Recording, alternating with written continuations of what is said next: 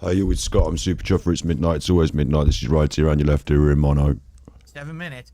How does the volume sound, guys? It's quiet, Phil. I You're lowered always it quiet. significantly because when I react to stuff, the volume level on the videos we watch is way louder than the game volume for some Shut up. Shut up, you sweaty fucking bashkin. Hello, you in chat. Hello, you in chat. So it's Friday. Who wants to know life? Who wants to know life it with me? I'm tired, and Phil's doing this random live stream about Summer Game Fest. I'm not interested in the Summer Game Fest. I'm not interested in Phil. He's diabolical, and it's going to be an arduous task to watch it. So I thought I'd put it on and we could watch it. You could do it together. I'll be a detractor. I'll be your detractor for the evening. I'll be your detractor for this evening. If all goes wrong, and this is really bad and we hate it, then this isn't a full nut to watch. But, wait, where's my other windows? Where's all my other windows, you fucker? Wait, here we are. I've got a bit of this. Your behaviour helping you march towards your goals. Or if your goals is to be a lean, fit cunt, and you're sitting here, your behaviour is driving a car and eating fatty food. Like, what are you doing? So I've got a bit of that nutter if you want. Got a bit of this. Look after me in sickness and health. health. Yeah, I said for about 6 weeks. Forget that. I thought you'd be in the pink uniform and the nurse's uniform. Only on Fridays. Waiting for you. Big up Eamon Holmes. Got a bit of this.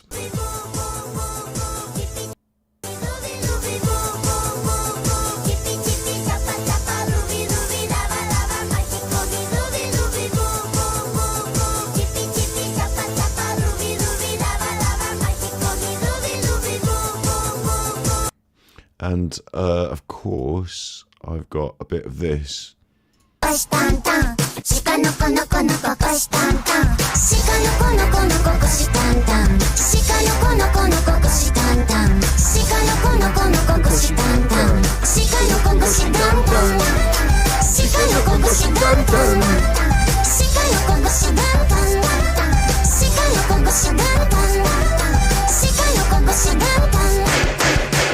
And a bit of this, unfortunately.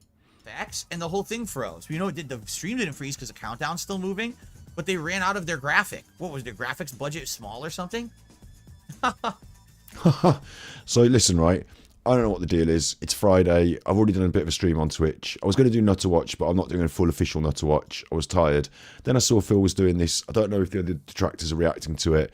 It's a Friday night. It's a react. It's a Summer Game Fest. It's a special. It's Phil. He's an arse. Whoever wants to turn up at short notice like this and join me in a bit of a... Are you coming in? Because you obviously know I just literally started 10 minutes of streaming. So, do you want to come out me? Do you want to? The door's open. It's got to be closed. So that's that. We discussed that. Will I be covering Dr. Michael Mosley? I have extensively discussed that situation earlier on Twitch. Unfortunately, it's a fast-moving situation, so pretty much half of the stuff I said was invalidated by the end of the conversation as new information came out. But, oh look, there's Derish at DSP Gaming. Last year, The Rock made an appearance promoting Black Adam at SGGF 2023. He was working at his own gym. Fuck you, Derish. Appreciate that. So I have talked about it earlier on Twitch. I don't know if I'm going to cut that and put it on YouTube because, like I said, it's fast-moving. Suspicious... I don't personally think so. From what I've been looking at today, I think what's most likely is he just fancied. I don't think he wanted to sit at the beach. I don't think he wanted to sit there and just sit in the sun at the beach.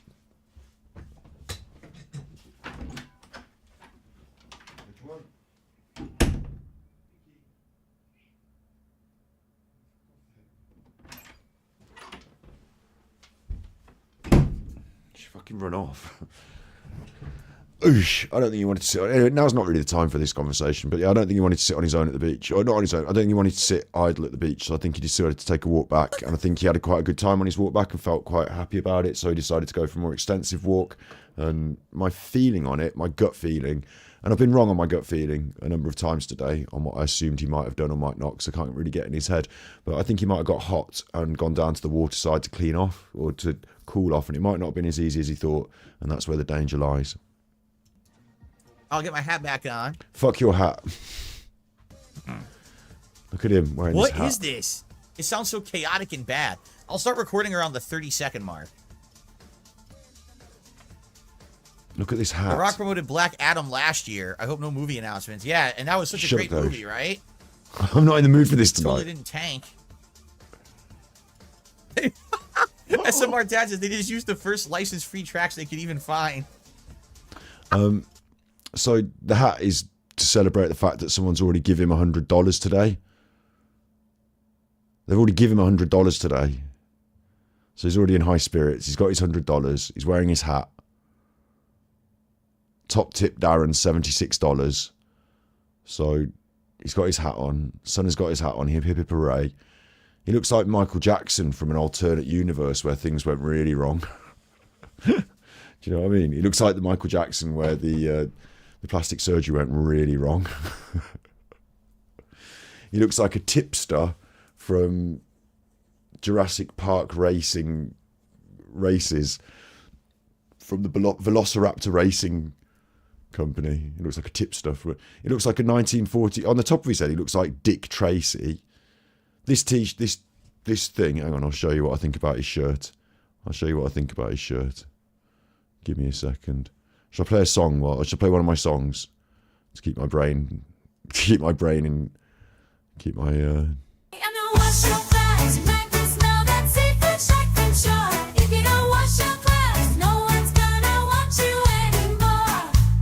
I'm looking for a shirt. All right.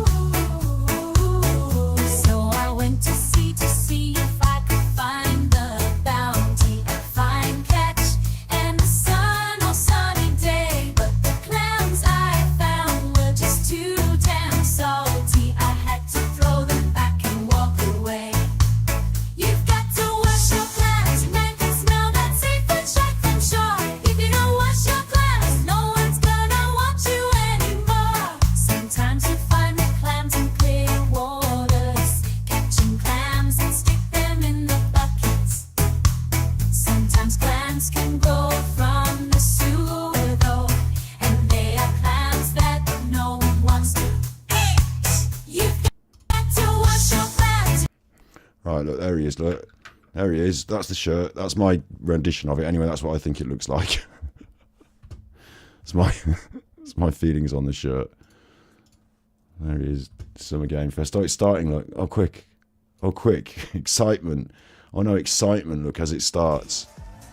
Yeah! It's our buddy Jeff. Everyone's best friend. He feels in a bad mood about it already. You don't like these people. He's eggy about it. Spends all his life playing their games, you know, feeding off their industry. Fest 2024. Hates You them. ready to see some video games? No. We are so thrilled. Where's the to be here concert? with Where's The you, Rock? and this is a showcase of what's next for games live from the YouTube theater here in LA. Now, The if you're YouTube watching theater. this show, first of all, welcome. I know everyone around the world. Right, this is obviously a massive problem because he's got the sound on really low and then he's louder than it. So I can't boost the sound because it's coming from his stream. So I'll boost everything, including him. So he'll be really loud. A lot of amazing games. But to be honest, nobody cares about watching this. Yeah. I'm going to get some background music on. Hours. The volume. Let me know if that's better, guys. Shut up. Can you hear how... Can you hear what a bad mood I'm in with this shit? Shut up. It's not just this shit. I'm tired. I've deliberately come to this tired thinking I'm just not in the right frame of mind for this, but I'll cheer up. Big ups Red Fan. Thank you for the 5 gifted memberships. Jersey Girl, Amber, Coco's Mummy, Connie, Simon Marks. Thank you for the gifted memberships, and these people are now members. John Green, more details to come out regarding the Doctor. Yeah, we'll talk about it another time maybe. Like maybe there are... one thing that my sister questioned was whether he was meeting somebody for a little illicit liaison. But and new creators.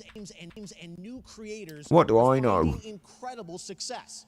Take a look at this list from Game Discover of the top 10 best-selling new games on let me get some background so music on, far otherwise this it's going to do year. my nut. Right. Two It's of all them mostly indies. are considered, big company games. Yep. But the other 8 come from indie, Right, listen. mid-sized teams or solo developers. I am actually pretty interested to see what the new games are going to be and stuff like that, but, let's just see what go on. It's really about detracting Phil and just putting up with this absolute shit. This isn't really a stream that he's doing. This is just him watching this and, expecting people to give him money, but... Today, there are many paths to sustainability and success, and that's what makes this industry so great. Woo! Well, that's Games cool that he industry. recognized that. It needs to be reflected in the show recognized. Today, because over the next 2 hours, we'll have big franchises on stage like Star Wars, Batman, and Harry Potter, but also smaller titles, including a few games made by single individuals and first-time creators that we invited to be part of this show because we think this platform is important. Today's stream for me really is just like a chit-chat with you and a bit of an endurance session. I don't really give two shits about what Phil says or what they say in the Game Awards. I've just come on, because it's happening, do a Friday stream. We can chill in chat. If you want to talk about the Doctor or anything else, whatever. It's WWE Champions time. No one's watching that. Shut up, Phil. Chia says, oh, look at all these great indie studios that will be bought out and sold off immediately. Here's our first announcement. Thank you, Burnt Zapato. He just gifted 5 memberships to the community. Don't talk over the announcement, Phil, you shit. It's Lego. No one cares. Lego fucking hot dog game or something.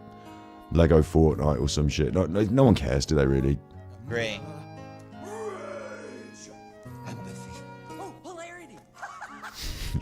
I'm in the most curmudgeonly mood for this. I'm tired to start with. Lego Gorilla. Oh, that's right. They're doing Lego Horizon. Don't ask me why, but they are. So Lego Horizon Zero Dawn. Fair enough. That hot dog guy is Aloy. Phil, shouldn't he be taking notes at this stage and asking his audience what they think of it and whether they're excited for this game and do you think this would be something we should play on stream and things like that? Or is he just going to look at it and just be like, bleh? Game to open the show with, huh? All by herself. No, he shouldn't just be too negative about it. The rest of the show. I was relatively bleh about it, but this could actually be an absolute killer game for his stream, couldn't it? This could be right up his street and the same with the people who watch his streams. Fuck. Collecting all the shiny things. Yeah, he's not going to add to this. He's not. Phil's not here. And the frame rate you're seeing is what they're broadcasting. I'm broadcasting at 60 frames right now. Oh, right, no one cares that. Phil's not really here to add anything to it, is he? He's already had his $100, so. No, it's interesting to me as well the way Phil feels that he's an expert on the gaming industry because he's played all the games and rushed his way through a lot of them. It doesn't make him an expert, he might have watched a few episodes of Game Developers Conference or whatever, but it's like saying, I've eaten a lot of food, so I'm pretty I know all about cooking. They let me run the restaurant, you know. How the Horizon games play too, you know. And we know how Lego games play with the collectathons and everything. Holiday. He is, no, wait, he is. Look at him, the little he's writing this down on his planner. Holiday, that's coming out. Holiday. He's making a list of all these games, and he is going to like physically write it down on a piece of paper like a nutter. Sat in front of 3 computers. Like, he's literally sat in front of 3 computers. Like, he's going to write down all the notes. He's got a phone. He's going to write down notes about what he thinks is... Yeah, I can't believe it. Studios, the developers behind Chivalry 2. Thank you, Lutes, for the super chat. I adjusted the volume. Shut up, Phil. Room in Hell 2, the sequel to the 2011 award-winning Source mod. 8 players start separate in the dark. What? It's up to you to find your friends and survive with permadeath. Here is the first look. What? What? Who cares? What did he just say? You should care. It's a sequel to a mod from 2011. What is this? No one escapes from Hell 2 or something, they said? So again, the frame rate you guys are seeing is the frame rate on stream. Oh, Phil. It looks like they were trying to hit 60 and they haven't. This looks like it's maybe like 45 or maybe 50. It's definitely not 60 frames. I'm actually watching it at 4K. Is possibly the first human I know that has told me he can differentiate between 40, 45 and 60 frames with the human eye just by watching a bit of Tellis. This is kind of out of date, is it not? To be fair to him, he didn't know he was masturbating in front of children. He just thought he was masturbating. Although you could argue it, you know, you could argue it. Maybe he did know. Basically, it's Left 4 Dead, right? It sort of looks. It looks like generic zombie game. We've all seen a million of them.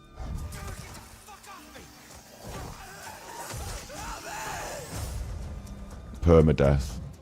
The difference in this one is once you die, you're dead. 8-player co-op. I don't know. Massive replayable. Well, this is no. He's writing this down. Permadeath, absolutely unplayable. 8-player co-op.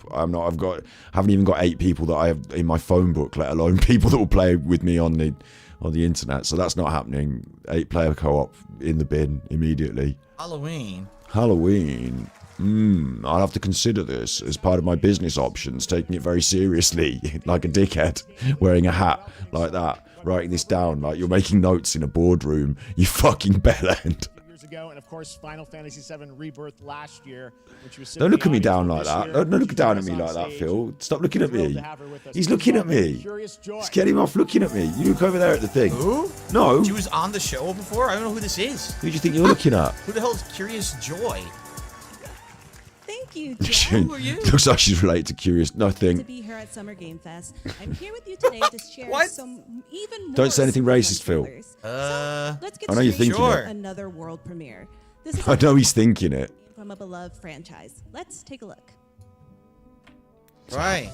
As a young hat. witches and wizards, we all dream Anyway, of that's a soaring note through I'm the not sky taking. I like don't care. Harry fucking Potter. This can go straight in the bin as far as I'm concerned as well. I Sports. wondered, do I have what it takes to It's be the Harry next Potter big crew. star? Quidditch. It's the young Weasley girl. I forgot her name. Toughest opponent? Hermione. That's the girl in Harry Potter. Hermione. You cheat to win. I know it's not the Weasley girl. The girl in Harry Potter is Hermione. Just forget it. To seek glory for your team. Putting a hex on your enemies and shrinking them to the size of crickets. Expecto Patronum. Speaking in a very annoying British Do you have accent what it takes? to distract everyone. Do you have the heart of the Quidditch champion? It's the nationality thing that gets him. Magic is in the air. So it's Quidditch. What's it called? Quidditch. We heard they were making this. Quidditch Champions. Like, what did you think it was going to be fucking called? Tennis? September 3rd on everything. There'll be some people who want to play Quidditch. It's after my time. I'm not interested in Harry Potter. Hogwarts Legacy. Worldwide on September 3rd. I'm suddenly now I'm rating the games. Like, I care.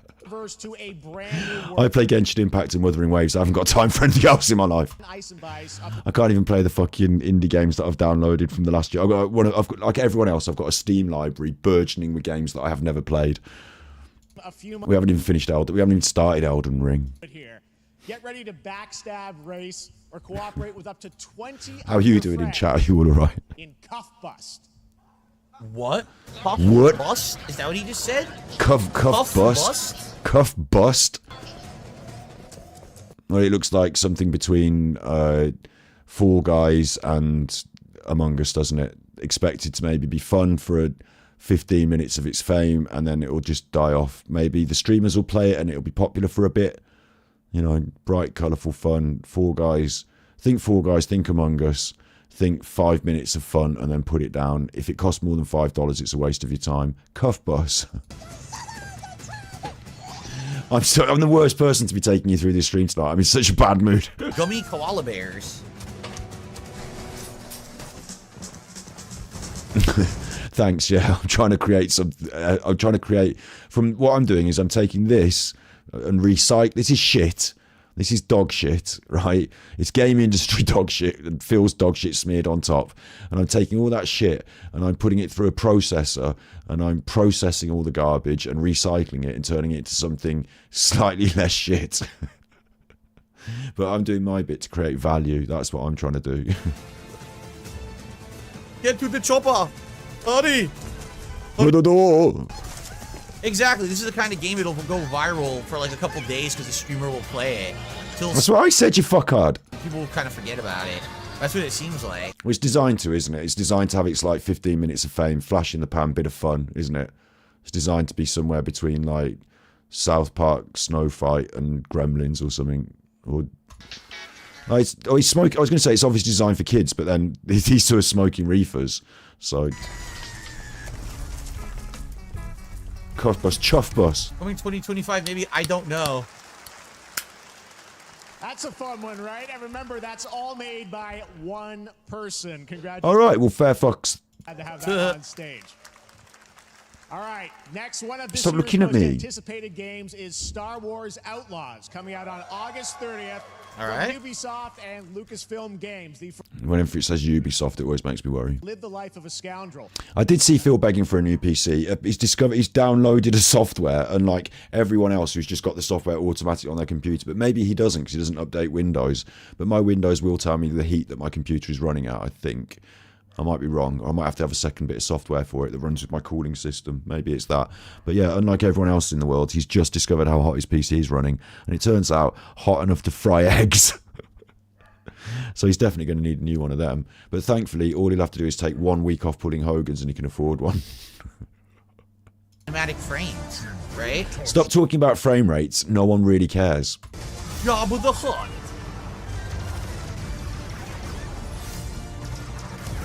So there is space combat. Did you see that? I'll tell you what, the real shame with Star Wars is that the generation who really wanted this, who really cared about Star Wars and wanted to play lightsaber fights and, you know, and do all this, it's more like my generation, isn't it? And older. And that generation, like, they're not going to engage with this game as much as a slightly younger generation who don't care about Star Wars as much. So it's a bit of a weird one, that. Everything we've shown you so far, I think, is going to be, coming out, this year. Cuff Bus, I'm not quite sure, but it's so cool that there's stuff that we're going to. Who's this guy? Who's this guy? Why haven't we got who's that rapper that was doing the Street Fighter 2 announcement that he didn't like? Lil Wayne. Where's Lil Wayne when you need him? Really spectacular. Neva comes from Nomada Studio, the creators of the Game Award-winning. And you know that those fans just work normally. It's just he's saying this to try and get a new PC, isn't he? Wolf Cub. Here's your first ever look. Like it's a fucking fire hazard. Big Mac for the membership. Nomada Studio. What? What could this be? Gris. I never played Gris. No. I've heard of it. Yeah. I think that's on my Steam library waiting to be played.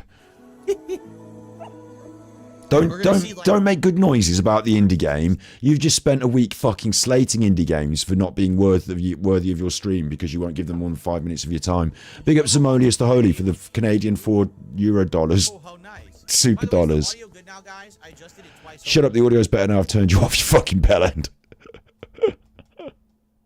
I'm pressing some buttons. Hang on. Let me find my buttons.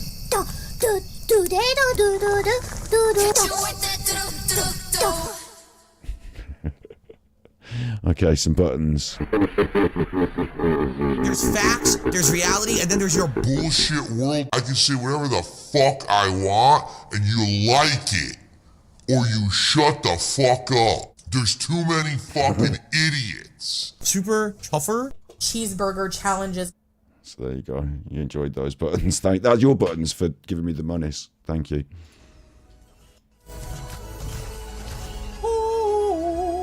Ooh, ooh. Voice of an angel. Hey, it's my show. I'm doing Phil. I can say what I want. Shut up, you. Right. So Phil went to Catholic school, didn't he? So what do you think they did at Catholic school? I don't mean the fingers and the priests. I mean, what do you think they did at Catholic school? Is they did choir. Choir's a big thing in Catholic school. They go to the church every day for the service and read the thing, and the choir is the thing at Catholic school. It just fucking is. It is. And I think Voice of an Angel over here, I think he was in the school choir. And they talk about how he got valedictorian. I think he was in the school choir. And I think there's other ways to rise up the ladder in Catholic school other than being academic. And I think being in the school choir and having the voice of an angel is one of them. Or on the last great journey, fair. Phil had to get up early today to stream by 10 a.m, yeah. He was fucking hyped for it though, like it's Christmas. He's really enjoying this shit. And without a struggle. He thinks this is the saviour of his streams because he had no idea what's coming up. He doesn't know what's going to happen. He's really worried about everything. This is a real safe space for him. This is like, oh, games are going to be good. Oh, do you remember when they did the hype for that new game and it was going to be good? Oh, yeah. Oh, this is going to save the stream. And he can feel good about his life and be in denial a bit more that there's something positive on the horizon. Like that train. It's a light on the horizon, but it's just his inevitable demise coming to crush him. Exciting. Oh, look, it's New York City. Look, it's Trump Tower. He's going to jail. Oh, look, it's SpaceX. Look, it's blowing up upon liftoff. Dude, what did I say? It's Civ 7. I knew it. It's Civ 7. Brilliant. He's writing that down on his notepad now. Why are you writing these things down on a notepad? Like, it doesn't make any sense. You can literally get the list at the end of the event off the internet. Like, you could go back and pause it at any time, mate. You don't have to, oh, quick, it's going past, write this down.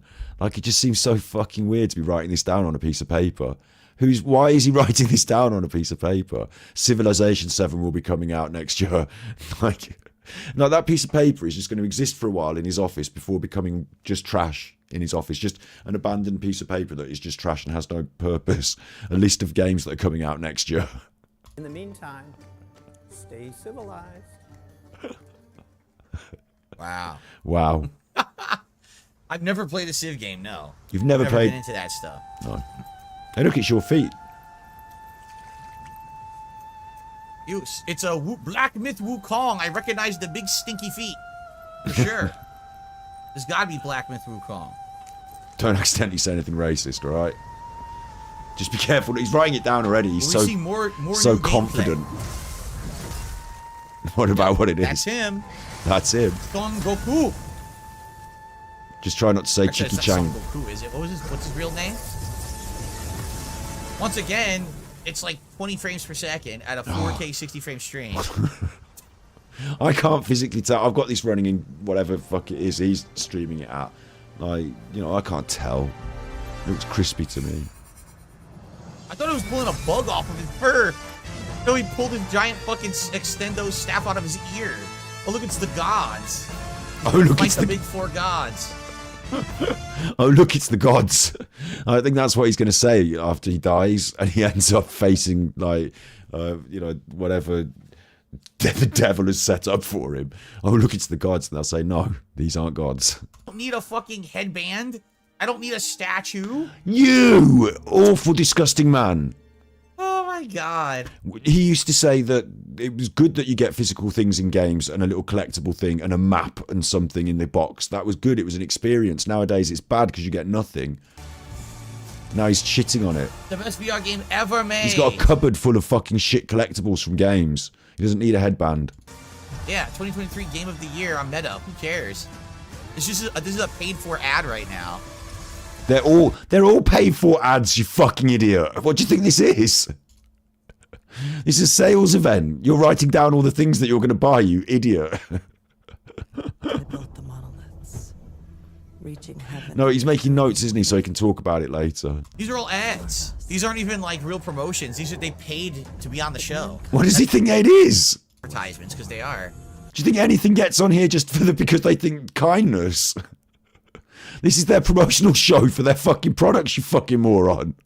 Ew. Disgusting. And yet hope still They just think they'll do some PlayStation exclusives, maybe highlight a few games they just like the look of. This is for selling the fucking content. Oh great. What is this? the smallest creatures. It's ads. Greatest resilience. This reminds me of something for some reason. What is It's video games, Phil. It looks like all the video games you play, and you've played all of the video games. Once Human, July 9th? That's confusing. I don't know what that is. Write that down. Lego Fortnite. Okay, we can mute this. It's just an advert for general video gaming on the phone. It's an advert for having a phone or some shit. We've all got a phone or a telly. Nobody needs this. You don't need an advert for playing games on your phone or whatever. Look, you can play the games. You know, everyone knows that. Shut up. We're already here because we play the games. So, no console required. That's interesting. I won't ever get to own anything. Yeah, that sounds good. A device to deliver games, right? Actually, it does sound good for places like third world countries or other places where access to technology might be limited, but access to the internet might be available.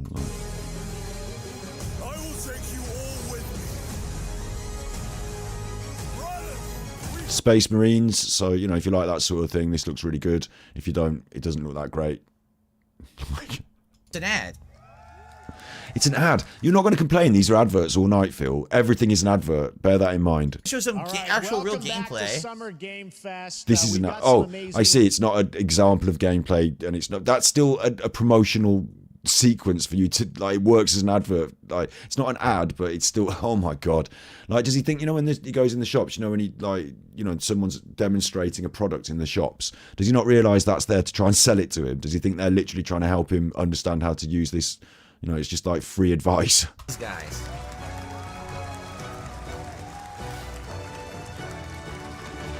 Charlie Chang, I'd love to Chicka play Chicka this. Chang It's too bad Wang. probably you'll get copyright strikes for playing it when it comes out. You know. ありがとうございます。アトラスの橋野です。今日は副島さんと一緒にこのステージに立ててとても光栄に思ってます。 On his notepad right now, he's writing down fucking Kojima Asian twats. That's what he's writing down. Now, you can't see it, but, you know, he could be writing down anything there, couldn't he? このゲームはね、アーキタイプという Try not to make comment about Asians. その姿に主人公たちが Because Phil's a racist. 明日の未来のために戦うというとても熱い RPG です。 Like, in his head, he's thinking, why have they brought them out? Why have they brought them out to speak Chinese? No one here speaks Chinese. This is a waste of everyone's time. These archetypes allow you to fight against your enemies. アーキタイプは誰もが持つ不安。 He's gone. 不安と向き合うことによって I told you, in his brain he's thought, this is a waste of time. I knew it, he's gone. This is an opportunity for him to get up and leave. He's literally gone.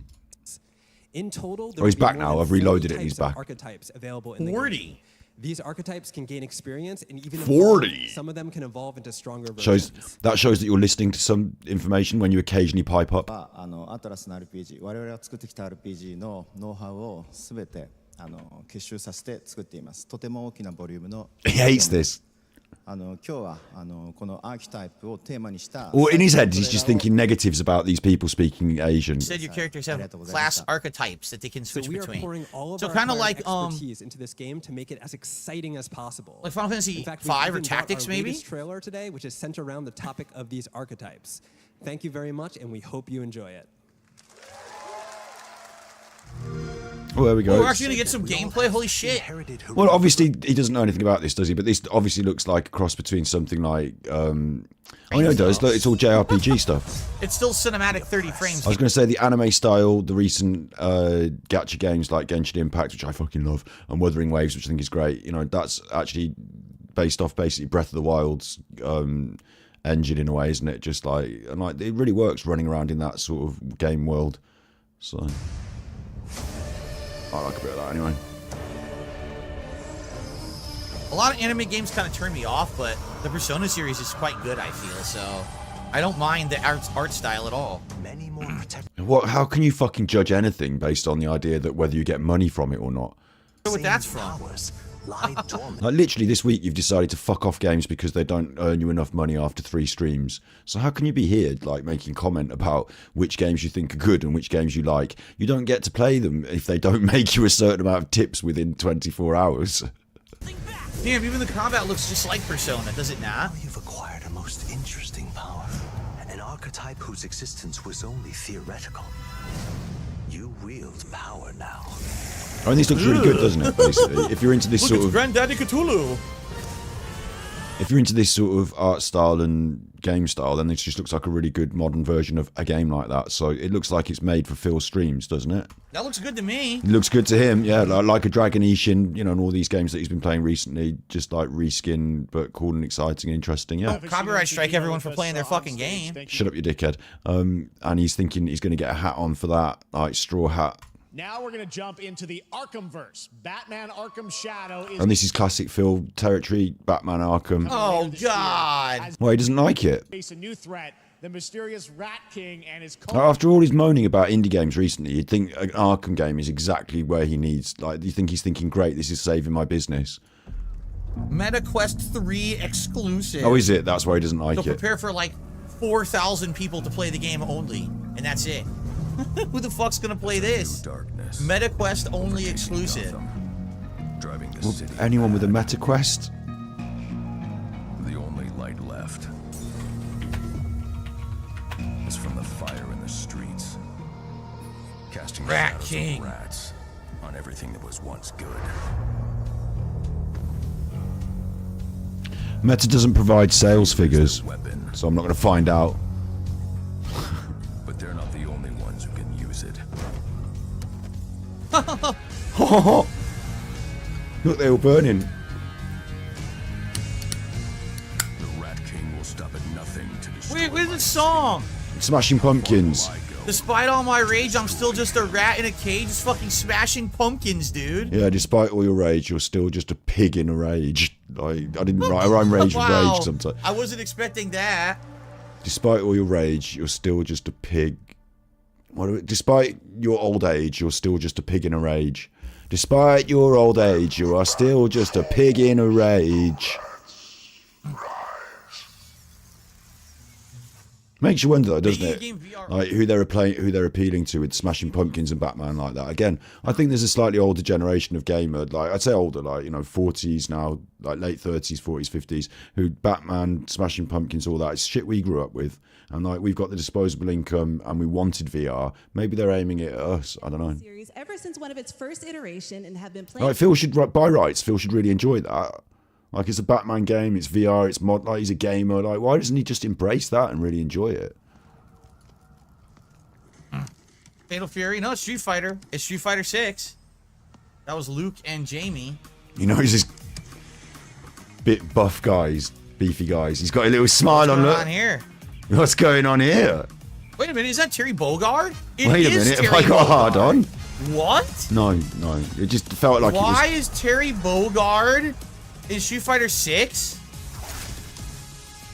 Why is Mai Shiranui in Street Fighter 6? Hello. What the fuck is going on?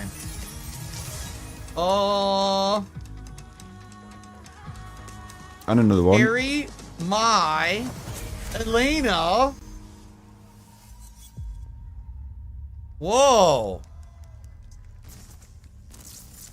If these are character announcements, this is huge. And Bison He's got a little twitch. coming out of the Psycho Reactor. Little twitch down there. Bison is back. For him, it's just Tuesday. Oh shit. Yep. Old man Bison absorbing the Psycho Reactor. I mean, this just looked legit pretty hype, whatever's going on here. Holy shit. Wow. Got Elena upside down. I was not expecting 2 fucking Fatal Fury characters to be in Street Fighter 6. What happened there? That's insane. Saving the business this is for him, isn't it? What's this fucking Lego? This is Well, wait. definitely all over season 2. What's this? This looks like Roblox Braveheart. Every one of them. Somebody tell I've King played all of Jad. the fighting games before. What's Wow. this? Minecraft Braveheart. This looks fucking banging. What Look. is this? Years of Metal? This is a surprise. This looks like a banger. I have no idea what the fuck this is. Violent swords. Braveheart. You'll never take our freedom. That looks cool. A Scottish game. A Scottish game. It's like Scottish an RPG Dynasty Warriors, but in Scotland. Yep. Good shout. It looks Yeah. like that, doesn't it? Like Hyrule Warriors. The art style looks really cool as well. Come on, say that how good this is. This looks cool. Oh!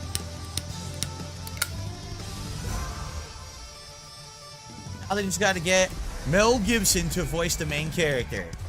A roguelike co-op hack and slash. Okay. Let's go on the list. Just got to get Mel Gibson to voice the main character. Why did you manage to bring racism into it somehow? I guess we'll see. It's Dragon Ball. Barking Zero. Oh God. If you like this, listen. If you like Dragon Ball, you're going to be hyped for Dragon Ball games, yeah. And the longer they go on, the more they make them, the better they should get. A bit like what I hoped would happen with Attack on Titan games, but Every of these games, they're all always the same. Always the same stories. Oh. Always the same fights. listen, The impressive. you fucking dick ass. You've played Pokemon all your fucking life. The graphics are very impressive. It's really sweet, but outside of that, do you really want to see this again for the millionth time?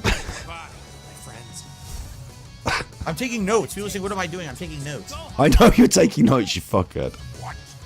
Sorry, I should stop swearing like this because it gets me demonetized. But some nights I just like, and I told you tonight I was on for this tonight. I'm like in a funny mood with him. I'm taking notes. He's got a pad of paper. The only thing I won't know is all the Dragon Ball Super stuff. That I don't know. But all the other plots we've seen 7 million times already. Yeah, well, you won't be playing it because you'll put it up to a poll and then you won't like the poll and you'll play it for one day and then your chat won't like it and it'll go in the bin. So it doesn't fucking matter. 0. October 11th. 0. Okay. I suppose if it fills a slot, you know, if there's nothing going on in October, then it might be the thing for him, mightn't it? Yo, Internet, we got your release date for Sparking Zero, October 11th.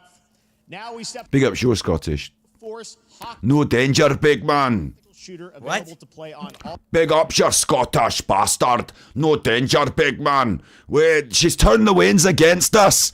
She's turned the winds against us. Has she turned the winds against you, aye? Aye, she's turned the winds against us. The situation at Zero Dam is now very serious. With conflicts escalating between Havoc Core and Alsara, it's time to take action. Objective: collect and decode the Mandel brick located at the tourist. And I'll tell you what the thing with Phil is, right? I don't think he understands really what his brand is or his identity as a stream. So he doesn't understand, like when he's talking about these game choices and like the variety and stuff like that, like he just doesn't understand what his audience like demographic is and who they are and like what they would like. Because realistically, he should be looking at this variety of different games and saying, well, that's a winner. That's no go for us. That's something that we should play. And I just think he's just making notes about all of them and he's sort of going to spitball it all up and just see, you know, what happens, like throw it all up the wall and see what sticks. I don't think he really has any sort of impression about what his bread and butter is here. Rainbow Six, right? Or even if he wants to, like, the weird thing about it is recently he's had this problem with the indie games and stuff and he's moaned about it after 3 days of playing indie games. I'm of the opinion that if he wants to cultivate indie games on his stream and be an indie game variety's hard. You need to get popular first, and then you can do variety. To get popular on YouTube, usually it's in a niche, you know, doing one thing and consistently. For Phil, it really should be fighting games and Street Fighter, theoretically. But, like, if it's going to be RPGs, if it's going to be shoot 'em ups, whatever, like, you've got to do it consistently. You can't do it one day and then someone come back to your stream the next day and you're not playing that kind of game. You're playing Stardew Valley. And then they come back the next day and you're playing chuffing Street Fighter, and then the next day and you're playing like Helldivers. Like, they want to come back and have some consistency. Even if it's in the mornings we play Helldivers, in the afternoons we have variety and chit chat, or in the mornings, like, even if it's consistency like that, like, all they know about Phil is that we turn up on any given day, and I'm not listening to your schedule. I'm not writing down your schedule. I'm not listening to you tell me your schedule and remembering it. I don't care. I'm turning up, and you're either doing something weird and different every time, or there's nothing to hold on to and say, this is our identity, this is, I know where I am, this is my safe space. And the more he does the variety and changes and all that, like, the less he knows where that is. And like, the proven recently with this thing about the indie games, right? So if he wanted to be into these indie games, and like Hades is a great example. I looked at it on Twitch. There's only 800 people watching Hades at the moment on Twitch, so there's not even a big market for it. But if you wanted to do it, do Hades every day consistently for like 3 months and then see if you've got an audience for Hades. Do you know what I mean? But you can't just say 3 days and, oh, well, it doesn't work for me or whatever. And you can cultivate an audience. Like, you can totally decide, like, if I want to do streams about, like, if I want to do streams about veterinary practice and animals, I will cultivate an audience of people who want to learn about veterinary practice and animals, won't I? So if then I suddenly do a stream about American football, no one's going to want to watch it, because they're all talking, where's the animals? You're doing football. But if I do 10 streams about football, 20 streams about football, 30 streams about football, the football people will find me and start watching me. And then I'll say, right, today's animals. And they'll say, what is animals going to do with it?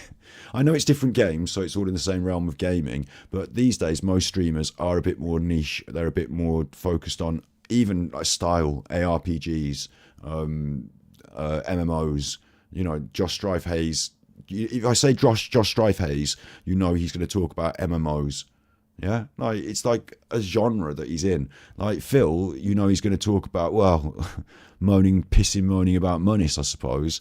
But like, he has no real identity. And it's even outstanding in the idea that he's going to wear a random hat with a random background, a random shirt. Like, he just doesn't, he looks like a collage of things he's seen on the internet. And his stream is a collection of a collage of things he's seen on the internet on any given day. Like, he says he's not into trends and following trends, but really, like, if you take a big step back and just look at what he's doing, he's just clutching at trending straws every fucking day. He has no sense of direction, does he? Rudderless, beholden to the algorithm and what people say in his chat and a poll. Advertisement, that's great. Now we have an Odyssey. Big ups in chat. Big ups, blank faces. Ads. Funny, weird late night one for me tonight. Hundreds of thousands of dollars to run these ads, by the way.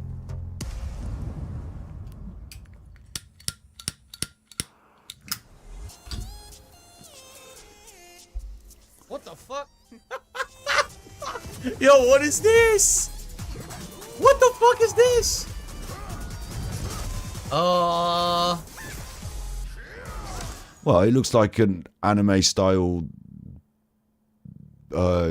fighting game, which, if you're Mr. Fighting Games, maybe you should be on this. You know, he plays multiverses. What the fuck is this? Cooperative melee. The games are trying to capitalize on Hades' success. Doesn't this feel like cartoon Hades or something? Oh, there's no gameplay too, so you have no idea what this is.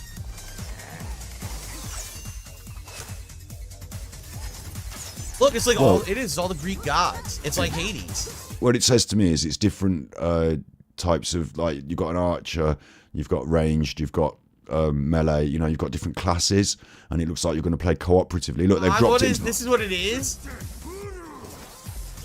What the fuck? It's actually a really good concept. Like, Diablo is an a roguelike RPG. Diablo is like a really dark, archetypal roguelike RPG, and they've taken a more sort of indie slash, I don't know, like childlike but fun Mario Kart-esque Splatoon style to it. So that could actually work. Like, there's not really a sort of introductory for young people RPG like that, is there? So maybe it would work. What do you mean, what's this? You can fucking see what this is. It's a Gundam. Say it out loud, Phil. Give him a sound quote for his channel. Gundam?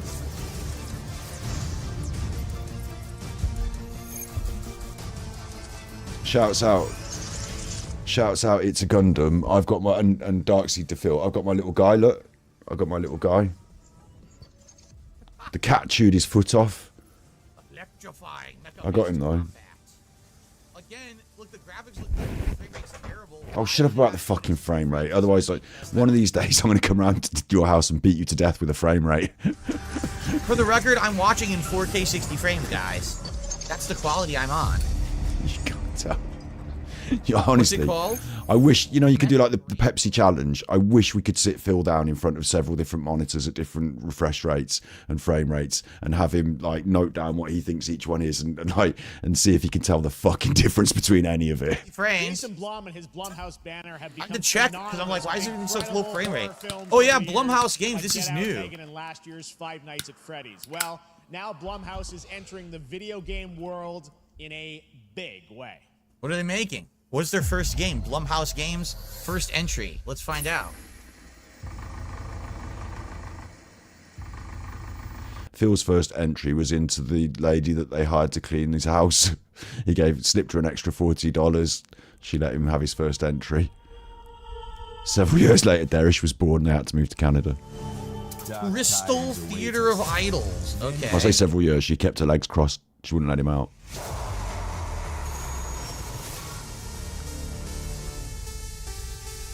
What the fuck fuck? is this? Why is it, yeah. What the fuck? Why is it a pixel art game like that? Grave Seasons? There's all different games. I cannot sleep. I cannot sleep. I must not sleep. What is this? Sleep? I'll tell you what, I think Indrid Cold would like a look at this. To sleep. And I am scared to death to It's a stay bunch awake. of games. It's a bunch of games. Actually show up. Ouija board. And you summon the corner demons while you're playing it. Like, what the hell? I'm not sure they should, to be honest, I'm not sure they should put Ouija boards in games though. Dude, how many games are they making? Me to help with a case. I don't really believe in Ouija boards. It's silly. Like, you know, boxes of cereal have got all the letters on the back, haven't they? And on the front. But no one's worried about that. Like, they put up a sign outside your house that says for sale when they're selling the house. It's got all letters on the board. No one's worried that the demons are going to talk through it. What? Dark times await us. If letters on a bit of wood were really dangerous, then, like, you know. That's insane. 6 different new horror games. That's cool, but it would be great to have real information on them. Right? It'd be great to have real information on them. Phil, this is a series of teaser trailers. Please welcome Jason Blum, CEO and founder of Blumhouse. Oh, now we're going to get some information on them. Blumhouse Games. Someone sent me $2.50 to say I look like a hipster. I'm a hipster, apparently, guys, just so you guys know. You don't look like a hipster. You look like a man who molests hipsters in the toilets at the cinema. Tell us a bit about why did you want to get into games like this? What He took the hats off. Well, we've been very, very busy. Like, those hats are as greasy on the inside as his hair is on the outside. It's all great to hear the fans out there. They never get a wash, do they? You'll all be very happy to know we're working at this very minute on the sequel of Five Nights at Freddy's. It's No, you're not. You're out on the stage doing this and having a party. Anyway, horror is, to my great relief, getting more and more popular. Our movies are working. It's working on streaming. It's working in live events. And we wanted to try and take our approach to movies and apply it to games. And that's what you see here. We're going to do independent games. We're going to look for creators and give them a platform and encourage these creators to be weird and subversive and find the most That sounds fun. effed up, scariest things they can and put them into really cool games. That sounds fun. They look great. It's a really diverse, cool slate. Luis, tell us a bit about, we saw a bunch of games there. What can you tell us about kind of the overall lineup of games? Well, as you just saw from our slate, our horror games are a lot like Blumhouse movies. They come in many different flavors of fear, which means there's a horror game for everyone. So maybe you're a fan of nostalgic 90s experiences with a bit of a twist, intense first-person shooters, or maybe, Jeff, you just want some bonus murder. And Maybe, Jeff, you just want some... I think, Like, basically, what they're saying is, we're going to do all the horror games, so if you want a horror game, come to us. It doesn't matter what kind of horror game, you'll get it here. Yeah. I think it's a good idea because horror is lacking right now. Psychological nightmares. It really We is. have supernatural scares. We have cosmic horror. And our team has worked really hard to work with global, creative, talented partners. And that means for us that we really need to... I think... He's having a brain We're fart. working in indie projects. Well, Phil, chill out. She's like, you know, on stage, bless her. Really, we can Remember. push the limits of what's possible in scary She almost had a brain fart. She almost blew it. No, it looks with her boss right there next to awesome, all her. the stuff you have there, and I know, So does this like instantly take pleasure from that? I was thinking, oh, like, come on, don't worry, you'll be okay. Like, yeah, we wanted to start with not just one, but we wanted to start with a few games. So you want to tell us about those? Yeah, so Fear the Spotlight is our first release coming later this year, and it really hits our mission statement. It's an amazing 90s horror experience. It's got great characters. she's obviously a little bit nervous. Super creepy, and I think people will be big fans of it, even if you're not normally into horror. To be honest, I think this is really dry though. Yeah, like what they should have done is they should just have someone come running on with a knife and cut her head off. Like not her actual head off. I'm not saying actually cut her actual head off, obviously. I'm saying like, just someone come on and like, ah, and she goes, ah, and then all shit goes on and, everyone goes, whoa. Like, that'd be a bit more exciting, wouldn't it? Like listening to someone on the microphone tell you that a game is going to be good is a bit dry. A brand new Power Rangers game with What? a retro feel. Who the fuck knows who Power Rangers are in 2024? I mean, obviously some people do, but this is. It's very much of a time and a place, this is, isn't it? The origin story. So again, who are they marketing this for? What is this art style? It's complete shit. It looks like Adobe Flash. Oh my god, it's a Power It's Rangers retro. beat 'em up game. It's the Turtles. The Turtles game was popular and did well, so do you think we can make some more monies? That's what this feels like to me. The Turtles game was like, oh wow, do you remember the Turtles arcade machine when you were young? Yeah, it was brilliant. Now you can have it on your Switch. That's fucking cool. Okay, so do you want this as well? Not so much. Some people might think it's well cool though. Ass too. Goldar and But since I'm a tired curmudgeon, I don't give a shit. yeah, all the originals. Oh look, a mini game. It looks like an SNES game on steroids, basically. You can tell us what they're going for. Krabby Cabby. It's all the characters from season 1 Power Rangers. Rita's Rewind. I love the way he feels so hard for it. All it said was Steam. It didn't say what else it's on. It doesn't matter. You've got a PC now. No release date and no platforms. It's a good idea. I probably like it. It's like season 1. It's all season 1 as a video game. I love the way he's like, I'd probably like it, thinking to himself, this might be something I'd play, but he doesn't realise it's more dependent on what his audience would, well, I don't know. Forget that, I suppose. It doesn't matter. At this point, it really doesn't matter.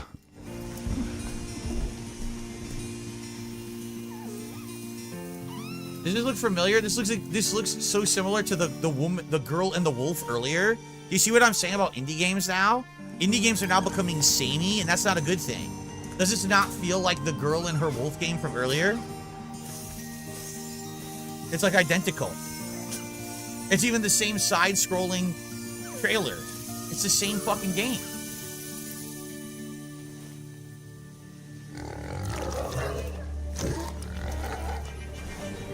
A mutated poison pig. A mutated poison pig. Why am I toxic? Now the deer is growing up just like the wolf did. It's the same game. It's literally the same game. What the hell, dude? Okay, so what happens? And especially with indies, because you've got a lot of people, like more smaller teams working on things.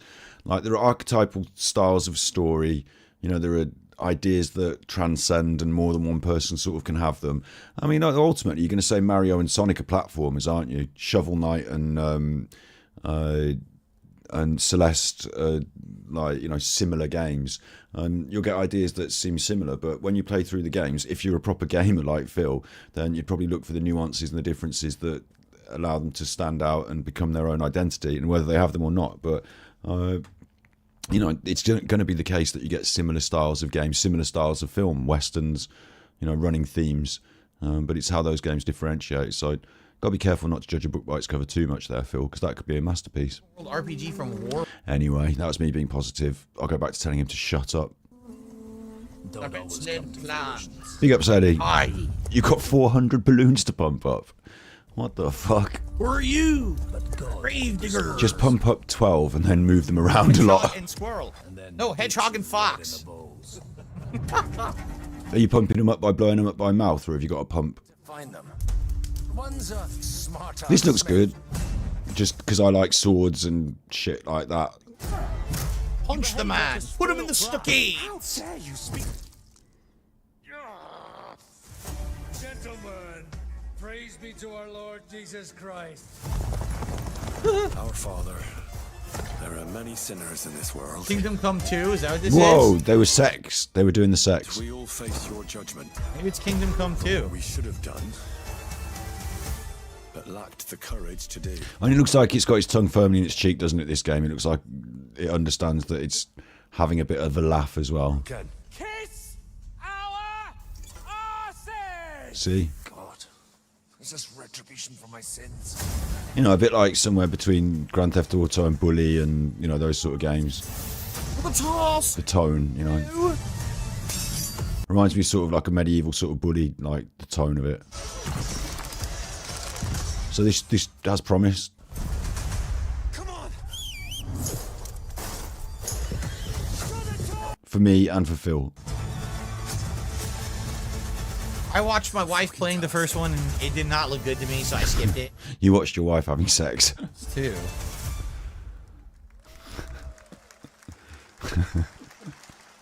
It just did not look good. It was very wonky. Silent Hill creator Keiichiro Toyama-san. Back in 2021, we announced his new game, Slitherhead, at the Game Awards, and now we're giving you a look at the Slitherhead is when Phil touches his hair. Slitherhead. From the maker of Silent Hill. Oh, well, I wonder what this is going to be like then. So what will this be? We have no idea. It's going to be a horror game, you fucking idiot. It's not going to be a, like, puzzle platformer, is it? Slapped his face. Oh, do salute me. I was surprised we didn't get Chinese. Shithead, the game. Shithead. Here it is. Slitherhead. Ew. Body stuffed into a trash can. Missing an eyeball. Nice. So it looks like a detective investigation game? Whoa. What the fuck was that? What the fuck was that? Bit of slow motion. Oh, you can jump from person to person. There was a really interesting video made recently about a driving game where you can do that. I don't know if you've seen it on YouTube. It's a really good game review, interesting video about a certain game. I can't remember the fucking name of it though, but yeah, that's not a novel concept necessarily, but hey. No. I mean, these giant bug things look really cool. It's got a sort of Godzilla / like horror, like. What the fuck? Do you know what? It's reminiscent of Dead Space as well, isn't it? What in the hell is this game? This is weird. Hello. Hello, Chicky Chang Wang. This is weird. It's like Chinese Dead Space. Or Japanese, isn't it? Like with the sort of B-movie monster vibe going on. It looks like functionally, it looks really fun, and it like looks like it'll play well. Oh my God, pull out a giant gun! What in the hell? He just cut his arm off, and his arm went back on. All right, this is not at all what I expected it to be. And it looks like a bit of, listen, it looks like a bit of a romp though, doesn't it? It looks like many of these games that you get, like, I don't know, like Watch Dogs reminds me of this, is that it looks really complex and like there's a lot of systems, but actually it's just a bit straightforward and a bit of a romp. Like, It comes out this year? Whoa. I told you guys we were going to get a ton of game release dates in this event. We're getting like a ridiculous amount of release dates. listen, Phil, don't sleep on this Mr. Coffee Bean that looks like a penis car racing game. Oh. What the fuck am I looking at? That's what I call a dramatic entrance. This shouldn't, to be fair, this shouldn't exist. There's no need for this to exist. I'm good at what I do. Really.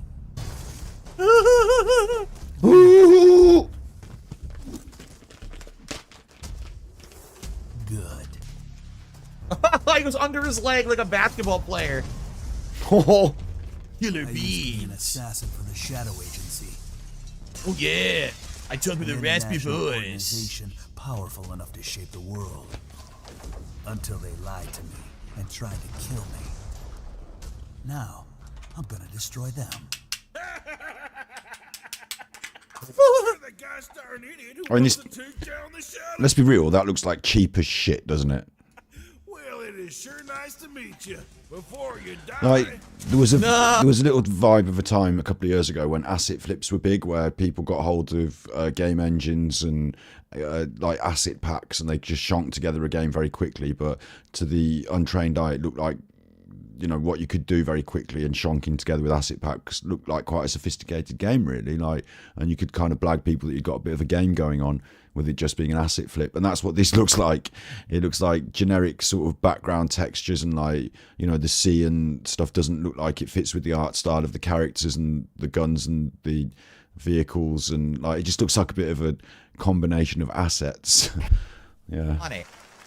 Glad you like that one. That was Killer Bean, a Yeah, that looks shit, mate. roguelike shooter made by another single developer, believe it or not, right here in Los Angeles. On the other hand, though, when you learn it's made by one single developer and it's like an indie studio, like on the other hand, you think, wow, that's incredible, well done. Like, All right, to introduce sorry. a brand new game, please welcome from the Game Bakers, a small independent studio in Montpellier, France. It's because it's being presented. Like, they should say that first. I'd give it more leeway. It's because it's being presented on this massive stage like that, just straight after that other game where everyone got their heads cut off. When we created our studio, Emmerich and I, we promised each other to. Don't even listen to this, Phil. It's French. So after Fury and Have All that's going on in his head is like, ooh la la, le camembert. Climber. When I was a teenager, my dad prepared an expedition. Look at her trousers, stylish French ladies. Look at her shoulder pads. Give her a kissy from me. Why do alpinists risk their lives in such extreme conditions? Oh, listen, they're doing one of these meaningful indie games because, you know, European. Did you say K2? Isn't that a climb? Mountain climb? Beyond your limits. You climb a mountain to reach a summit never reached before. About climbing a mountain, The climbing K2, gameplay the dangerous is the climb. challenge. It's very intense and realistic. It's a face-off between you and the mountain. And what you're going to see in the trailer is not from cutscenes. It's the actual climbing gameplay. I'm European, so I'm British. You can see more later today during Day of the Devs. But He's now writing all it's- this down. Like, why are you writing all this down like that, Phil? You're such a nerd. Game, but I don't mean that in like the nice way. I mean it in the bad way. This is this is all actual footage. Well, I'm not surprised. It actually looks like game footage. It doesn't look like a film, does it? It really is a mountain climbing game. Of course it fucking is. What did you think it was? Shit. Play this if you have some problem with heights, man. You pooping. You'll be pooping. Look at the detail in the leg movement. It's very intricate.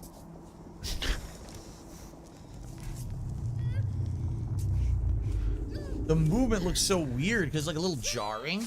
Oh god! Oh my god! Fuck!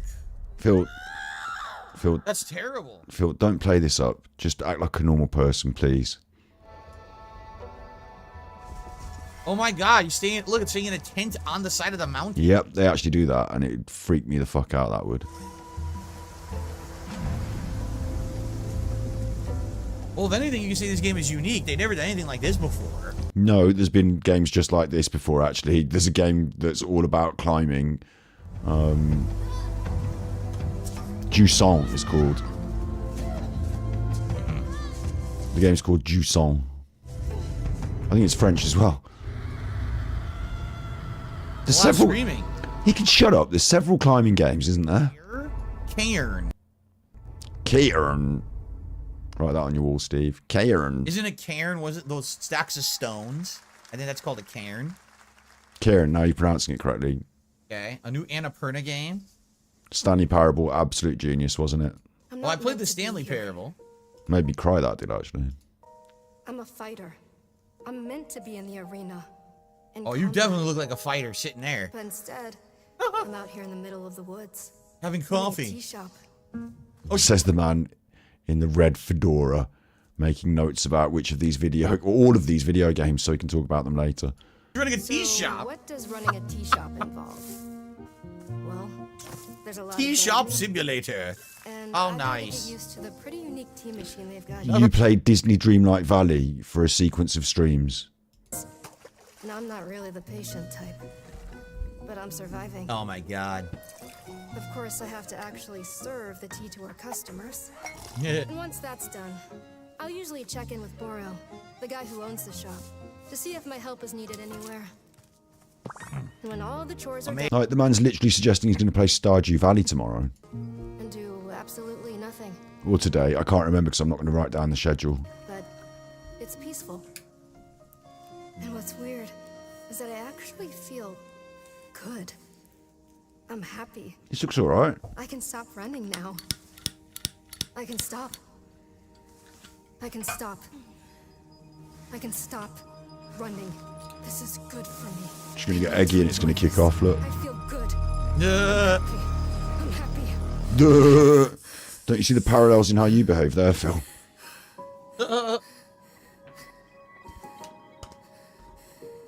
She's got fighting in her blood. Wanderstop. Bit of a funny name. Okay then. Write that down. That was Wonderstop, the Looks announcement of the next game from shit. Davey Redden, the creator of the Stanley Parable. I Says suppose Phil. there's a twist coming, as you would expect. Yeah, from if him. like I you got those know great you'll writers probably behind play it. that. Listen, if you got those great writers behind it, you'd be naive to think it was just tea shop simulator, wouldn't you? It tells the story of Haruna, a young woman born with the ability to venture into the fold, a dimension that overlaps our own. How many fucking dimensions are there? Thanks for letting Jeff do Every game's got a magic door where we can go in the magic door and then be somewhere else. I do. Your progress is impressive lately, Aruna. These are incredible. They call themselves. Whoa, the wait a minute. Is this set in India? Dude, it is so rare to have any video game set in India or with Indian representation. Does this have anything to It do with why is. Vincent is here? Holy shit. Humanity has lived for Fairly good point. the mercy of the Nine. It's time we took control of our own destiny. Yeah, it's an Indian cast. With I'm the shocked. with a sense of the British Imperial hanging over it as well there. Why are you so interested in Vincent, anyhow? He killed someone I loved. Remember stepping. I was about to say that it's annoying to start every fucking new game with a whole load of lore and, you know, everyone's got a new universe that you're in. But this actually looks really interesting. I mean, Philly's blatantly trying to think of things he can say that are not racist, isn't he? Now, there's no way he can play that because he'll be racist by accident all the way through it. Huh. The Fold is a strange place. Vincent found something down there. Looks pretty cool, though. Ball. Fall. Oh no. Monster Hunter Stories? Oh no. I have no opinion on this. Don't even know what it is. Look at all these.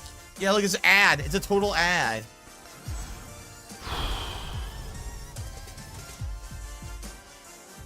Look at these ads. Yeah, for those who don't know, Street Fighter's 50% off now. If you don't have it, you want Look at all these shitty ads. Oh, by the way, Street Fighter's 50% off. If you don't have it, you can get it with this code now over on Steam. Oh, he's such a sucker. Big up Cheyenne.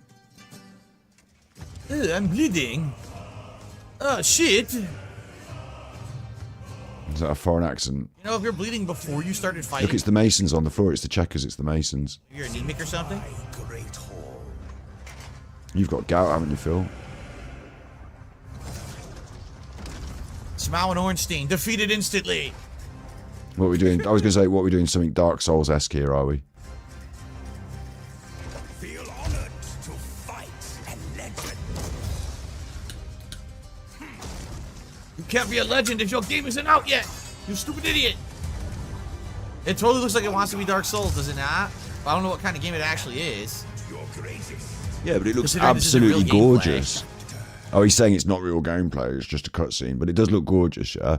And like by using the same tells, you know, by like saying to the audience, this is a bit like Dark Souls, like there's a whole shitload of people who like that sort of game.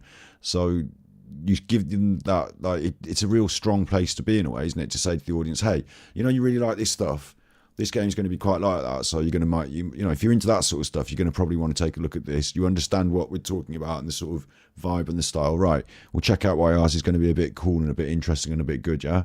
There's nothing awful about that, I suppose. He becomes the guy whose mask he stole.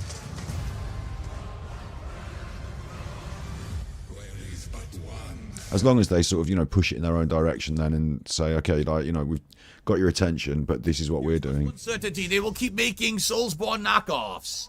What's it called? Inotria? Soulsborne knockoffs, yeah, but how many platformers are there? Like, all right, we're back here live for more Summer Game Fest. The first Descendant, powered by Unreal Engine 5, is a next-gen looter shooter with dynamic cooperative gameplay. I missed the date. It was September, but I missed the exact date. It is finally set for release, and we're very happy here to debut the new trailer and the reveal of the release date. He's looking in that chat. That totally looked like a Soulsborne clone, didn't it? He's looking in chat for the date for that. What he's really interested in is scheduling. God, I can't even put myself through this. What the hell? This looks gorgeous. So nice visuals. And listen, what the hell is this game? I agree with him there. Like, nice visuals, but once again, like, listen, visuals don't make a game. Like, it was very much the case in the early years, especially without all of this extensive stuff that we have now. It was about gameplay over graphics. Some consoles, I'm talking about NES, Mega Drive, you know, Super Nintendo era, but like some consoles were better at graphics, but gameplay was the most important thing. That's just the facts. And like, if you don't have the gameplay, the graphics don't matter.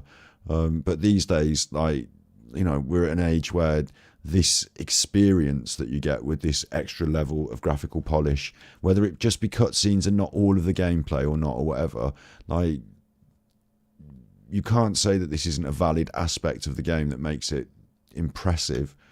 And certainly you need that. It's like I said about gameplay and graphics, you know, if this is what they're selling you, if underneath it there's no gameplay and it's boring and it's crap, then it's crap, you know. But this is a really impressive start, isn't it? Like, and I don't underestimate that. I grew up on like a NES, a Super Nintendo. I had an Atari, you know, Atari, NES, Super Nintendo, N64, GameCube. Like, I've seen the progression, so I dreamed of this, and I thought this would be available in arcade machines. I thought I'd be able to get an arcade machine in my house. My Super Nintendo Switch does all of the arcade machines in its portable form. It's incredible. So, like, I've got a virtual reality headset. Like, this level of graphical polish and massive cinematic experience, whether the game ends up being good and plays well, just the promise of it, you know, the beauty of it and the how far we've come of it. I do feel there's something a little bit goose pimples about that sort of stuff. So yeah, that looks cool. Let's hope it lives up to its promise. What the fuck that was? That looks awesome. The first Descendant will be available across PlayStation, Xbox, and Steam. What is it? Test it now and prepare for the release on July 2nd. And now, please welcome two developers whose hit indie game Among Us. Phil, something, that's the whole point. It's got you on asking questions. It's got you going, what's going on with this game? It looks interesting. Oh, I'm interested. What's that? Like, that's the whole point of a teaser like that, Phil. This is marketing. What it is, Phil, is it's marketing. And you're falling for it. You're writing down the name of every game, and when it's released, you could argue it's because it's the way you run your business, but come on. If you wanted to run your business and were serious about it, you could just get this information off the internet when the games are being released and, like, you know, do it on your off time in admin time. You're doing it, you're writing it down because you're an excited child waiting for Christmas, and you're writing down the names of the games on a pad of paper in the same way as you would write down... I used to play Hearthstone, and I would open the Hearthstone cards and I'd write down every epic, every legendary, like little tally marks, and then I'd do a statistical analysis at the end. It's silly because it doesn't really matter, but you know what I mean? In the same way as when you're younger, you sort of write down your favourite, like you organise your albums in order of which one's your favourite or whatever. Like, he's just being a child about it. He's dressing it up as business, but look at his shirt and hat and what a fucking bellend he is. By helping some games and devs have the funding and freedom needed to ship their games. And then we all get to play them. which was the real plan. I really want games. Outer Sloth is our passion project and dream for a better, more sustainable industry. We are really excited and incredibly nervous to reveal it here and show you the current lineup of games we've managed to fund because of you. And don't worry, Jeff, it has your favorite, a ton of world premieres.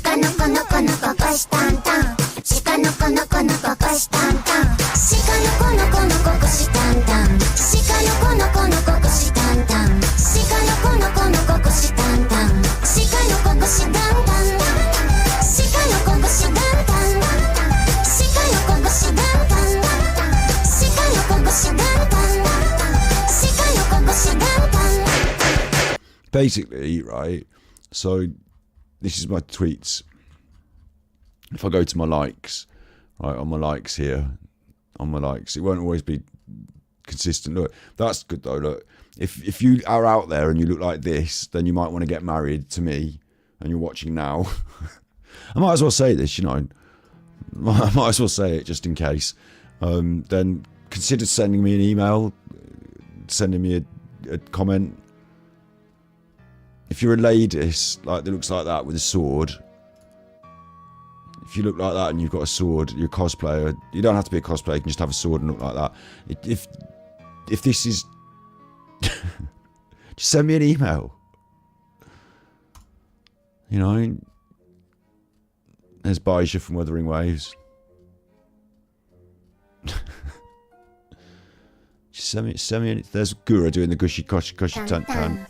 If you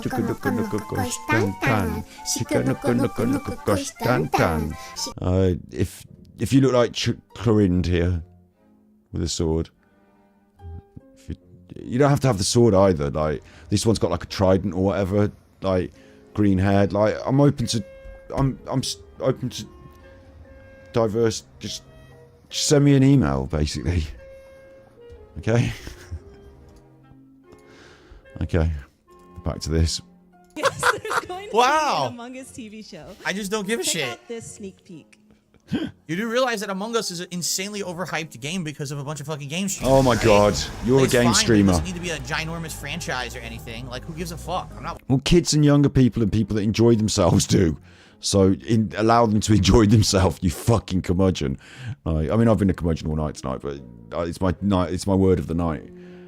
Should we press another button just to, you know, enjoy a button for a second? Battery exhausted. I have no fucking clue what you're talking about or who you're talking to.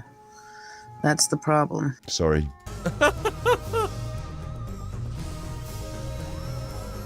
Well, I'm happy for them for their crazy success, and I'm very happy that they're paying it forward to other indie devs. That's nice. Yep. But sometimes you got to be like, okay, the reason we're successful is because a bunch of viral streamers streamed our game. Our game was actually out before it. No one played it.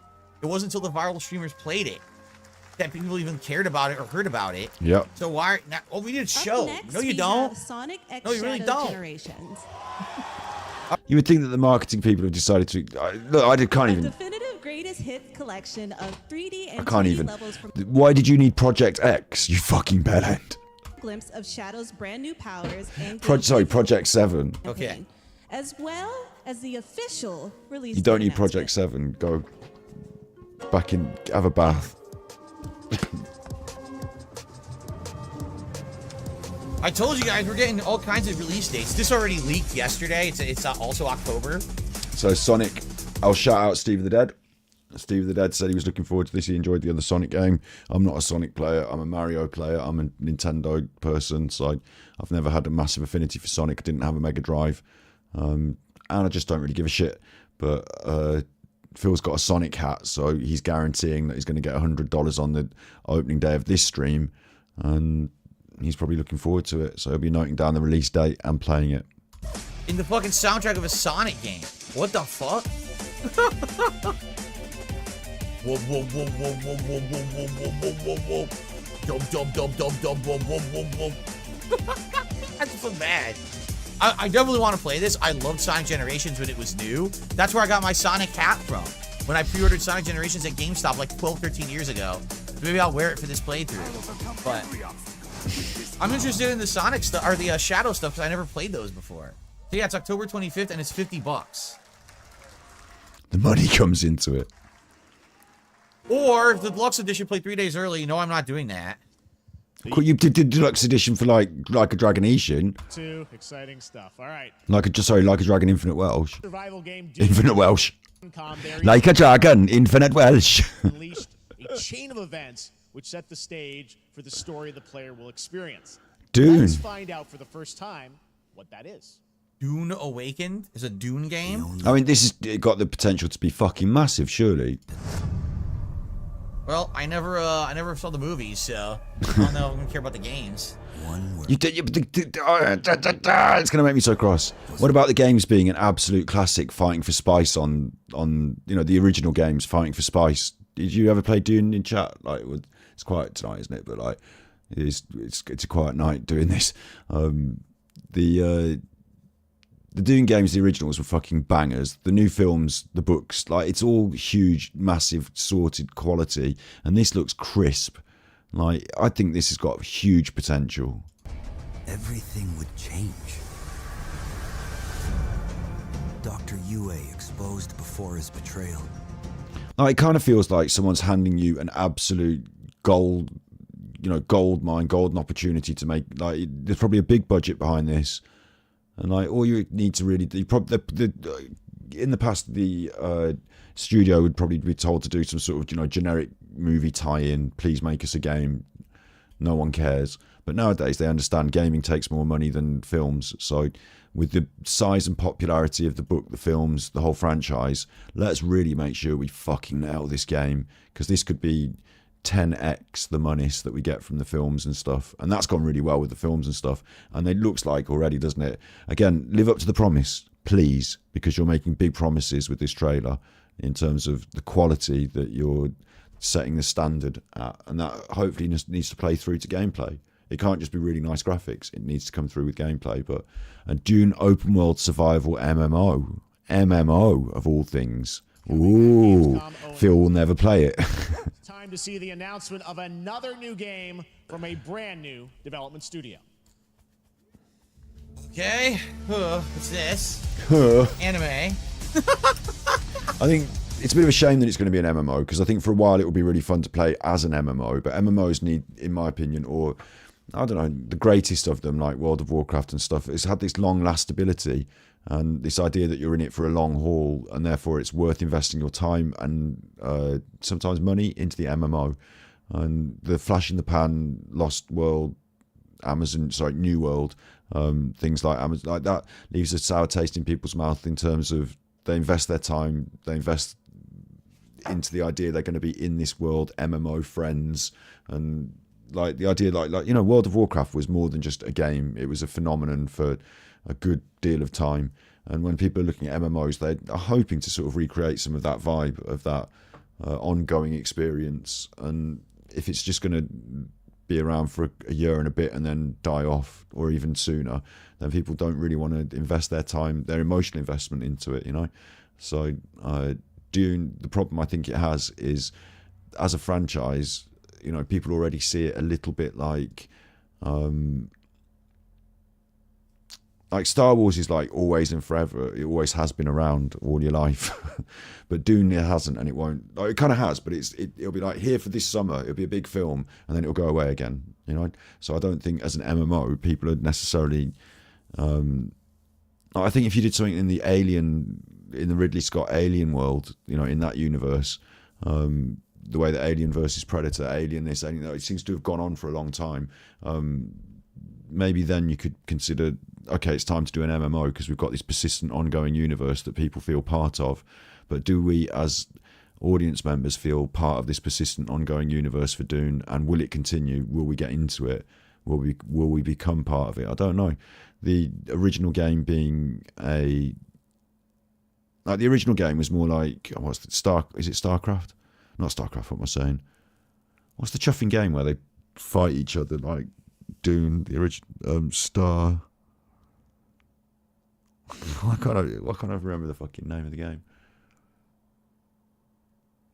They fight each other. Big ups, you chuffers. Congratulations on your membership, you chuffer. Hey, it doesn't look like you're still a member though. Why don't you remember? Is it because a new month won't roll by? Like, you're not in green. Big ups. Oh, no, you mean the Super Chuff membership. Got you, yeah. Big up Eamon Holmes. Yeah, I'm just rambling about that Dune thing, like whether it can persist as an MMO based on people's perception as Dune as an ongoing franchise, or sort of here for a bit, gone away after that for a bit, you know, whether they want to be part of an ongoing franchise. And the Spice Wars game, which was much like, I'm trying to remember the name of the game. It's not StarCraft, is it? Is it StarCraft? I think it might be StarCraft. Like, that played more like that sort of game. So, like, whether they're doing the right thing to turn it into an MMO might make sense. It might really work, but the lastability is what I worry about, and therefore people's emotional investment and choice to go into it in that way. And that like means that if you don't have that core group that are going to stick with it, do you have an MMO? You know, like everyone jumped into it because, you know, it was a free to play Games Fest game, but is anyone playing this game at all? I don't know. I never hear anything about it whatsoever.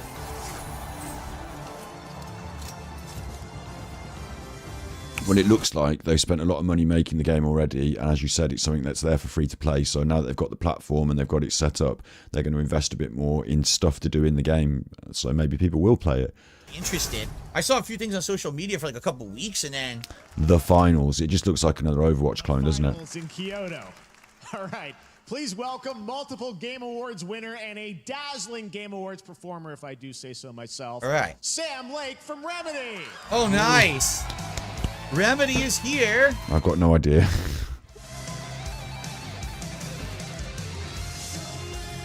Obviously, I've done a film, no, I've done a documentary where I met a load of game developers and talked to them and stuff. It is funny the way they sort of have this rock star status / role at these events. Like, you see, this is now the only way they let me come on stage. I'm not saying they're all introverts, but a lot of game developers, you know, work quietly behind a computer. Like, might be less extrovert than a rock star. Like, and then they come to events like this and they get to show their extrovert side a bit more, don't they? So far, digital only. By wearing shirts like that. We are excited to announce physical deluxe editions and physical collector's editions for Alan Wake 2 coming this fall. You can lock in your copy starting tomorrow. Oosh. It's not like a big announcement, is it? We're selling our game. Some expansion content for Alan Wake 2. Right? Okay, DLC. I'm thrilled to introduce you all to Night Springs. Yes. Yes. It contains 3 episodes with 3 familiar, fan-favorite, playable characters in mysterious, terrifying, and quirky what-if scenarios. Okay. It was a chance for us to really go out there. Right, so it's the Ballad of Gay Tony and you know, it's that Grand Theft Auto expansion where you got those Liberty City stories. That's what it is. Phil's loving this though. You can see his little face because he knows. I can't tell you for a fact whether going on the you know, I don't have the knowledge in my head of whether Alan Wake was a good stream for him this year, but like, he's having a bad time of it at the moment, and he's looking at all these games and all this stuff, and in his brain it's like, this can save the business, this will be a good stream, I'm pretty sure this will be $150 and a hat, and like, you know, a short 3 experience. Like, he's thinking this is right up his street in terms of, like, it's DLC, so it's not going to take forever, is it? It's going to be 3 shorter experiences, games, whatever you want to, you know, 3 shorter chapters, and that's just right for his streams, isn't it? By the time people get bored, it's time to put the game away and start the different one. People like a bit of Alan Wake on his streams. Like, he's just looking at this like with dollar signs in his eyes, isn't he?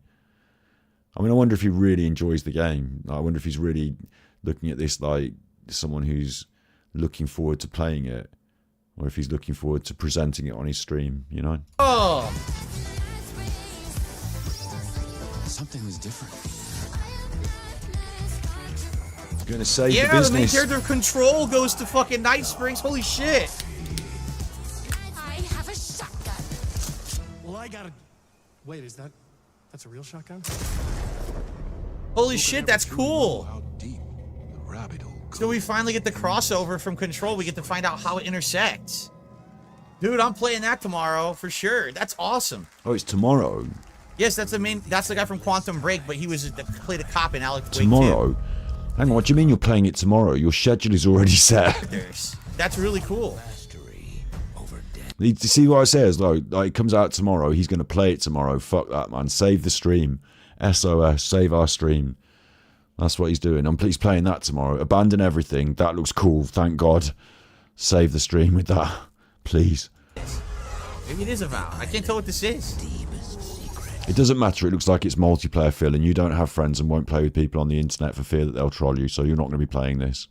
It's got the that was annoying. I'm going to rewind that and just show you that. See that pyramid there with the inverted pyramid on top of it, like that, right? Genshin, Sumeru, pyramid. Why the fuck are we not in dark mode? What the fuck is happening here? Why am I not in dark mode? This is disgusting.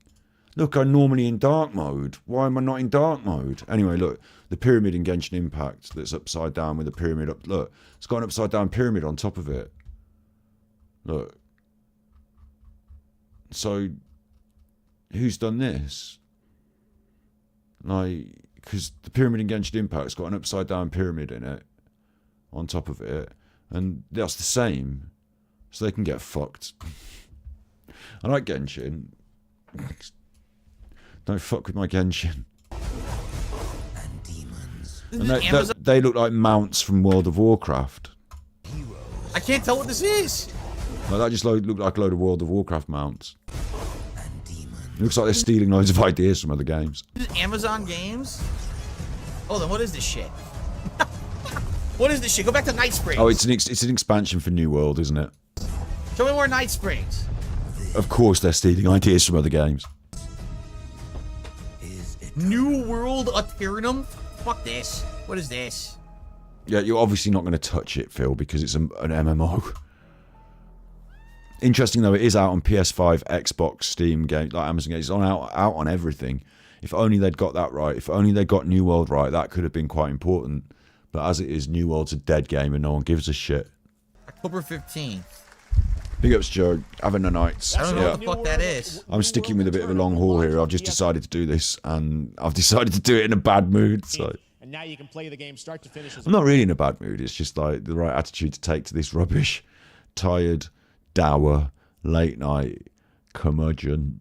A special watching Phil is torture. Jade from TikTok Gamer World. What? And speaking of Honkai Star Rail, Hoyoverse's latest space fantasy RPG just concluded its version 2.3 special program. I'm not into Honkai. I play Genshin, and now I play Wuthering Waves as well. At the upcoming expedition featuring a beloved character Star Rail. who's clearly ready. Star Rail. He doesn't even know what it is, does he? Did anyone play Star Rail? I didn't even hear anything about it, which is weird because the other game was so popular, but I didn't hear anyone talk about Star Rail. Well, you're not interested in it, are you? So I hear people talk about it all the time.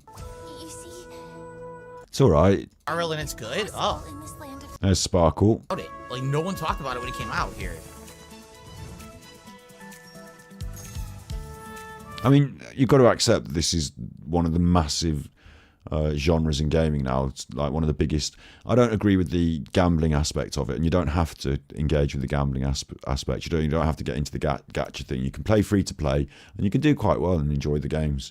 Like, you do get a lot of free stuff in them, so you don't have to. Like, you can save up all your primos and get the character you want. In my experience, anyway, and they're quite interesting ongoing stories that are well written. The amount of money that goes into Genshin Impact, it's up there with a Disney. Like, the amount of money that goes into it, the amount of quality that goes into the writing and the crafting of the game. It's universal, suitable for all. Some themes are a little bit emotional. Some themes are a little bit, I don't know, like you'd say something like The Lion King or Jurassic Park, it's not for adults, it's for kids, isn't it? But it's for everyone. And sometimes there's a little bit that, parental guidance, maybe a couple of moments, but overall it's a lot of fun. it's no. Well, I was going to say no sharp edges. You do get a sword and you get to kill baddies and stuff, but there's no like sharp edges. You know, it's quite comfortable, fun gaming. Yeah, like, it's good.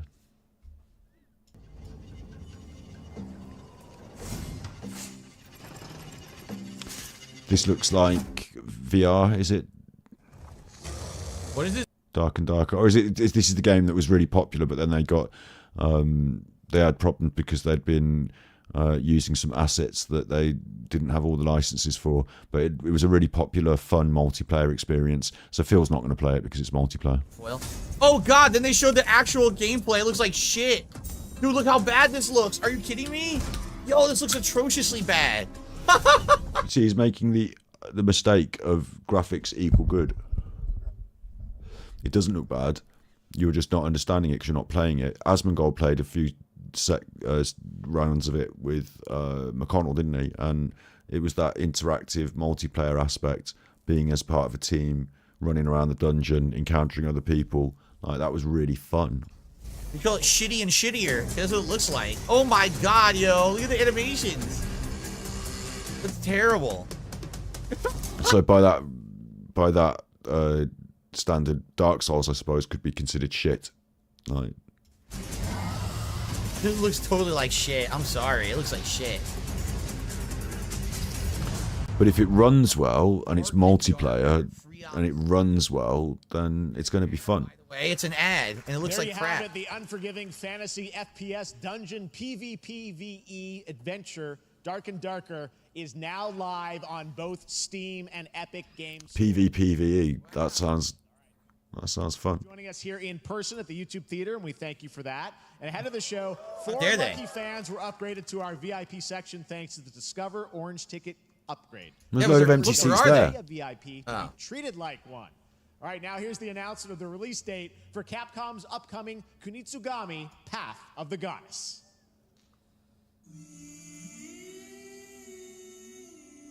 Kunitsugami Path of the Goddess. What the hell is this? Kunitsu? They're about to fucking show you, aren't they? It looks cool as fuck. Wait, I know what this is. We saw this earlier. Yeah, I remember this game. The action game. Yeah. Oh, it looks different now, does it not? It looks totally different. It looks somewhere between an RPG like Diablo and an ARPG. I mean, the color palette looks really interesting, doesn't it? Yes. And when you think what we said earlier about a game set in India, the color palette feels very like North Indian or something. Oh, is it Chinese? What kind of gameplay this is? July 19th, what? Or Japanese, is it? I don't know. The color palette looked really interesting, didn't it? Again, here, the same sort of thing. Visuals, color palette, making a statement. I'm so confused. It's about gameplay, ultimately, though. Onimusha, then it looked like a hack and slash. Now it looks like a strategy game. What the hell? This is a different game, Phil. Loop.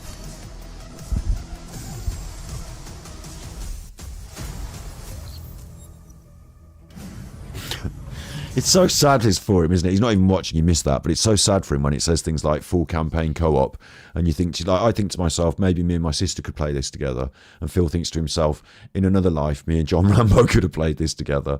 I wish I wasn't such an arsehole. What the fuck is this shit? Oh, stop a cue on him. Get hammer, axe, hammer blowed from behind. Oh, Or maybe that's not what he's thinking, because it seems like he's thinking, do-dee, I'm bored now, do-dee. He hasn't had a tip for a while, but then they gave him $100 before he started, so he's wearing that hat, he doesn't have to care. What the hell? Look at this. What the fuck? Is this not the perfect game for you and your wife to play on stream, Phil? Beasts or whatever? What the fuck is this?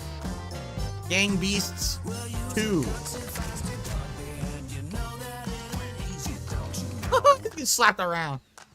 Party animals, is that what this one is? Not Gang Beasts, it's party animals. Super powers.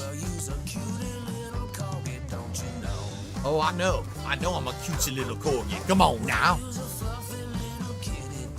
What the fuck? He said, Oh! Punched him off a sub. What is this? Corgi based game. We'll have to play a bit for Dover and Dolly's one, won't we?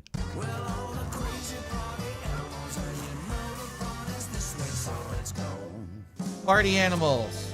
Oh, it'll just be like party games then, yeah, like Mario Party, yeah. So what is it on console now?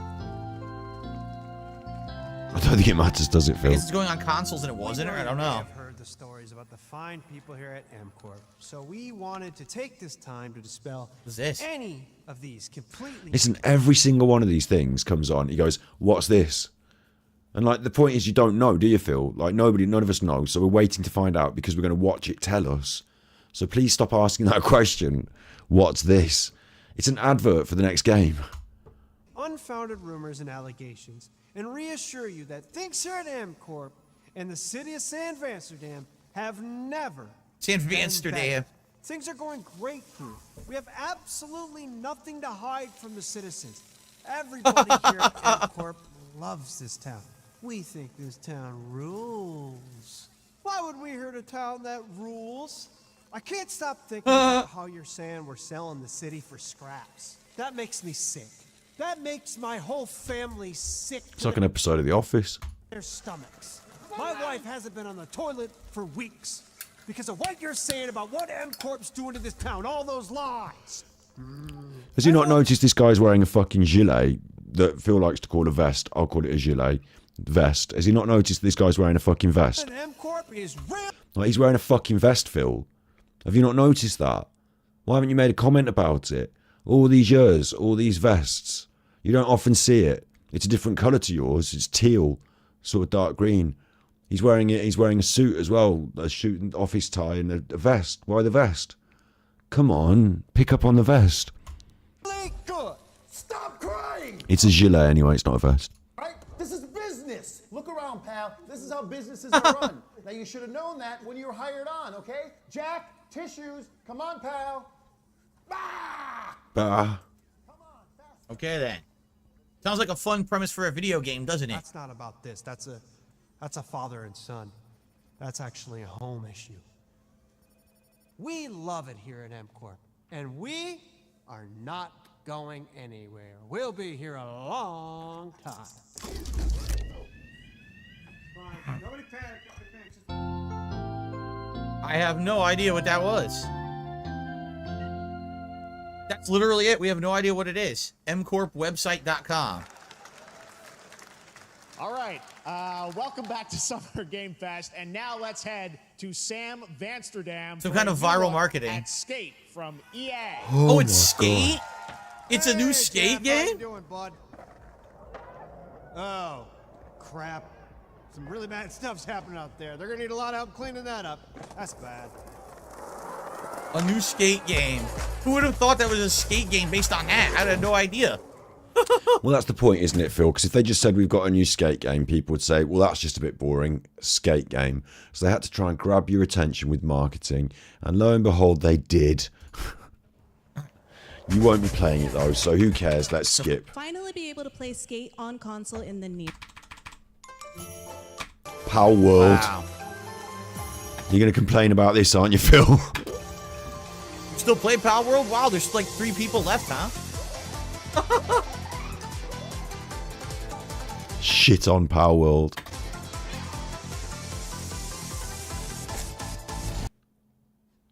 Oh, reload it. Oh.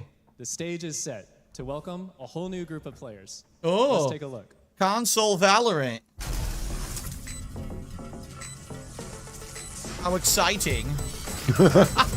Oh, how exciting. How exciting. Target down.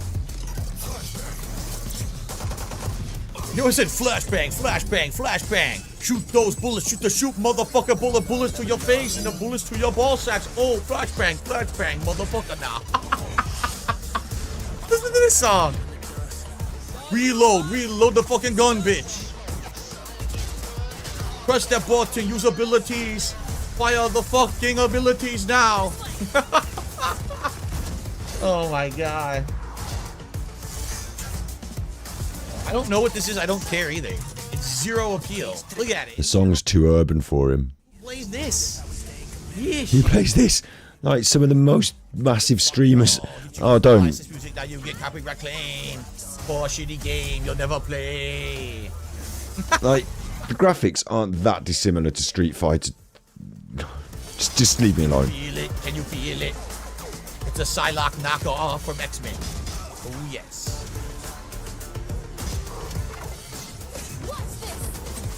Totally, like, you know, this is only PC-centric crowd knows what this is because it's been PC exclusive up to now.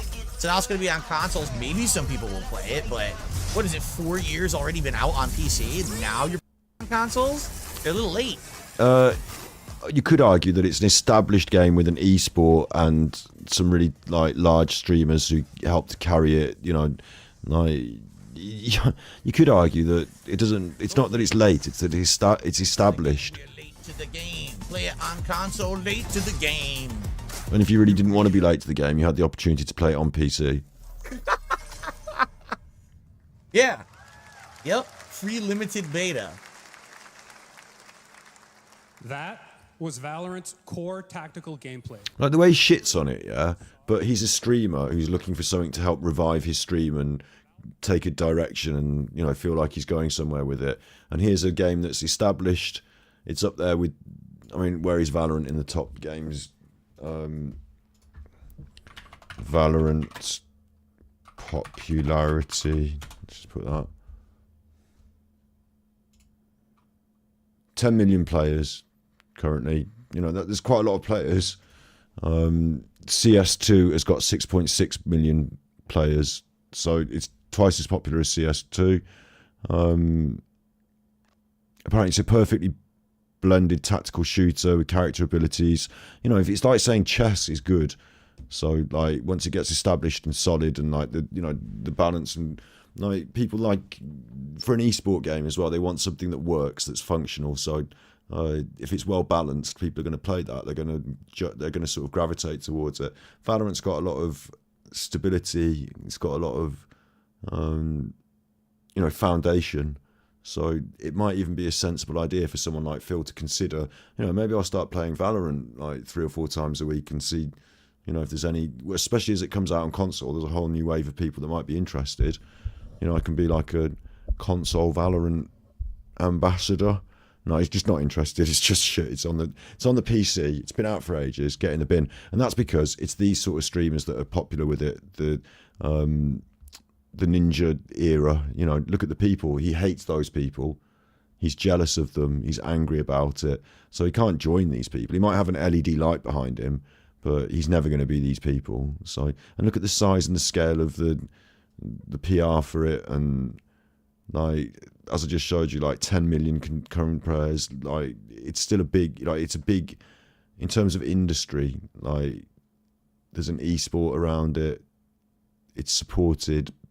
It's one of the major gaming franchises from one of the major gaming companies. Look at them, all the esports competitors and all that. Like, this is what I'm not shitting on. I'm not shitting on what do you call it, fighting games.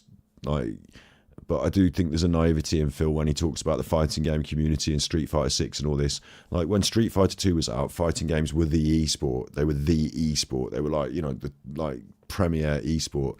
But nowadays there's so many other esports that fighting games and the community has become a lot more niche, and the main headline esports are more first-person shooter games, I think. And like Valorant's one of them. So like he just doesn't, like, he can't enter that world. He just shit on it. Money you just paid us to advertise your game. Exactly right. Weeks of deals with Summer of Dash Pass. Like, while I was talking, he was just shitting on it all. $12 delivery fees and get 50% off your next DoorDash. Plato, thank you for the super chat. He says this is the most generic modern competitive game there is. Streaming our shows, Young Ya, who is also an amazing voice actor. Oh, Young Ya! Everyone loves him after Yakuza. You don't love him because he's Asian. Young is going to be voicing a character in a movie, Inside Out 2, where he plays a fictional video game character, Lance Slashblade. And we've got your exclusive. Isn't he? Wow, I really care about that. Isn't he a YouTuber? Welcome to your. Like the jealousy here from Phil that another YouTuber gets to be a voice in a video game. But he's a video game character. Why is he here? Yeah, I always thought. Wow, talk about the most insignificant thing we're seeing right now. to be a hero. Who fucking cares? Haunts my past. I'm in 100%. We were all banished here, unfit. Oh my god. Don't you dare say that. You do not deserve to be thrown away. 1 second, Lance. Don't you remember his power move? I'm coming for you, Riley. Oh, yeah? Watch this. Come on. No one is totally worthless. I mean, this is cheese. Like, this is cheesy to the max, isn't it? This is like, you know, can I have a Domino's pizza with no red sauce, but just extra cheese, but no dough base, just extra cheese, and just, can you put it in a box, just made of stinky cheese? Here's another one. I called him Alan then. Phil, it's all paid ad space, Phil, and you run your streams to promote advertising space. Like, you celebrate the fact that you get more views because you get more ad revenue, you dummy. Cooped up watching video game announcements. And yes, Chicken does look a lot like Ken Jeong. And today, Chicken is excited to share a new game that Chicken and Chicken's buddies are in called Squad Busters. You fight monsters, collect lots of... Oh my... Phone game. Has a big role. That's all that matters. And here is our 3 ads back to back. Squad up.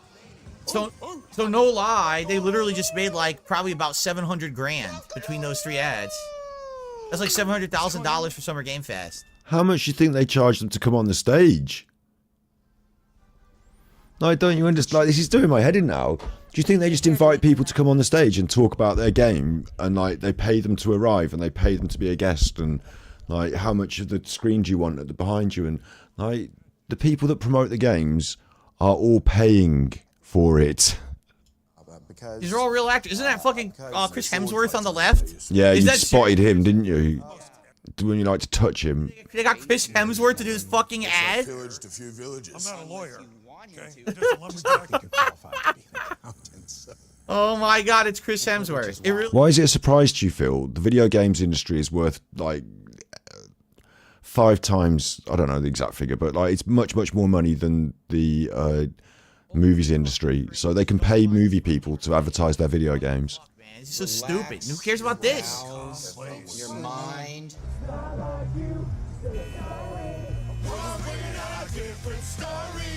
Now we have fucking licensed music in the fucking car to get you in trouble during some Games Fest. For Good point.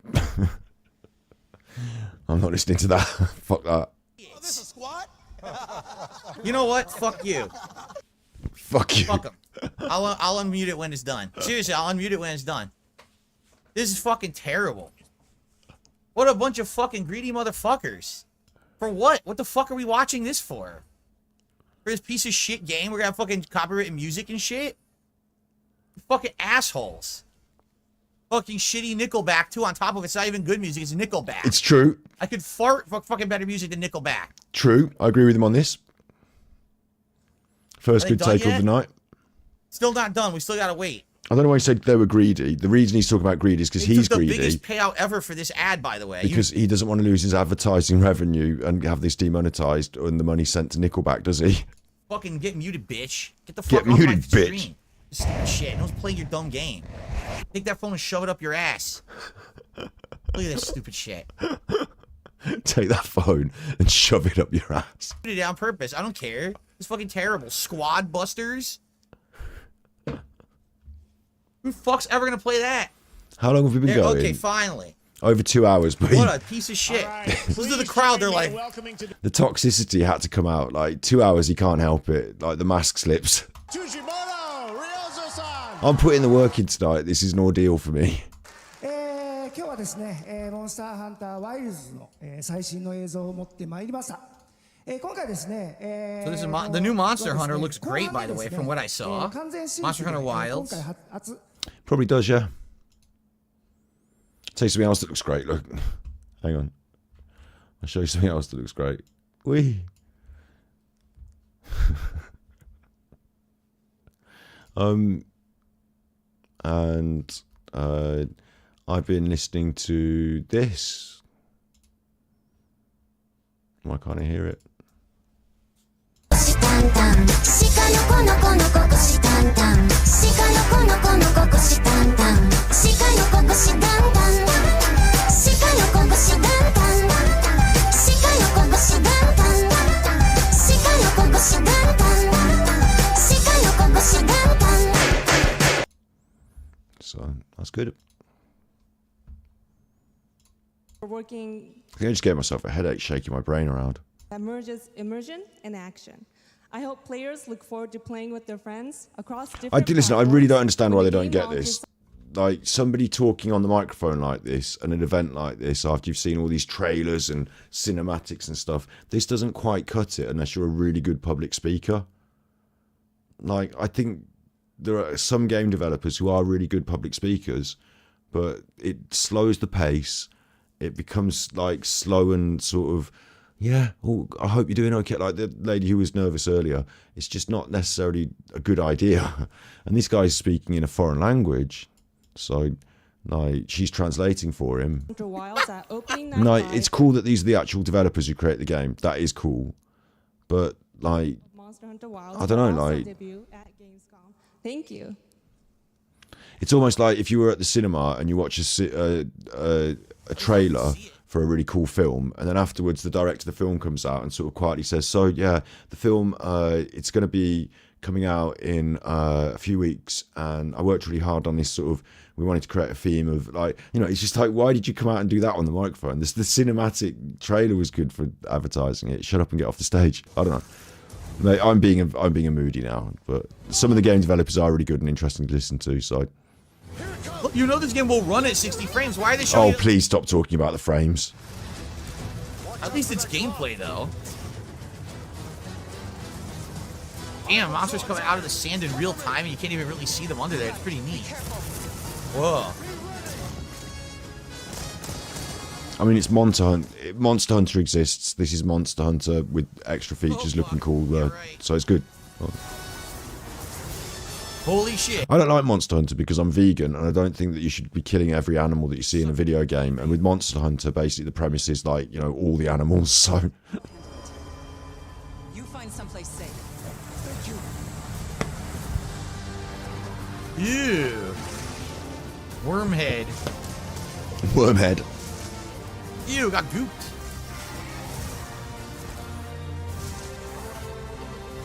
So what it looks like? It looks like an action version of Dune, doesn't it? Game's on the show, but it looks good. Music's epic. Oh, so is this the creature? The legendary creature they were talking about or something? I don't know about the legendary creatures of Monster Hunter. One of these probably. The hunter is here. Just watch. You'll see. For things like this, I think what's difficult is that if you play Monster Hunter, then obviously you're into this, yeah? You're like, wow, good, I'm glad we're getting this. If you don't play Monster Hunter, is this your avenue into the game? That's the question that you have to ask if you're trying to sell this to the audience. And for me, it looked like maybe, but not necessarily, you know? I'm not a routine Monster Hunter player, so maybe, but not necessarily. Like, it didn't seem to... I don't know, it just like looked like jumping in midway through, which it kind of is in that, isn't it? So. Here's our final game of the show, Phantom Blade this is Zero. it. Thank Phantom God. Blade Zero. Well, if that's the case, there were two good announcements this whole show for me. 2 hours I sat here with you guys. Two good announcements. Yikes. No, I think you're wrong there, Phil. I think I could have picked out several games that fit your style, even if they're not successful in the way you're operating. They still fit your style and would definitely be games that you should choose. I really like the look of the running up the wall here, and I like the look of the samurais and the swords, and this looks fucking intense and awesome. It looks like it might have a Soulsborne sort of style edge, a bit like Sekiro, doesn't it? You can't help but think of Sekiro. Oh, that's gruesome, hanging the horse. Sorry about that. It's a video game. But there looks like a lot of things I recognise from other games that I enjoy here. The dodging, the parrying, the the combat style, the enemies, the bosses, the one-on-one duels, the speed of this. This looks really good. It looks like all the sort of things that I enjoy out of loads of the video games that I've enjoyed recently in the last few years. Definitely, obviously, got a Soulsy Elden Ring feel to it, hasn't it? Sekiro-y feel. Commander... His fucking name is Commander Cleve? Commander Cleve. What about Captain Stabala? How about... Sergeant Shoot You. Actually, Sergeant Shoot You is quite a witty thing to say. Fat fuck. The Jade Dancer. Well, these are the most generic names ever. Jade Dancer. Okay, I do appreciate it. It does look like a bit of a generic sort of skin of something like Sekiro, doesn't it? But it still looks cool. Like, you don't want to take these things. Listen, you don't want to take these things for granted. Like I said, when I was growing up, we had nothing like this, and like the idea that you might have a choice of different Soulsborne style games, and you're laughing and saying, "Well, it's just like, you know, another clone of it." These are good games, and if you do a good version of a good game, like a good Western film, oh, we've already got a Western film. We've already got Western films, yeah. But you do another good Western film, it can be worth it. Like, people like that shit, so. No, I think we should feel really grateful and lucky that we've got a lot of choice within genres. Because Day of the Devs is coming up live right now on the stream, featuring an hour of indie game reveals, including the next game from Cappy, and that's followed by Devolver Direct. Wow. Now, keep checking SummerGameFest.com for other event streams this weekend. He wasn't kidding, guys. He really wasn't kidding. August 20th in Germany for games. So now I hope that Phil's going to take a massive shit on everything he's just seen, using his notes. He literally said like 2 days ago on social media, he was like, just so you know, this is a light year for games, so, you know, basically don't expect like giant stuff. He wasn't fucking around. Like, he literally was not messing around. That was so underwhelming. Now, here's the thing. I could easily right now give you my thoughts, but I'm going to make a separate video that I'm going to call my recap reactions, where I'm going to recap everything we just saw and give you my opinions on it. So I'm not going to do that now. I'm just going to say thanks to those who actually watched this raw broadcast and react to Summer Games Fest 2024. The people who were here in the chat had a great audience. You guys were great. You were fun. Thanks to those who supported. If you're interested Didn't talk to anyone. Actions, check out that separate video, which I'm about to make. But I got to check out another video that doesn't exist. Upload. Thank you everyone for watching. I really appreciate it. And leave comments. Let me know, what did you think about Summer Game Fest 2024? Well, is that it? You're not going to talk about it? What was your favorites? What did you... No, you can't just leave now and not talk about it. Okay. Yeah, guys, I gotta set this up now. I wanted to split it because obviously, you know, he's not going to leave. He's not going to leave. I'm going to do recap reactions right now. So if you could bear with me. He is going to do the recap right now. It's just that he's splitting. He records live, so that's been recorded. That's going to start getting uploaded to YouTube, even though it's already on YouTube because he's just fucking done it live. He's going to take the stream down afterwards and upload it separately. And advertisements. We're now getting this. I mean, they made a ton of money. They probably made a few $1 million doing that show. But like, do gamers really need to watch that? Quite frankly, I don't think the answer is yes. All right, let me get set up. Phil, every single one of these events is just marketing for the games, and they pay for the advertising space. Okay. Why do I have to keep saying it? I was charging for tonight. Let's swap over. I'm going to just get set up. Listen, on OBS, you get these buttons, right? If I want to press this other button, yeah, I could change my scenes. No, it's Thanks set for up differently here. I know this was a weird day. No, it's set up and like by the way, this. the uploads are gonna He doesn't do that every so I time. can upload all this at once. Every time he resizes every window manually. Every time. And I'm gonna have to upload like the podcast and the level 1 and Fallout 4 later. It's gonna be too many videos to upload during the break. Okay. Tonight's late stream is Street Fighter 6. I'm doing Street Fighter 6 on DSP Gaming. Okay. All right, are we ready? So, by the way, any contributions that come in now during this portion, I will shout out live, okay? Just so you know. Because I didn't do that earlier, but I will do that. And by the way, the DSP Reacts logo, for some reason, didn't work. I don't know why, because I don't remember moving it. But maybe I did. This intro, outro. Hold on. Hold on 1 second. I'm doing a Phil now. I'm moving everything around. I'm trying to find the logo. Here it is. It works here. Big ups, Claire. Big ups, Well, that's Big weird. Chris. Maybe my layers were off. I think maybe my layers were off or something over there on the main page. Hold on. Bit of a weird one tonight. I'm just going through. What's he doing now? I'm going through an arduous. Like, I feel tired when I started this. I could have gone to bed, but it's now midnight. It's officially midnight. It's midnight. It's always midnight. Right now, literally right now. Super chuffer. Super chuffer. Super chuffer. Super chuffer. Come on, buttons. Look out, ladies. I want ladies. Super ladies. 하나, 둘, 셋. Working here, right? Okay, so let's do it. So what this is going to be, all right, Did your member re-upping message go through? I don't know. So what's happened is Phil's watched the entire game festival, whatever it's called, releases, trailers, and he's made notes about all of them. The ones we've just watched. We've all had our thoughts and opinions on what we've just watched. I've told you mine. I'm tired and I'm a curmudgeon. That should be my headline. I should have written it across the top. Now he's going to give me his opinions on the things he's just watched that he's written down off a bit of paper. Comparing to E3, sadly, I agree with you. Like, that was so underwhelming. Like, there were literally 2 good announcements in that whole thing, right? Okay, so here's what I'm going to do. Also, if you're running game streams for the next 6 months, I wouldn't tend to shit on this. I'd pick out the things I thought were good and I'd really like hype them up, because you want people to turn up to your show to watch you play these games. So you can't just turn around and like, you kind of, even though you want to be honest about this stuff and like, but you haven't played any of them, so they could be good. You want to try and be as positive as possible, because if you basically say all these games are shit, then later on in the year when you come to play them, your audience is primed to think this isn't going to be any good. Shout it out. And you know what? I'm going to take these off. Big ups, Big Chris. Thank you for the 99p super chat. The midnight super chat. Contributions, I will shout them out live, unlike that show where basically I was kind of like... Notice that Phil's taking off the glasses, but not, is he wearing the glasses? Sorry, the hat is staying on here. The £100 hat is staying on. Welcome to DSP Reacts, and welcome to my recap and reactions official video for Summer Game Fest 2024. I literally just finished watching the 2-hour broadcast live. I know. I react to it. So if you actually want to see that, you can actually see it live here on the channel soon, or it's already live. It's me 2 hours live reacting to the show. However, what I like to do is summarize the show for those who don't want to watch the full 2 hours, and actually give you my reactions to each thing that happened during the show to let you know if I liked it or not and what were my highlights of the show. I'm going to be honest right up front here. This was an incredibly underwhelming show.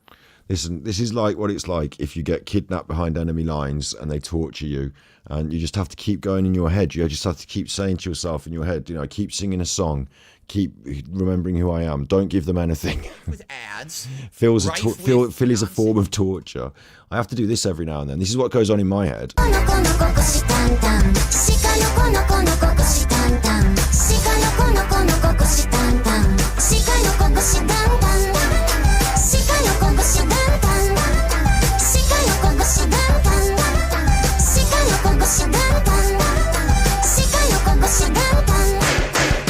Just have to keep remembering that. I'll get a headache otherwise. I'm getting one now anyway. Recognize that there are companies out there that are doing a good job, that are putting out good games and are doing the hat doesn't cost £100. What it is if he gets a certain level of tips, he's got a goal at the bottom of the screen. The goal is $150 at the moment. At the moment he's got 120 of $150 on his goals at the bottom. Darren has given him $76. That's the biggest tipper.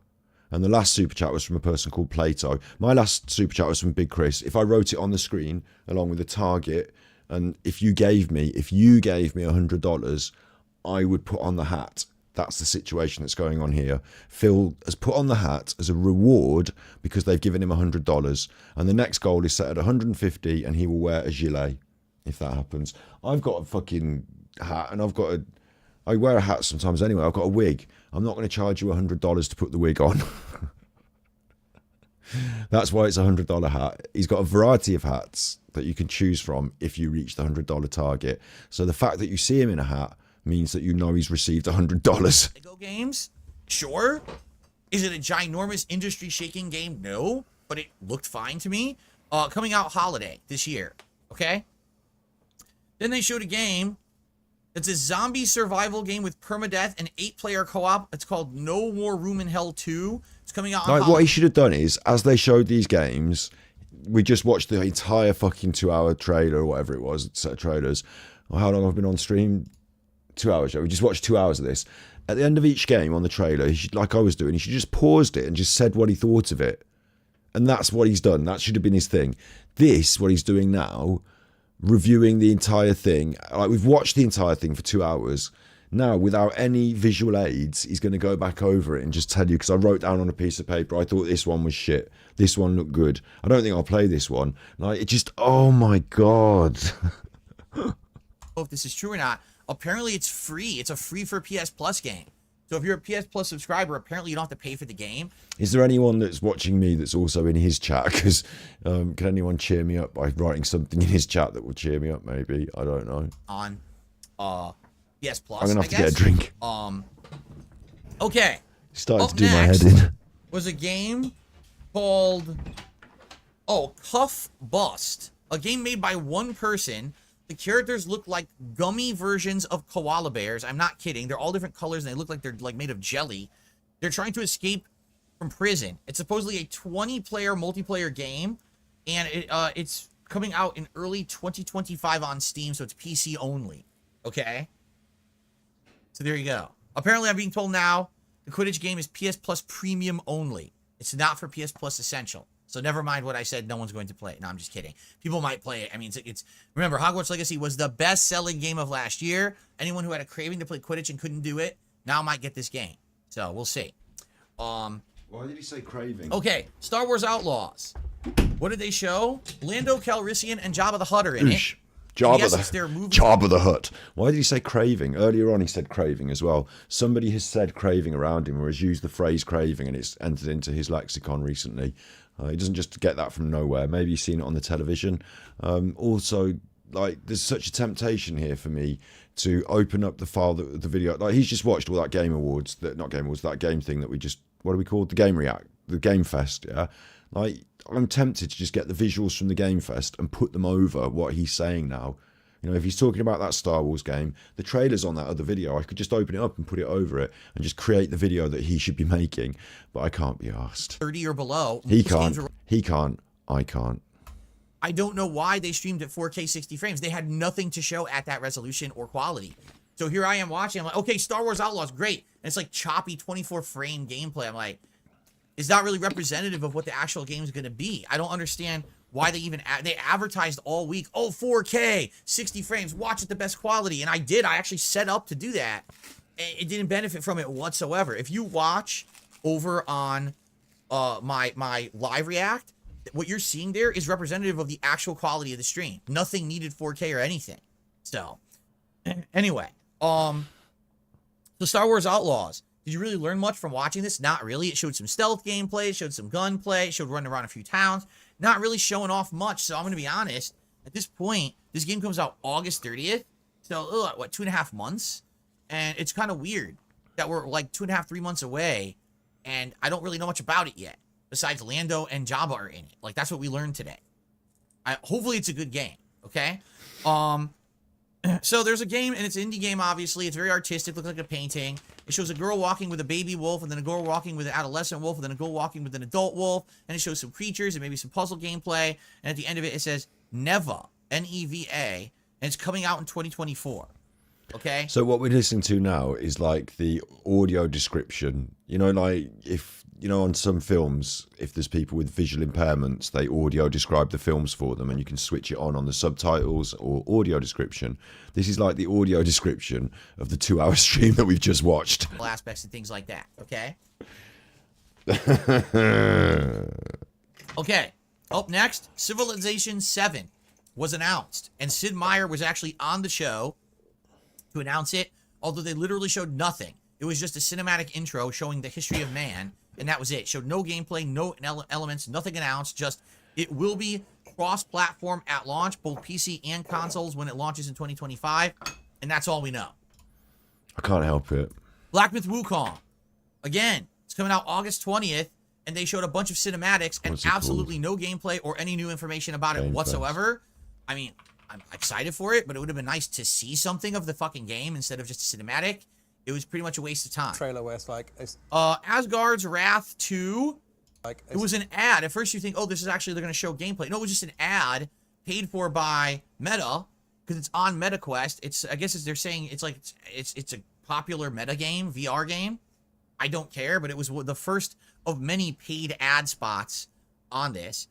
There's a game called Once Human coming out on July 9th, and it basically shows, I guess, aliens took over Earth or something, and they're corrupting Earth with this goo or something like that. And it shows, it's like a shooter where it's like humans trying to fight the aliens. You couldn't really tell what the hell it was. And they're like, oh yeah, it comes out like in a month. And you're like, Where's the actual Summer Games Once Fest? Human? I don't know what that is. Confusing. who even knew it was coming out, never heard of it until today, and it wasn't really clear what the game is based on what they showed. Then there was an ad for Samsung Hub, which basically means Samsung has their own cloud streaming service where you can stream games without a console, and it was just a paid advertisement placement. For the record, it came out. I just want to line up what he's saying with the games that he's talking about visually like this, and I'd feel happier then. Fest at a minimum cost something like over $100,000. Some of them cost upwards of $500,000 or more for an ad placement. And there actually was one that was such a blatant ad placement, ridiculously over the top amount of advertisement. They probably paid like $1 million for it. Okay, we'll talk about that later on. Warhammer Space Marine 2. They showed very little of it. Again, it was more cinematic than anything else. They showed a little bit of gameplay. It's coming out September 9th. I don't really think there was much more they could have shown at this point of it anyway. Then the two makers of the Persona series, one of them is Hoshino, the other one was Sojima, came out and talked about their new game Metaphor that's coming out on October 11th. Okay? Do you see how much better it is when you can see the actual thing he's talking about rather than him? Kind of looks exactly like Persona. There's no personas in the games, but they said there are class archetypes, of which there are 40 different ones, and they showed a bunch. It was like Sniper, Gunner, Knight, Assassin, stuff like that. And each one has its own gameplay style and mechanics. And I was thinking, you mean like the Personas, kind of? It kind of reminded me almost of like Final Fantasy V or Final Fantasy Tactics, where you can program your character to play like a certain class, and you could swap classes or something like that. Like, I'm literally live creating what he should be doing, and it's not even that hard. He could do this on his own stream. He could get this visual open and talk over it. Like, why didn't he do this? 5 is what I meant to say. So I'm happy about that. At the same time, you gotta wonder, has Atlas changed their ways? Will you be able to play and stream this game and record it and share your gameplay of it without getting hit with copyright strikes? Because that's what they did to everyone with Persona 5. I haven't even played an Atlas game since, so I don't know. Continuing on, Batman Arkham Shadows is a MetaQuest 3 exclusive game. He's facing a new villain called the Rat King, who is taking over Gotham by brainwashing people. Okay, and what was this? Samsung. I put a note here about something about Samsung or something like that. Basically, here's the thing. Does it look good? It looks all right. It looks like it could be a good game. But someone in chat made a good point. They're like, so let me get this straight. At a time when everyone is absolutely craving Batman content, because we didn't get a good Batman game for many years, right? We had Batman Arkham Knight, then a big drought. Then we had Gotham Knights. Okay, that was disappointing. Then we had Suicide Squad. That was disappointing. So what are they coming out with? A MetaQuest exclusive VR game. When are they going to make a fucking Batman game? Right? That everyone can play. No one's going to go buy MetaQuest. You understand? No one. No one's going to buy MetaQuest to play the Batman game. So it's really frustrating for people who like Batman. And again, Dabhands actually says they're just spreading the franchise too thin. You got the franchise everywhere. It's all shit, right? I kind of agree. It was awesome when Batman was only the Rocksteady, and then they had the Telltale Games thing going on. That was nice. Now you've got Batman here, Batman there, and none of it's good. You see this, you're like, man, if only there was a fucking good Batman game to play right now, but I guess I gotta go spend, $1,000 on a fucking MetaQuest and a PC to play it on if I want to play a Batman game. It's pretty stupid. What? Hang on, the Quest is $200. The Quest 2. Continuing on, the first thing that actually piqued my interest, Maybe the Quest 3's more. Street Fighter 6's Season 2 is announced. Oh, wait, sorry. No dates, no pricing, but get this. Listen to this lineup of Season 2 expansion characters. Look how good it is with the pictures. Ready for this? Terry Bogard and Mai Shiranui from Fatal Fury are the first two characters. Guest characters in Street Fighter. That has never happened before. There has never been guest characters in Street Fighter before like that. There has been crossovers like Street Fighter Cross Tekken, but never guest characters. So that's mind-blowing that they did that. The third character is Elena from Street Fighter 3 Third Strike. And the fourth character is the return of M. Bison, who looks completely different. His body has broken down. His arm is all messed up. And his hair is all long and gray and messed up. So it looks like it's like Bison, like a different type of Bison. Who knows if he'll play the same. And he's going for the Psycho Drive to try to charge himself up. Sorry, listen. I'm just enjoying editing quietly in the background the pictures to what he's saying to make it better. That's making me feel more comfortable. I should be pausing it and reacting to what he's saying and doing all that, but I'm doing a different kind of fair use where I'm creating something out of what he's saying, the third thing, and showing him what his content should look like. Like, why isn't he doing that? Or like he can literally just he's literally just done that. He's sat here and watched it. You've been on his stream just watching it with him. Why has he not got the window open and switching between the pictures and just making a thing of it so his content is just marginally better than this shit? That's season 2. Terry Bogard, Mai Shiranui, Elena, and M. Bison. Okay then. All right. So that was exciting. Of course, no date, but at least that was kind of exciting to know who the new characters are coming out now. Okay? Rocking around. Next game was called Tears of Metal. It was RPG Dynasty Warriors kind of hybrid game set in Scotland. Then they explained, oh no, actually it's a roguelike co-op hack and slash. What? It didn't look bad, but again, it ran at like 24 frames per second on the stream, so you couldn't really tell if it was good or not. It looks okay. It's kind of artistic. Dragon Ball Z Sparking Zero. Like, literally, the only thing I have to say about the game was nice graphics. The graphics look good for the game. I don't think I understood any of the words you said for the last 30 seconds. I think they're just turning into sounds now. But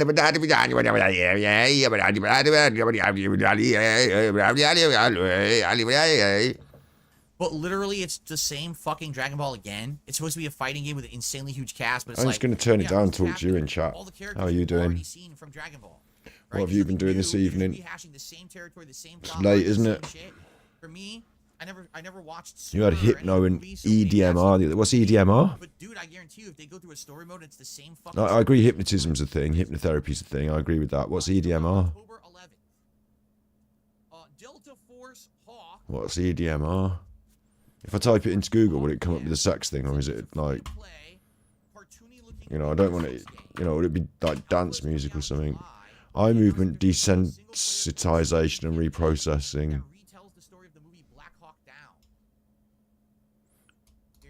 Was she talking about Black Hawk Down? That's one of my favorite films. Hang on. They didn't really show anything new. I think they showed one character that they Shut up, announced Phil. before, Shut up, Phil. But early single-player expansion campaign that retells the story of the movie Black Hawk Down. What's that for? Looking Rainbow Six game. Hawk, yeah. It's a free. It comes out October 11th. Delta Force Hawk. Delta Force Hawk. How did I miss this? It's a free-to-play, cartoony-looking Rainbow Six game. The alpha is coming out in July, and they announced that there's going to be a single-player expansion campaign that retells the story of the movie Black Hawk Down. Here you go. There's quite a few of these. There's quite a few of these releases that have just resulted in hands in the air. I don't know what to like. You know what do you want me to do with that? Like just hands in the air from Phil.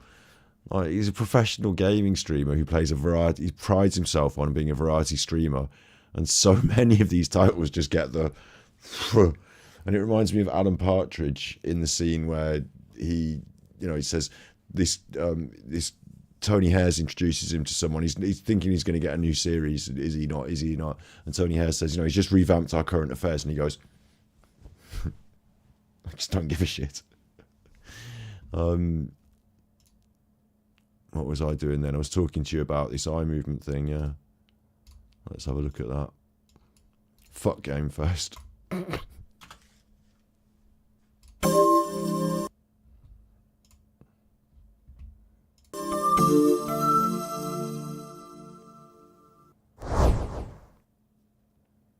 It's everything's sponsored. Adverts. Those images are just stuck in my head. My childhood was so bad with the abuse. Whoa, hang on. Like, why are we doing this? I just want to know what the therapy is. I don't want people to tell me sad things. It's for PTSD.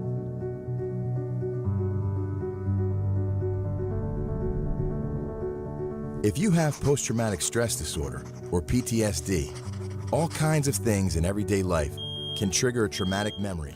Listen, that's for everyone, that noise is trauma. I know I'm taking the piss a little bit, and I'm not trying to denigrate post-traumatic stress, which I think is a very serious thing. But for everyone, that noise makes you feel bad. Gets me right eggy. I'm like, turn that off. Sets me right on edge. Like, that's everyone. I mean, it doesn't make me flip out or anything. Can do in the morning.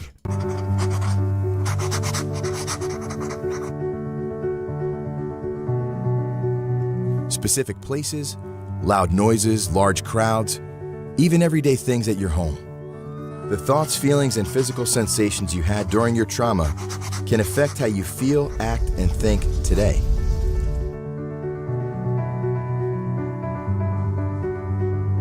Yeah, like, you know, I know what you mean, because, you know, to some people, like, clowns are just a bit of fun, but to me, clowns are really scary, you know, because, like, when I was a kid, we went to the circus and a clown beheaded my dad.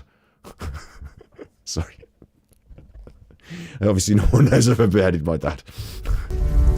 So how do you reduce the stress caused by these memories?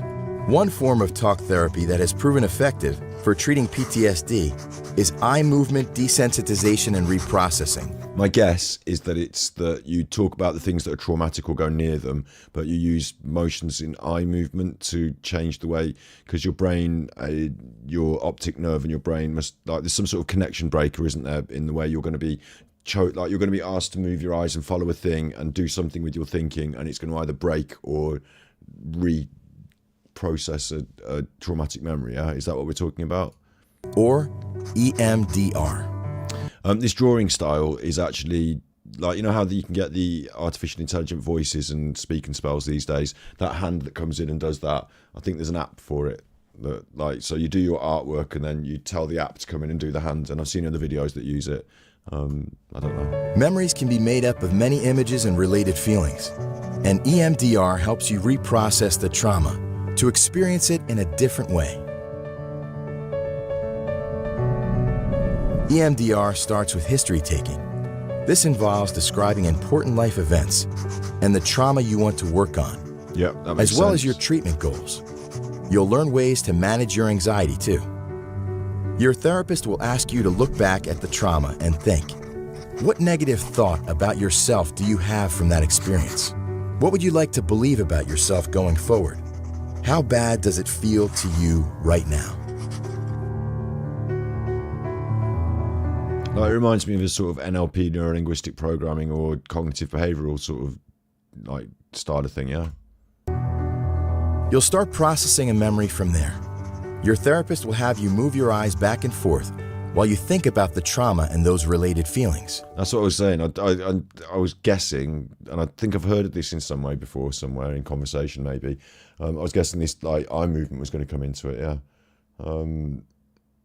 Interesting. Like this is one where, like, you know, there's some sort of, like, weird pseudoscience around and, like, you know, funny woo magic, but, like, you might say, well, like, people believe in crystals, like, and it's obviously a bit of nonsense, but people believe in this, and this could be nonsense, just moving your eyes around. Like, there's one where people think tapping is tapping, and tapping's not, like, but this could legit, because whilst it might seem silly just moving your eyes around while you're thinking about stuff, like I said, there is literally a direct connection between, like, some people consider your eyes to be an extension of your brain rather than a separate part of your brain. Like, the optic nerve, it becomes your eyes. Like, who can say whether the eyes are literally part of the brain? Like, I don't know, like, some people do.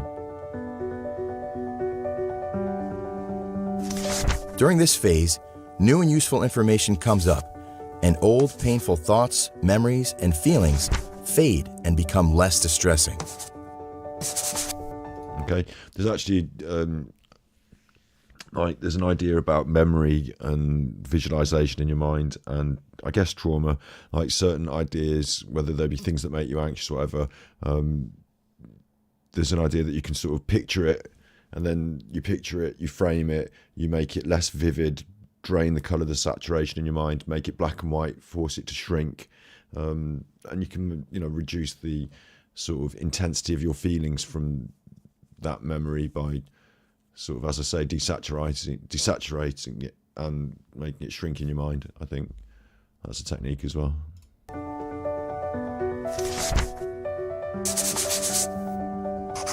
Feeling better now. Processing. You'll look back at the positive beliefs that you want to have about yourself. Feeling better now. When these positive beliefs feel true to you, and there are no unpleasant sensations in your body. Why do they keep moving the calendar? I'll just tell you, just to explain that it takes a while. It's not happening over one session. But to be honest, if the sessions just basically, you know, consist of her doing that for a bit, like, she's not earning. I know you're earning your money and this and that, but come on, finger waving, I'd feel a bit annoyed. We're doing the finger waving again. All right, £40 an hour for finger. I had to learn to cut hair. You know, to earn my keep. Fucking finger waving. I can finger wave. We can all finger wave, mate. We can all do a bit of finger waving. Why don't we change seats? I'll do the finger waving. You pay me the £40. This phase of treatment may take several... You rate it priceless. In an hour, the memory's gone. Fair play. Sessions. Acupuncture is really interesting because it is offered on the NHS as it is considered to be experimentally provable, valid, but the mechanism is not necessarily experimentally provable. Like, I'm not going to say it's woo magic. I'm going to say it's provable. They give it on the NHS, I think. But like, there's another like area of woo medicine, like homeopathy, for example, which is completely not like, and certain things like, because they're from a different culture, like acupuncture, sticking needles into you seems very strange and abstract. Like sometimes people put it in the same box as something like homeopathy, but obviously things sound complicated. Homeopathy, acupuncture, like they're funny big words, aren't they? But I suppose if they are proven to be efficacious, if they work, then like fair play, I guess. You may also work through more than one traumatic memory before treatment is over. And I don't mean like someone's auntie said that they did this and then it made them feel better, so therefore it works. I mean provable, you know, absolutely scientifically, empirically, evidentially provable. EMDR doesn't require you to take medication. This is good. He feels much happier about burning the bacon now. I wouldn't cook bacon, I'm vegan, but he feels much happier about burning the cooking now, which I don't think that's fair. I don't know if that's going to work. I don't care how much you wave your fingers in front of me. When that fucking beeper goes off and the smoke alarm and I burn it, I'm still going to get my egg on. I'm still going to be like, oh, for fuck's sake. Turn off that. Or maybe I've got PTSD and I need some finger waving. I'm not dissing it, the finger waving. I think it's a good, like, if it works, this concept of, it reminds me of neuro-linguistic programming and other aspects of that, you know, like directly interfacing with the brain and the, you know, the thought process, like literally the creation of thought in the brain, like the neuro programming process. Like, it's quite an interesting aspect, but like he's happy now about the burning of the food and the electric timer going off. Like, Therapists help. You'll follow a step-by-step program for about 3 months. Most people who've completed EMDR show noticeable improvement in their symptoms, and many no longer have PTSD. This is what we need to do after watching Phil's stream. Phil should just do this as at the end of his stream. He should just sit there like that for about 20 minutes, just making you feel better. I might do it. If it works, why don't I do it to you? Like, I can actually be successful. Actually, what am I doing? Of course I can do it. Everyone can do that. Listen, you'll see all the fortune tellers doing it next week. All the manifestors. They'll all jump on the bandwagon. They won't know how it works or what they're doing, but they'll just offer it. If you feel better, that's fine. Fuck it. Chi healing, we're getting into a different world, but I do believe in chi. Loosely. I feel like I can feel it, you know, I feel like, but then it could be a placebo effect. It could be an illusion, like a sort of mental illusion. There's a really interesting illusion that they can do where you take your hand and you put a fake rubber hand next to it, and then you cover up your hand so you can't see your hand and you can just see the rubber hand, and then someone messes about touching your hand, making you feel like it's your hand, and then they hit the rubber hand with the hammer and you think it's your hand. You go, ah! And like, for your brain confuses it because your brain's like easy to confuse. So remember that as well, you know. EMDR works well for both men and women, and it's evidence-based, which means EMDR has been proven to work in multiple research studies. See, that's the most important thing to me, is whilst you might not be able to prove the mechanism of it working fully, if you can prove it is working, and okay, there might be incorrect correlations sometimes with things, but if you can prove it's working, then we're on the right track, because people's health is about results, isn't it? If EMDR sounds like it could be right for you, talk to your doctor about finding an EMDR provider. Do you know what's a really weird one? Darren Brown talks about this. He's very, very intelligent, Darren Brown. It's quite often people who have, I don't know, for example, a bad illness. they might go to the doctor and get the medicine for the bad illness, and medicine takes some time to work. So like an antibiotic, for example, or something might take a few weeks to work, and you might have to keep taking it after you know, to really clear it out. You know, and during that time, they might go and like start taking the tablets. I don't feel any better. But then they go to some sort of spiritual healer or, you know, faith business and do some other stuff. Obviously, they want all bases covered, yeah. And then like the next day, they start to feel better, and they go, "Oh, it's the spiritual healing," and they'll apply all their like, you know, they'll sort of say, I don't know, like the treatment, the medication was making me feel sick, but this other thing, when I did this made me feel better, and they'll validate what seems more outrageous and ignore what seems more logical sometimes. It's a bit of a weird one, that, you know, but it does happen. Like they might even finish a course of treatment, a course of medication, and the side effects of a medication might make you still feel a bit rough, like while you're taking it. So after all that's finished, you go on taking your herbal medicine or whatever. You can swear by the herbal medicine because that's the thing that made you feel better, but it might have been a latent reaction, you know, a latent action of the medicine. Like.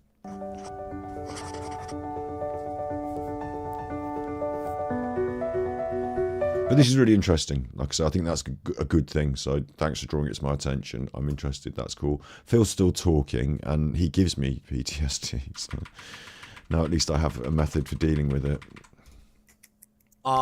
What's her name? I can't remember her name. The other main character. Since you play as those characters, you don't ever get to see the perspectives of these people. You're going to get to see it now, because that's what these are. Okay? So it's a 3-chapter DLC featuring each of these characters. And guess what? It releases tomorrow. All right, this is, Alan Wake. Holy shit. Well, yes, I would like to play as those characters. Yes, I'd like to see how the protagonist of Control actually came down to the town during the fucking game and how she interacted. Because remember, she was on a TV in the game. Meanwhile, Phil's wife is currently sat downstairs on her own, not getting to have sex. So, whilst he could be really excited about playing as Alan Wake's friend, he could also go down and have sex with his wife, but... Yeah. Upsetting? Saga Anderson. Thank you. Her name is Saga Anderson. So I'll be playing this tomorrow on my Xbox Series X. I guess I got to re-download Alan Wake 2 to play it. I don't know. It wasn't clear if it's a standalone or a DLC you need to own the original game. But they didn't actually do, like, the pricing or anything. So I have to look into this. I'm sure they probably dropped that info after the show, but I'm right here. I haven't even had a break. I'm still going. So this is tomorrow. This always occurs to me, right? I think that Phil might snort amphetamines or some sort of bump to keep him going, because he's been on this for like 2.5 hours. I mean, it's earlier in the day in America, isn't it? But like, he's been on this for like 2.5 hours and he's still pumping away here, like all hyped and sweaty, like literally sweating and like rah, rah, rah. He's got the behaviour of someone who's used some sort of narcotic. I don't think he gets the good shit, you know. I don't think he's going to get the proper good shit, but you know, some sort of mild narcotic, little bump of something sniffy to keep him hyped.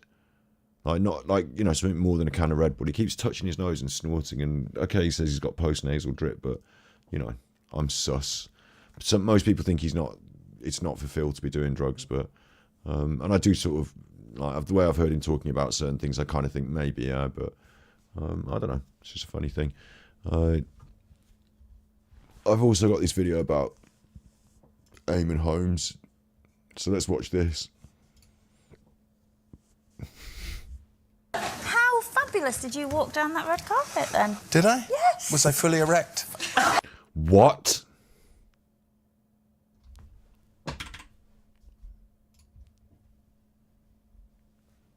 How fabulous did you walk down that red carpet then? Did I? Yes. Was I fully erect? What? How did they get away with this on daytime tellies? How fabulous did you walk down that red carpet then? Did I? Yes. Was I fully erect?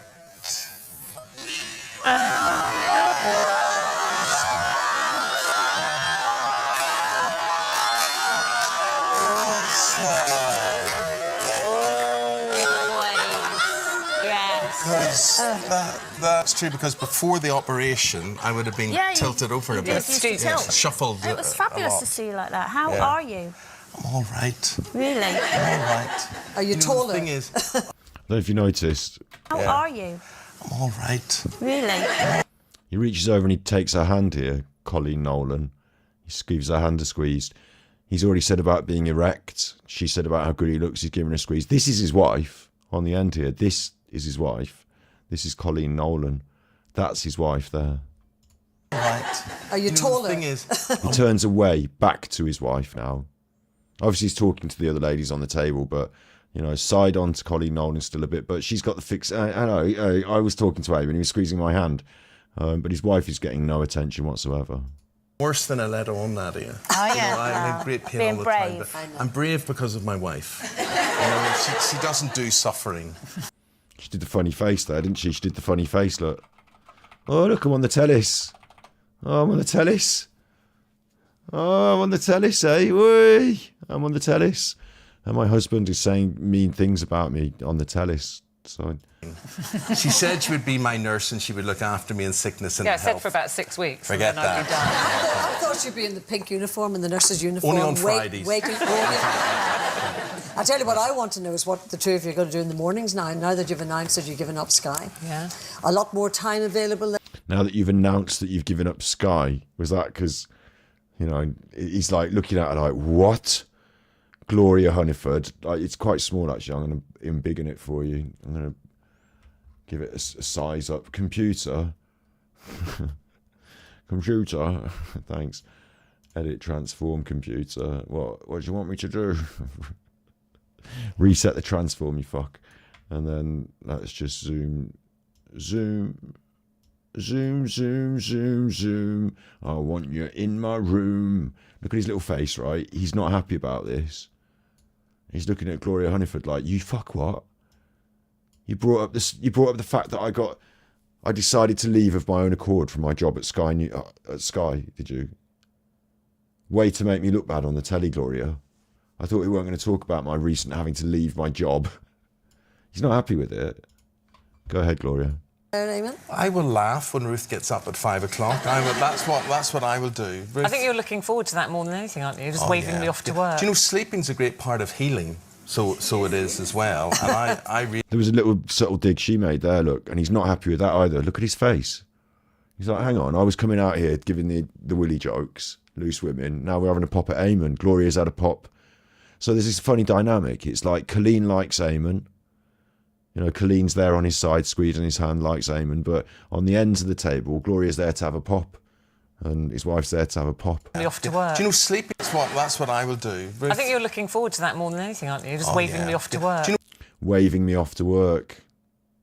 I think you're looking forward to waving me off to work. No, he's not, is he? He's really aggrieved that he's lost his job on the big news, this morning and that, and she's still got all the telly gigs, isn't he? Isn't he a bit fucked off with that? He ended up on GB News and that. I think Sky's better than GB News, so like, maybe he was a bit cross about that, waving her off to work. You know, a bit eggish. He had a bad fall as well, didn't he? He was really poorly for a bit, so. But yeah, I'm sure he looks forward to staying in bed, waving her off to work. He took offence. that's what I will do. Ruth, I think you're looking forward to that more than anything, aren't you? Just waving me off to work. Was she on QVC last night? Big ups, Claire, yeah. Like, we've got to watch out for that in case she's got her toenails painted. Sleeping's a great part of healing. So it is as well. And I really don't get more than 3.5, 4 hours sleep. But you know, 30 years of doing it, though, Yes. getting up, what, 3:15? Yeah, and I'm 30. Listen, he said he doesn't get more than 3 or 4 hours sleep a night. That's got to be a lie. Nobody can operate on 3 hours of sleep a night, 4 hours of sleep a night, not regularly, routinely, forever. Margaret Thatcher used to say she did that. What's going on with that? Most people, like, their body won't function. They end up napping some of the time. Like, they say they're getting 4 hours sleep a night. But what about the 4 hours sleep in the afternoon when you're supposed to be learning your lines for your TV show or whatever it is that you do? 36 years of age. Oh, he's done a joke. 3:15? Yeah, and I'm 36 years of age. Oh, he's done a joke. Look, Colleen loves it. Whoa! Look at her little face. Like, you need to spot these things. Colleen's little face now. Colleen loves it. Colleen... Oh, come on, hang on. Edit, transform, and... reset the transform. Let's have it. Colleen's little face. All he did is do a little joke about, I'm 30. He's not 30 something. He's older than that. But she, what? Look at what? What? What? She's saying what? Eamon's done a joke. Hey, Eamon's done a joke. She loves it, look. Sat there. She loves it. She's flirting with Eamon, sat between him and his wife. That's what it's done to me. Because Eamon can get you on in Tellis. Big up Eamon Holmes. Eamon can get you on in Tellis. You know, she's already had a leg up. She's already on the way down because Eamon's going to sort that.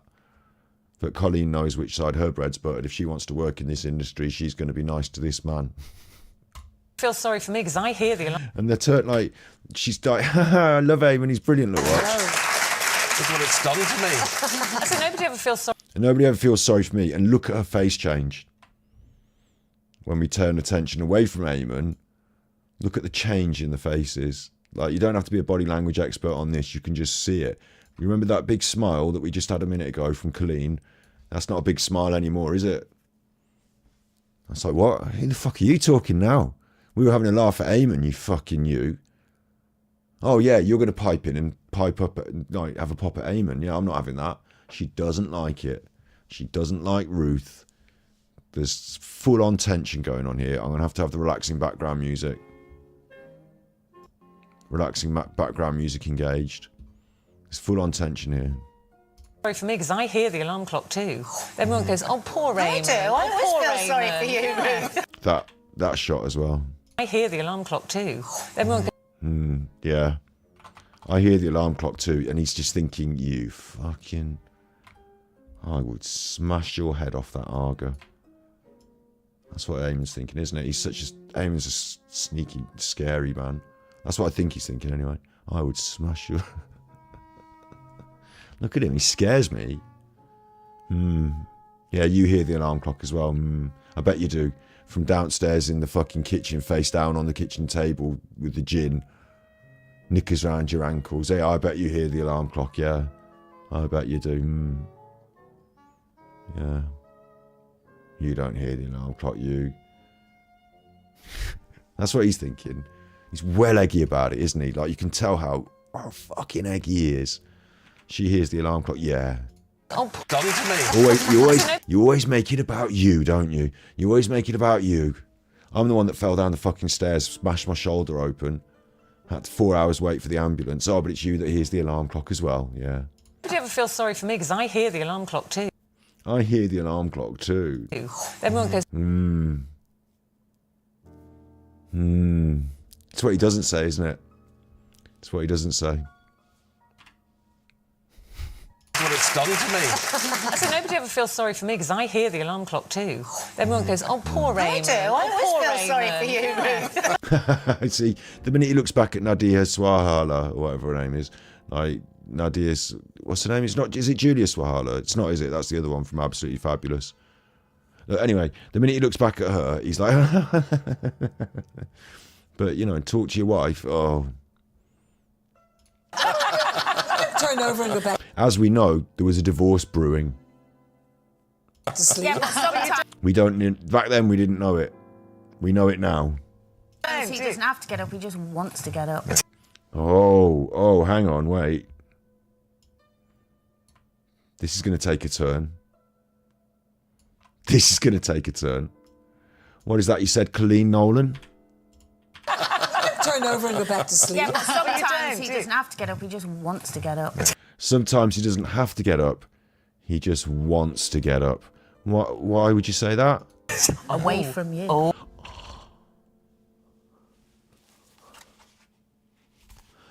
They're colleagues. They work on the show together. Back to sleep. Yeah, but sometimes he doesn't have to get up, he just wants to get up. Away from you. Away from you. I mean, would you be having this? Big ups, Joe. It's not even passive aggressive, this isn't. It's just direct aggression.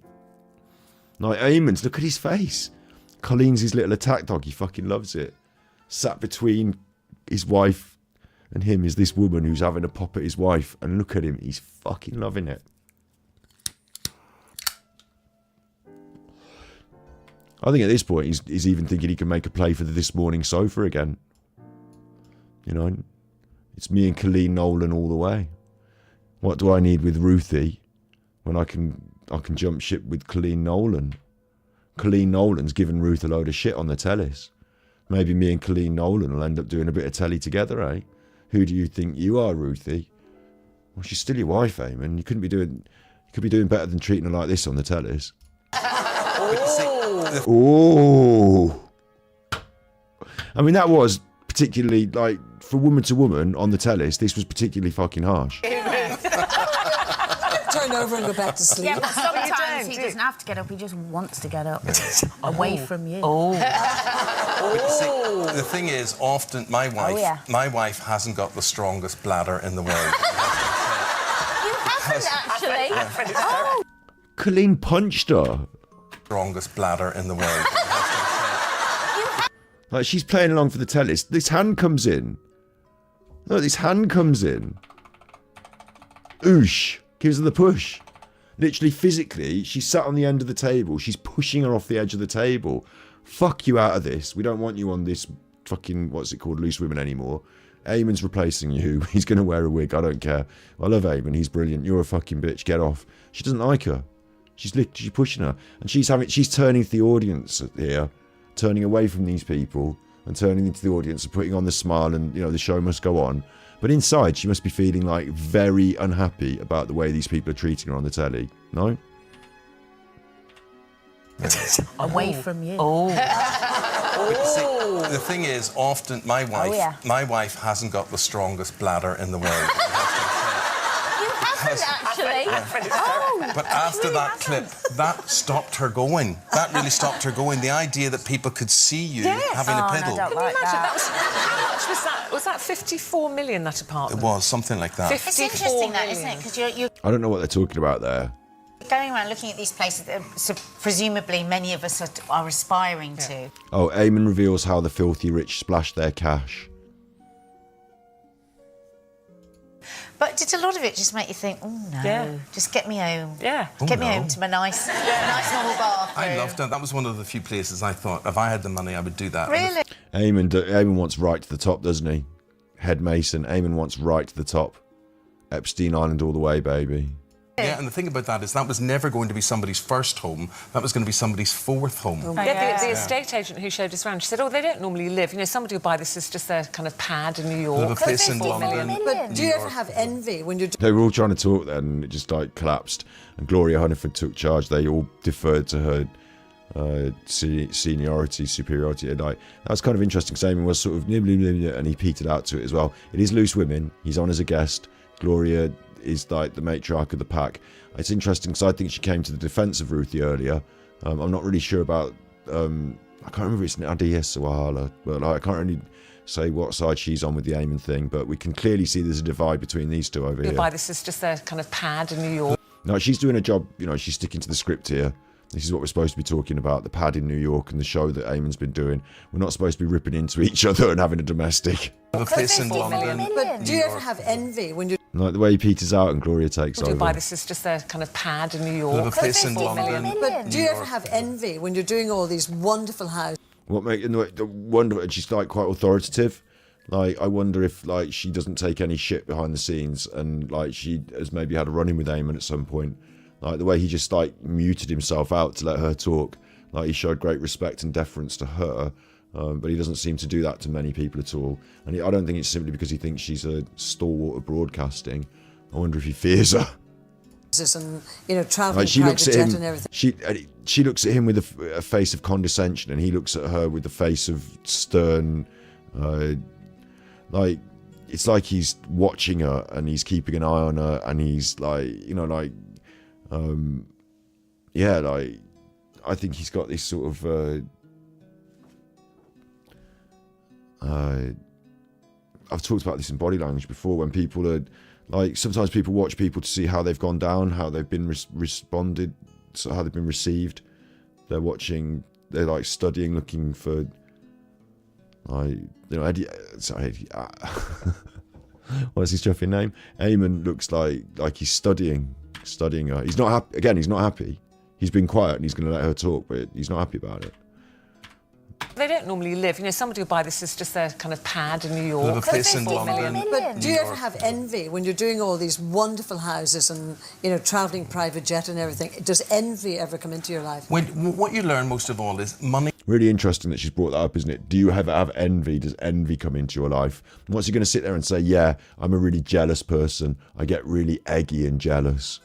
But it makes me question what she's heard about him behind the scenes, because it felt like she was defending Ruthie earlier. Maybe she's asking a question that she kind of knows the answer to.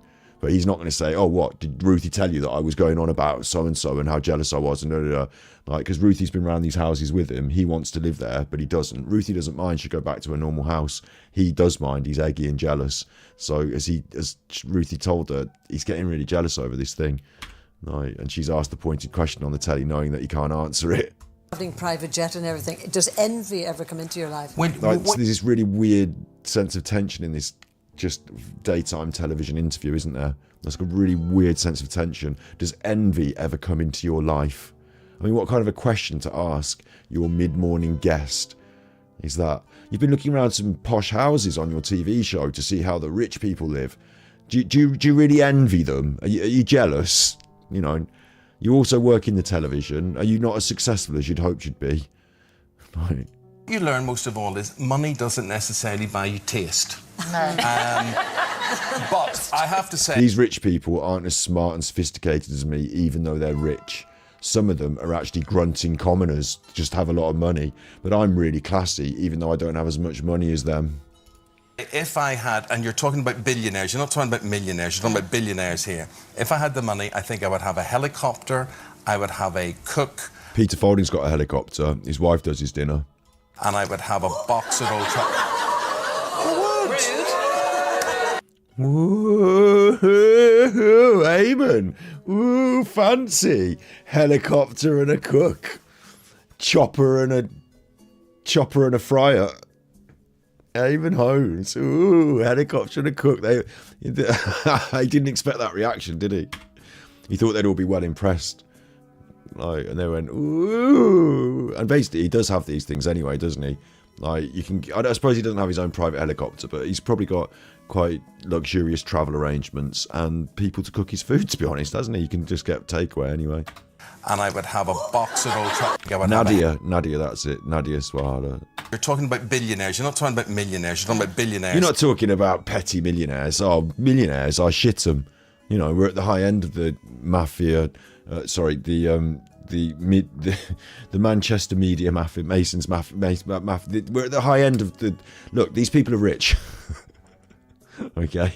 Here, if I had the money, I think I would have a helicopter, I would have a cook, and I would have a box at Old Trafford. Well, I'd have a cook from the point of view that you could sort of ring a bell and you could have a hamburger or a club sandwich at any time you want to. You literally can ring a bell and have a hamburger. Like, if I ring a phone, I don't know what my local McDonald's is like, actually, whether mine's 24 hours, yeah, because I don't go to McDonald's at the fucking all hours of the night.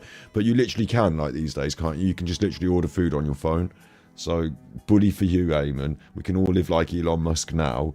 I'll have a Giardina from Pizza Express at 3 a.m. Well, you're And what's he even on about? Like, he eats probably regular routine meals, like, and she's probably looking at him like, I cook all your fucking food for you, you wanker. But like, what's he even on about? Like, he needs someone to ring a bell. Like, he's waking up at 4 a.m. with a hankering for a double quarter pounder that can't be serviced unless he rings the bell. God, I wish I was a billionaire. Millionaire money won't buy me a burger at 4 a.m. Like, what's he fucking talking about? Rude. Well, I'd have a cook from... Rude.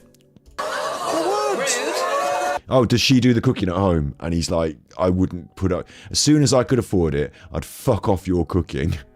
They've got an uneasy relationship, these two, because they got married and it provided them both with a solid position on this morning television. You're a husband and wife combo on that show. You know, it used to be Richard and Judy, Eamon and Ruthie. Being married really helped their TV career, you could say. Well, you could certainly say that. They're even playing on it in the throes of the divorce. So, yeah, rude. It is rude, isn't it? The first thing you'd do is you'd fuck off your wife. Yeah, if I was a billionaire, what I'd get is a jet. I'd get a chef and someone to suck me off as well. Not my wife, obviously, just someone good looking. Well, I'd have it cooked from the point of view that you could sort of ring a bell and you could have a hamburger or a club sandwich at any time you want to. Listen, as well, what's incredible to me here is that, like, is this his... I mean, obviously this is just a funny take for the TV, isn't it? Because what he'd really do is have cocaine and, like, Epstein Island. Like, you can already have food. Is he not wealthy enough to have food? Do you know what I mean? Like, is he not... Is this really his, like, what, how would he, you know, God, if I was only a bit richer. You could sort of ring a bell and you could have a hamburger or a club sandwich. Hamburger. This is what Eamon Holmes aspires to. Or I tell you what this is. I'm reading it differently now. I'm looking at it. Look at the way he's looking at Ruthie. What he means is, Ruthie wouldn't make me a hamburger.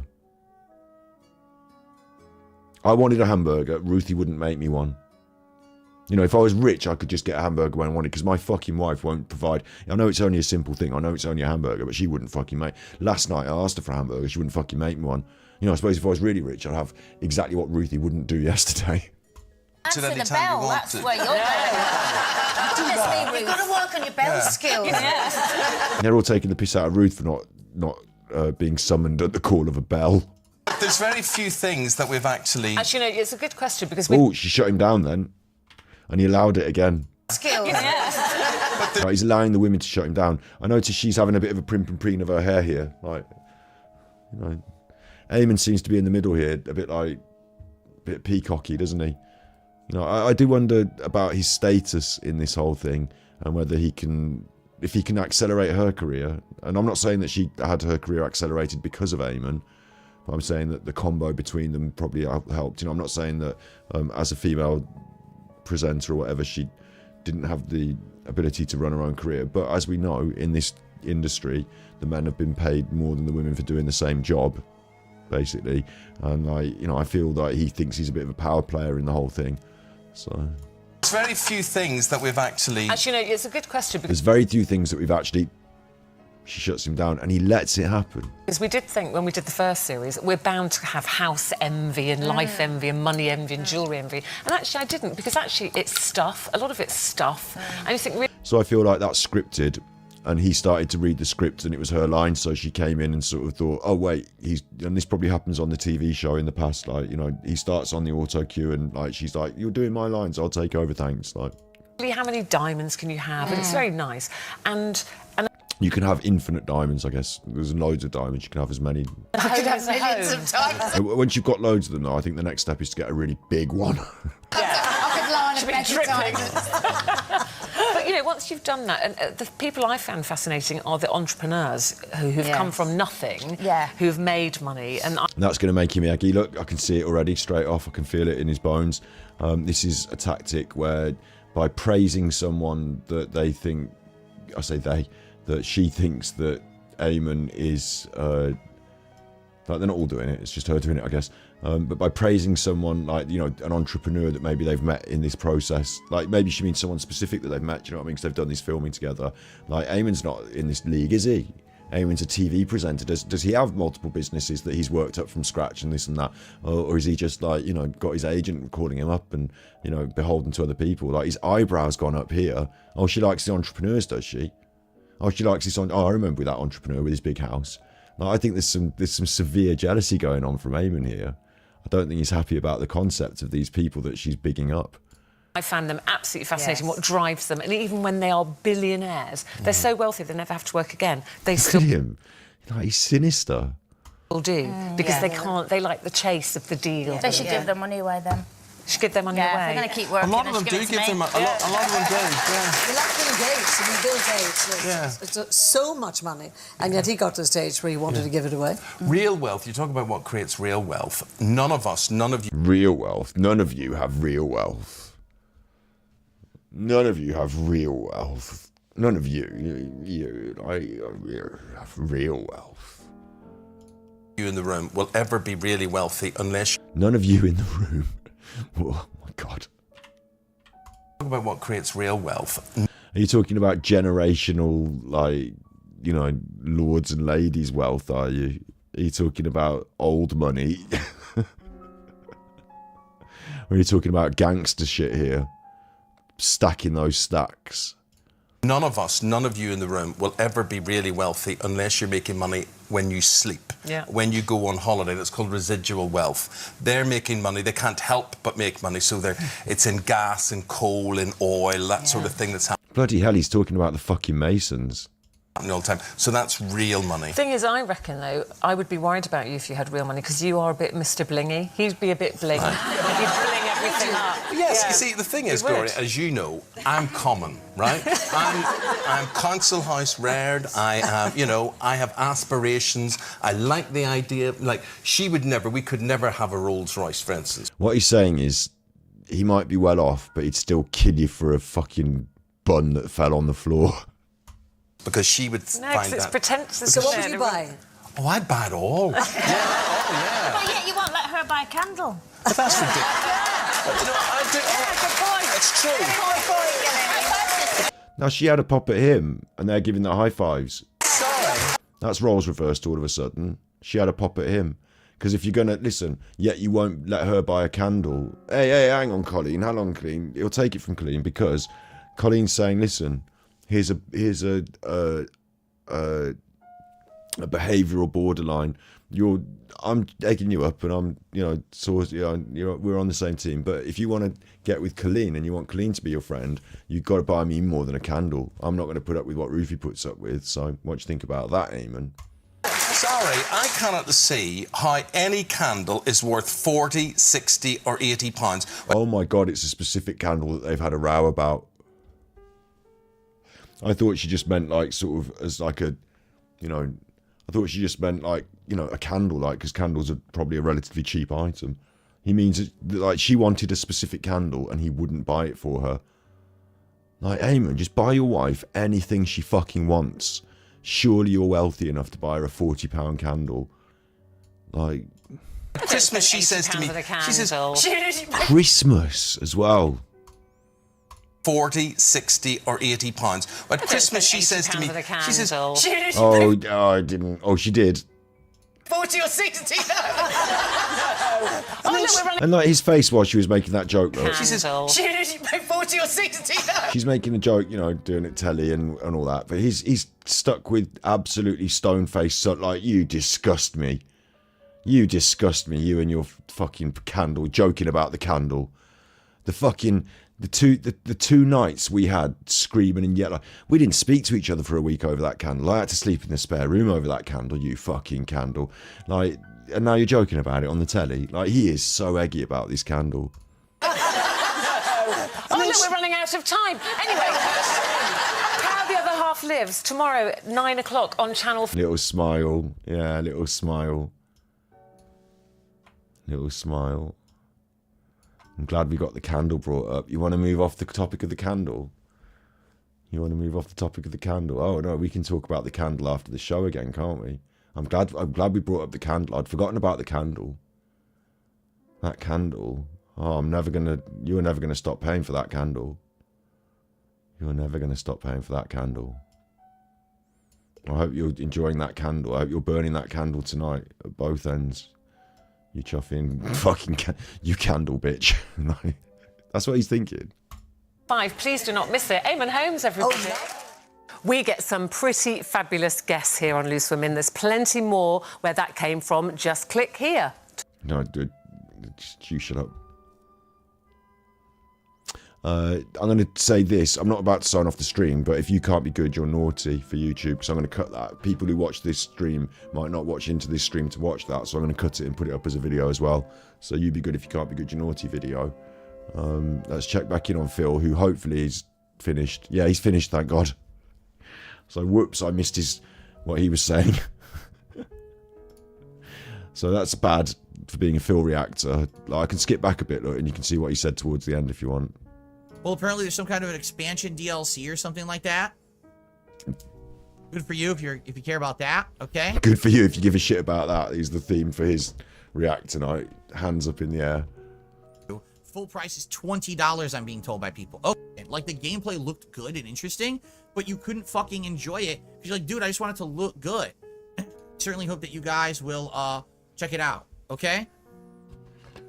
Oh, really? Mr. iGamer says that Last Descendants game is a live service game that already had a beta. People interested in it already know what it is. That's why they didn't care. Well, you certainly didn't appeal to me because you didn't tell me what it was. I had no idea. Okay, anyway, guys, thank you very much for watching. I hope you enjoyed this recap reactions. Let me know in the comments, what did you think? Thanks. Just closing some windows now.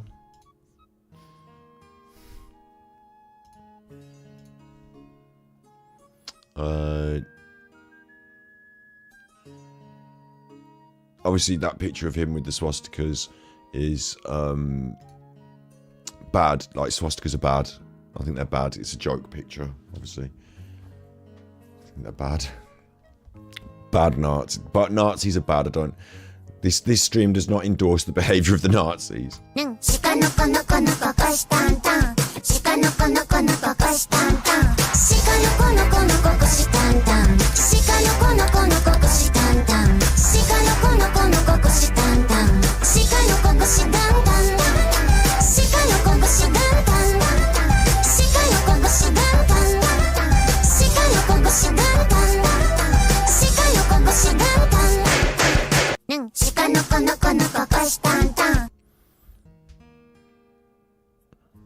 Yeah, I agree with you, Joe. Like, you know, it's got ancient, more, you know, deeper meaning, hasn't it? But not those swastikas that I used for that Photoshop job on his shirt. No, not those ones. They were the bad ones.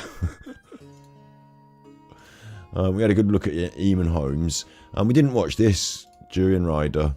And he's got a good one that I want to watch. So we still got a little bit of time in me. You know, I've still got a bit of poke in me. So we'll look at this now anyway, because I was going to save it. We were thinking of maybe doing Not to Watch tomorrow, but I might as well. It's a 4-minute video. Maybe I'll save it. Maybe I'll preview it now and we'll just have a little look. I don't know. So I just wanted to do a quick video of dumpster diving.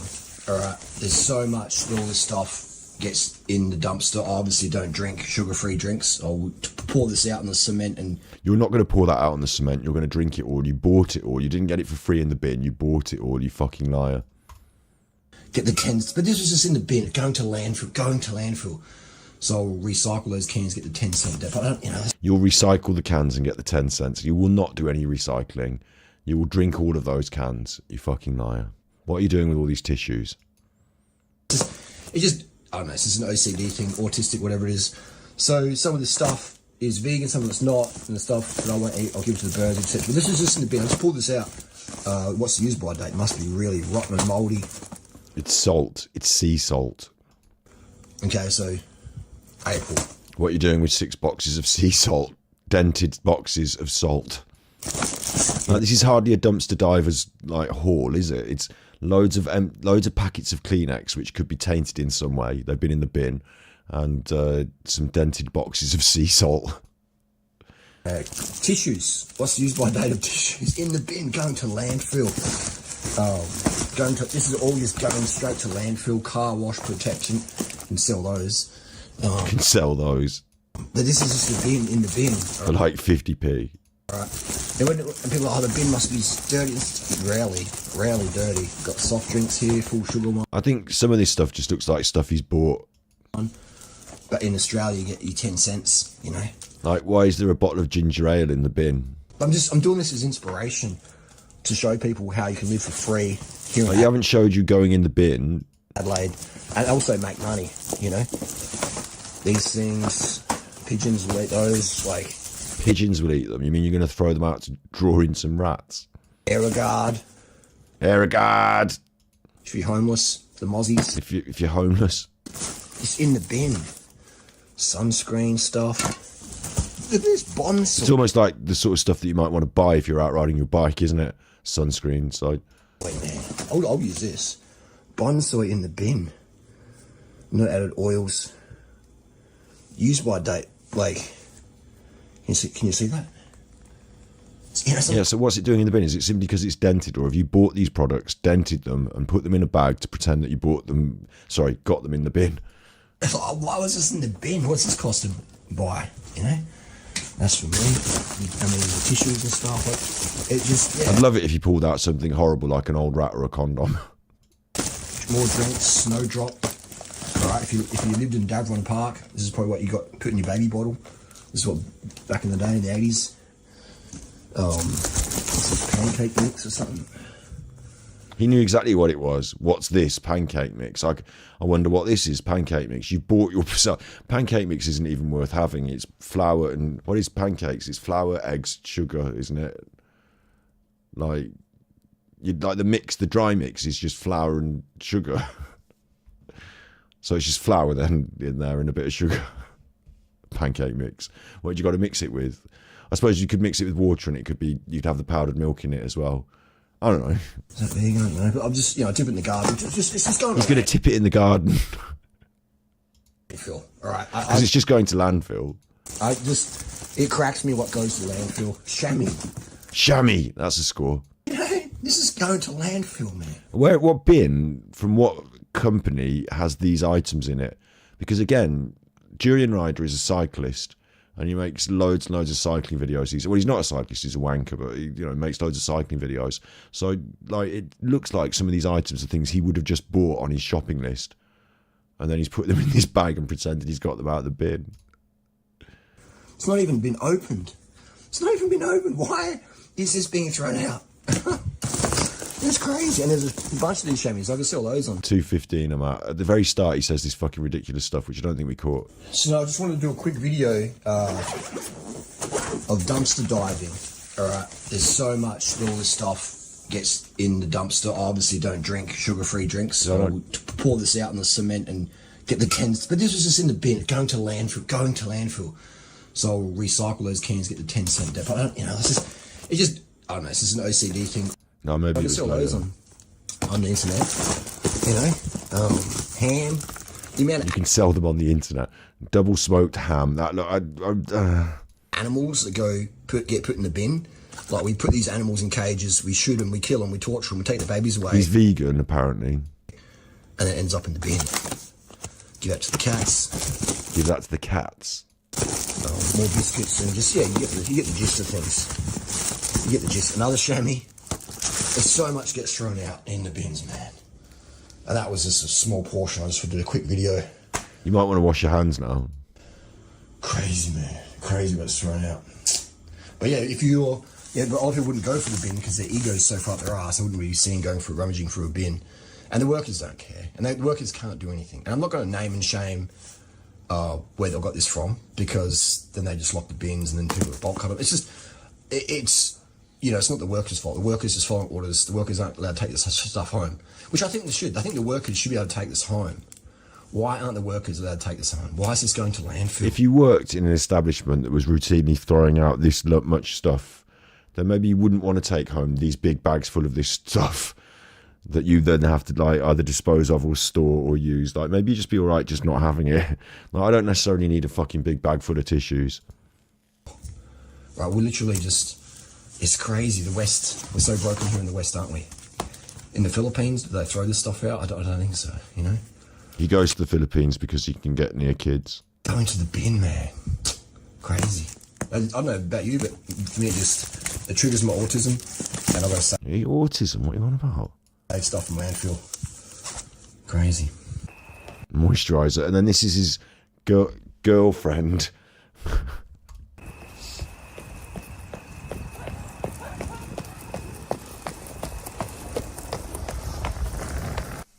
Even Natasha's outfit here, those socks came from the bin, those shoes came from Facebook Marketplace, and the socks did not come from the bin.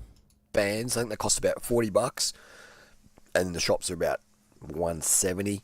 They were, the visor was from the thrift store for 50 cents. He's making this up. And I think that's a cheap Glassons top on clearance and a cheap Glassons skirt. So you can do full budget, I say, $1 million body, budget life, and it's just great. It just feels really good. I feel like a chump if I'm spending more money than I have to. I feel like a chump if I'm spending more money than I have to. So he's trying to do this big blag that he's this big, big cool guy because he's not spending loads of money. Don't be a chump and spend money. You know, get everything out the bin and be cool like me, yeah? And at the same time, I'm not afraid to spend money. At the same time, I'm not afraid to spend money because I don't want to look like some stinking miser who gets everything out of the bin when I've got money and I could be spending it on my girlfriend and living a normal life. Instead, I'd rather get everything out of the bin because I'm cool and I'm quite happy to spend loads of money. I'm not a weird skinflint. Don't get me wrong. To support worthwhile things, but if I can save some coin, it's worthwhile. I'll give the money to worthwhile things, but I'm not giving the money to non-worthwhile things like food and clothes from these horrible companies. I'd rather go in their bins and take it from them for free out of the bin. I mean, probably a little bit inconsistent, the bin, isn't it? Like in terms of what you need when you need it, but you know. And then divert that into more meaningful things, then for me that's a win. That's logical. That's a logical win there, if you can divert that into more meaningful things. So I'm glad we had that little word from Julian Ryder. He's still an absolute nose, isn't he? It's been a good stream, I guess. I've managed to get us through it. I didn't want to do a late night not to watch tonight. I could have done the reacts with what you call him? Eamon Holmes tomorrow, which is now tonight. It's 1 o'clock in the morning, but maybe tomorrow, you know, I even do a not to watch. I think of some other little videos to do a cheeky react to and have some fun with, and we do that tomorrow. But I don't know why, I just felt compelled to jump on and just cover the Phil. I knew it was going to be bad.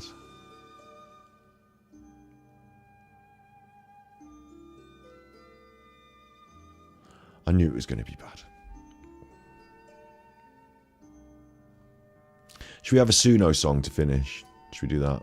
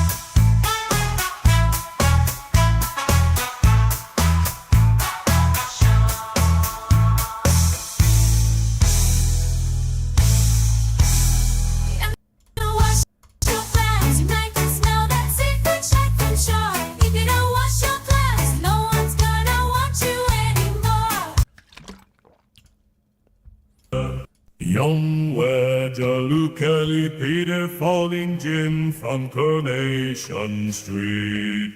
Ye assembled masons, I bring you. I'm only pulling your leg. Cheer the fuck up. Big up Eamon Holmes. Big up Eamon Holmes. Big up Eamon Holmes. Big up Eamon Holmes. Oh, oh, oh, yeah. Oh, oh, oh, yeah. Oh, oh, oh, yeah. Big up Eamon Holmes. big up Eamon Holmes, big up Eamon Holmes, big up Eamon Holmes, big up Eamon Holmes, big up Eamon Holmes, big up Eamon Holmes, big up Eamon Holmes, big up Eamon Holmes, big up Eamon Holmes, big up Eamon Holmes, big up Eamon Holmes. Oh, oh, oh, yeah. Oh, oh, oh, yeah. Oh, oh, oh, yeah. Big up Eamon Holmes, big up Eamon Holmes, big up Eamon Holmes, big up Eamon Holmes, big up Eamon Holmes, big up Eamon Holmes, big up Eamon Holmes, big up Eamon Holmes. John Ledger, it's time to get wet, wet. मुक्ति देगी काली माँ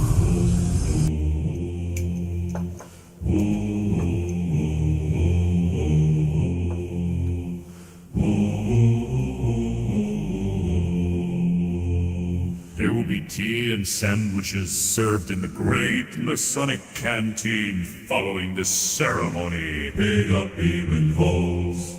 Oh, respected shouts out to Jim McDonald. David, I, don't get certain esteem on us, don't get certain esteem on us.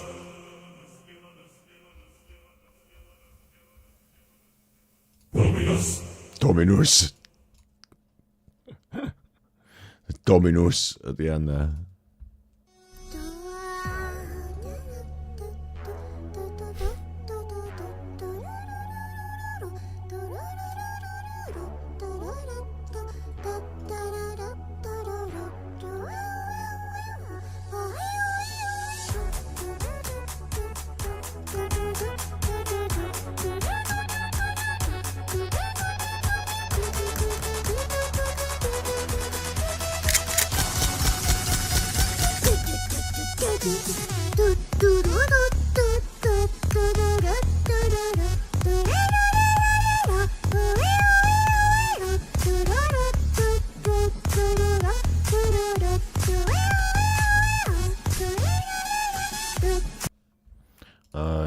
And I wanted to play this.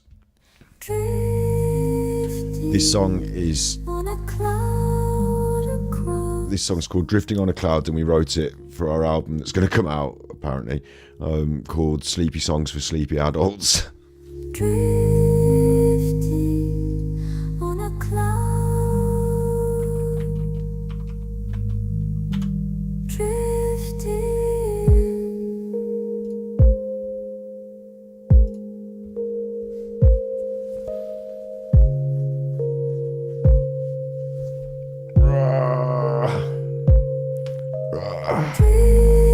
Drifting on a cloud across the world.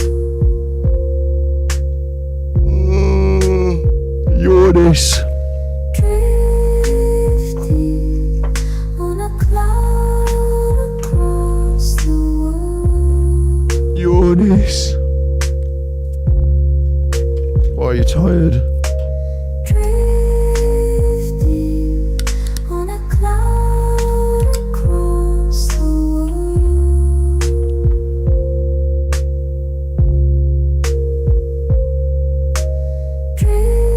Drifting on a cloud across the world.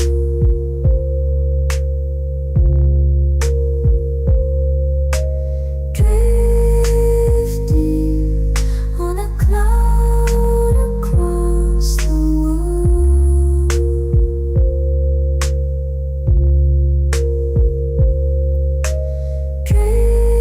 Drifting on a cloud across the world.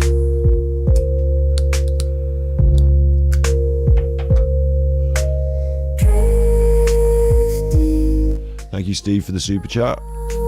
across the world.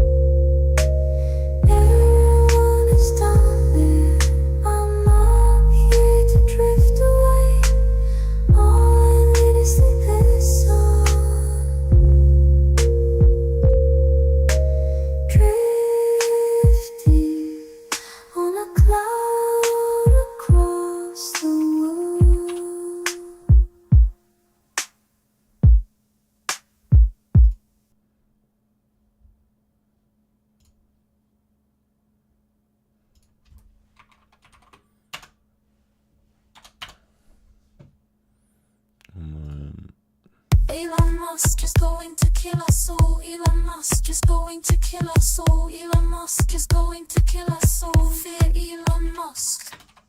Elon Musk is going to kill us all. Elon Musk is going to kill us all. Fuck your battery, going to kill us all. Fear Elon Musk. Who can we trust? Fear Elon Musk. Fear Elon Musk. Fuck your Cybertruck. Fear Elon Musk. Who can we trust? Fear Elon Musk. Fear Elon Musk. Fuck your fucking rolling. Fear Elon Musk. Elon Musk. Fear Elon Musk. Elon Musk. Fear Elon Musk. Fuck Neuralink. Fuck Neuralink. Fuck Neuralink.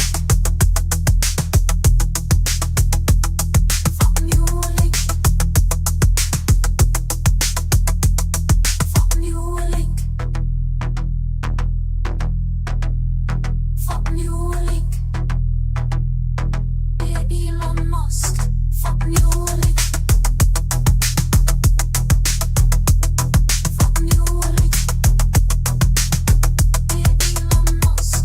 Fuck Neuralink. Fuck Neuralink. Fear Elon Musk. Who can you trust? Fear Elon Musk. Fear Elon Musk. Fear Elon Musk. Fuck your Cybertruck. Fuck Neuralink. Fear Elon Musk. Fuck Neuralink. I like that one. Don't really know which one to finish on, really. I should have probably just finished on the sleepy one, but no, I've probably got another couple of little sleepy ones. Haven't I? Where's my Nicole Kessinger ones? I'm looking for my Nicole Kessinger ones. You know it. You know I'm looking for my Nicole Kessinger ones.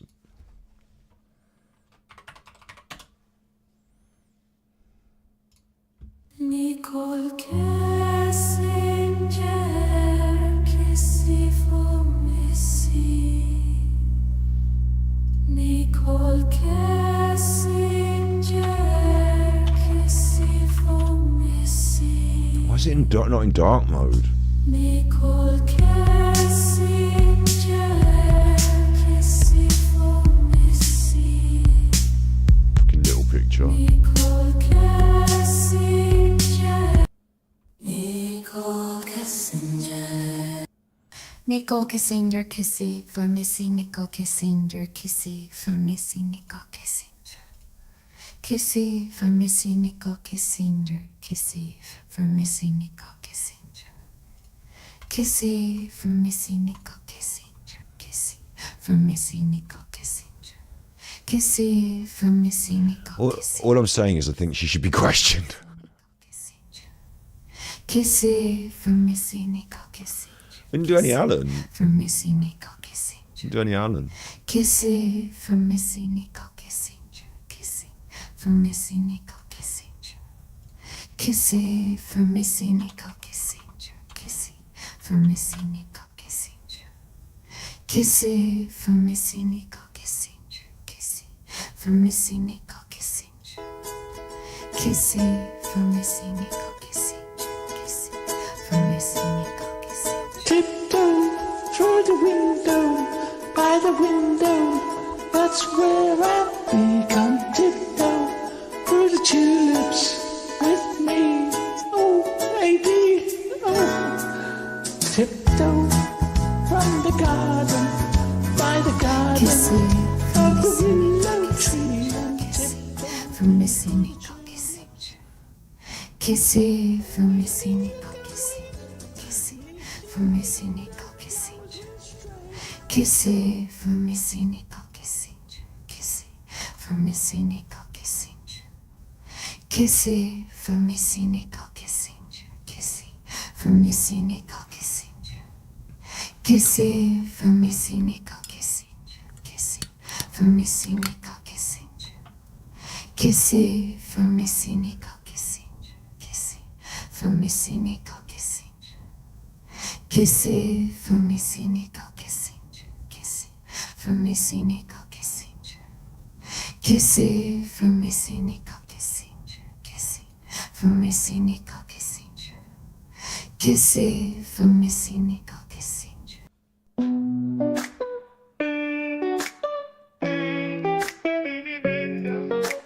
I can never be free. What's that? It's not my song. Fuck you. Nico Kissinger, kissy for Missy. Nico Kissinger, kissy for Missy. Listen, this is abstract comedy, British. I'm British, and it's abstract. If you don't understand it and you don't find it funny, I don't blame you. To be honest, I think that's fine. But I'm enjoying myself, and that's the main thing. Nico Kissinger, kissy for Missy. Nico Kissinger, kissy for Missy. Nico Kissinger, kissy for Missy. Nico Kissinger, kissy for Missy. Nico Kissinger, kissy for Missy. Nico Kissinger, kissy for Missy. Nico Kissinger, kissy for Missy. Nico Kissinger, kissy for Missy. Nico Kissinger, kissy for Missy. Nico Kissinger, kissy for Missy. Nico Kissinger, kissy for Missy. Nico Kissinger, kissy for Missy. Nico Kissinger, kissy for Missy. Nico Kissinger, kissy for Missy. Nico Kissinger, kissy for Missy. Nico Kissinger, kissy for Missy. Nico Kissinger, kissy for Missy. Nico Kissinger. Nico Kissinger, kissy for Missy. Nico Kissinger, kissy for Missy. Nico Kissinger, kissy for Missy. Nico Kissinger, kissy for Missy. Nico Kissinger, kissy for Missy. Nico Kissinger, kissy for Missy. Nico Kissinger, kissy for Missy. Nico Kissinger, kissy for Missy. Nico Kissinger, kissy for Missy. Nico Kissinger, kissy for Missy. Nico. Nico Kissinger, kissy for Missy. Nico Kissinger, kissy for Missy. Nico Kissinger, kissy for Missy. Nico Kissinger, kissy for Missy. Nico Kissinger, kissy for Missy. Nico Kissinger, kissy for Missy. Nico Kissinger, kissy for Missy. Nico Kissinger, kissy for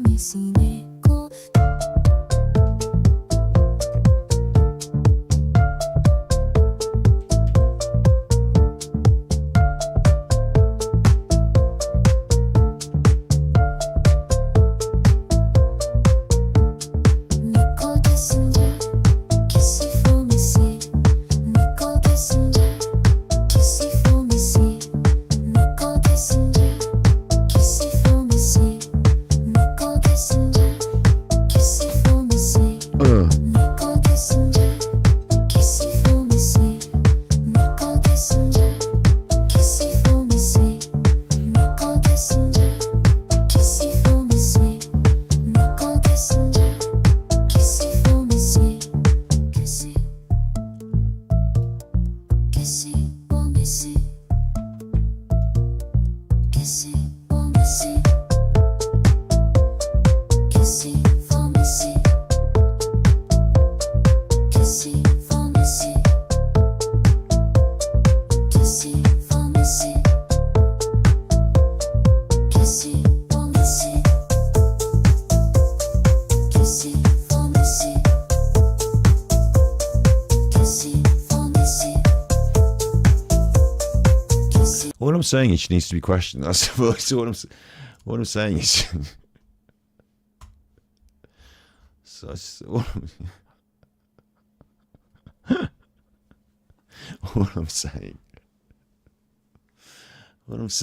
all I'm saying is that she needs to be questioned. It's not.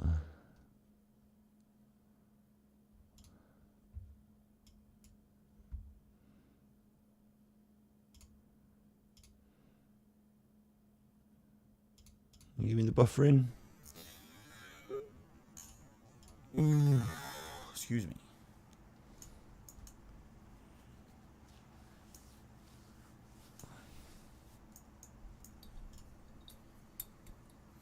There it is.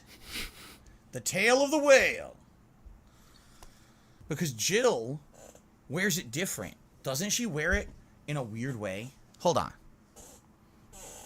How does Jill wear her beret? She doesn't wear it like I've been wearing the beret like this.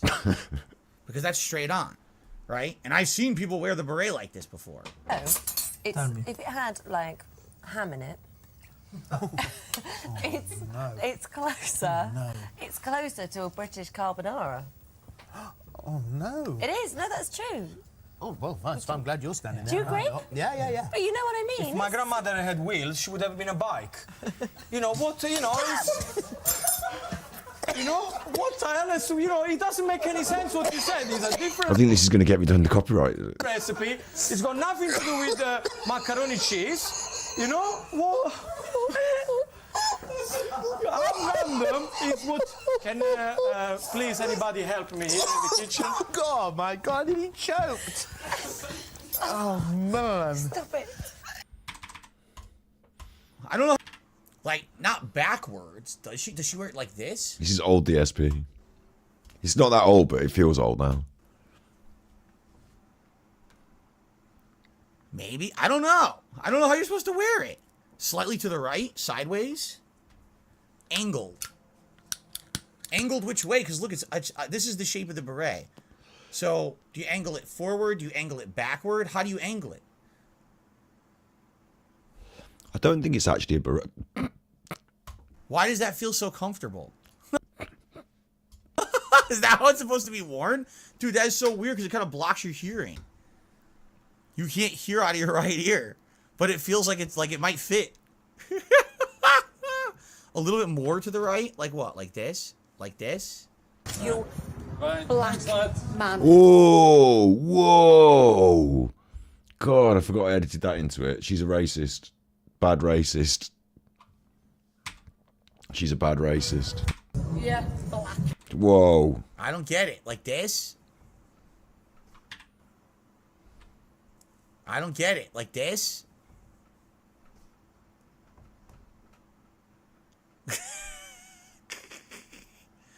And now We do not condone racism. That's why I edited it in, because it was bad racism. you want a shot of whale-tailed gin.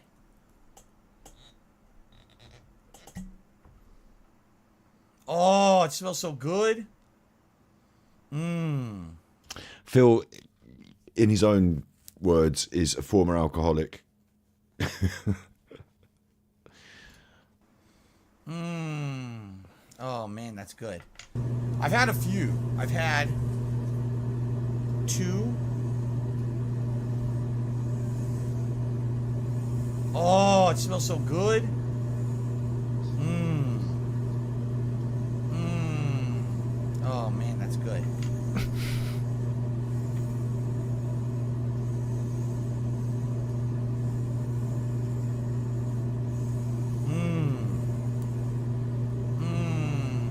Oh, man, that's good.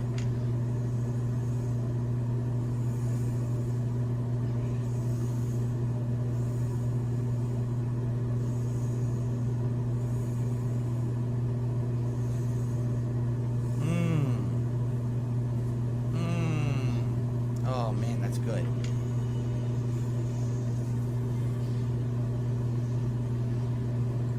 No, there's no Waffle House here in Washington State, to my knowledge. I've never seen one. No.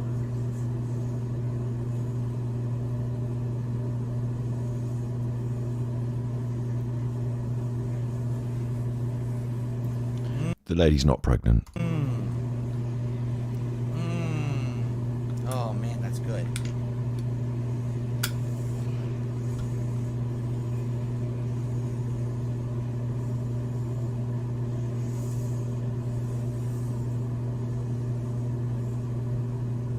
I've had a few. I've had two. I think I've had 2 full gin and tonics since Christmas.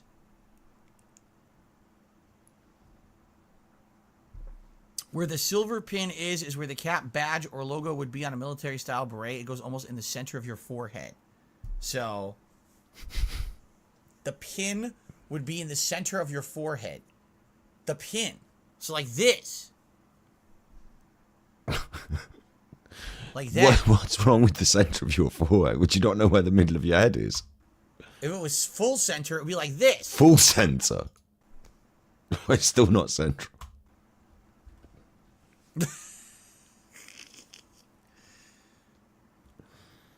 Oh my god. All right, anyway. He looks like Frank Spencer. This is a double shot glass.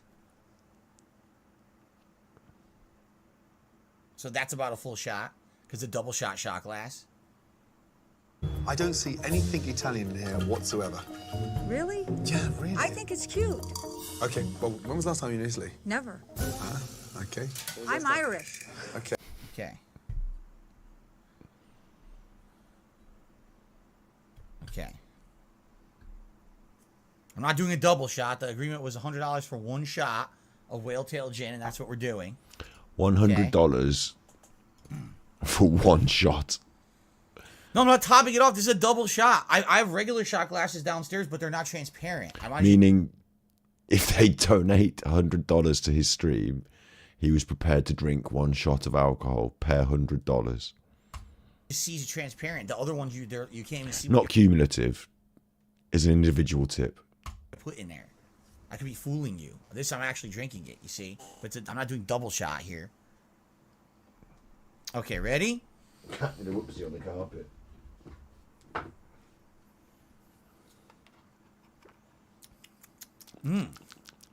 Ooh, it's good. Is it? Oh, it's good, but it's strong. Because like I said, that's the stronger gin. Straight gin. Regular gin's about 40%. I think that's 47, 48. It has like a kick to it. How can you not know exactly what number it is? It's written on the bottle.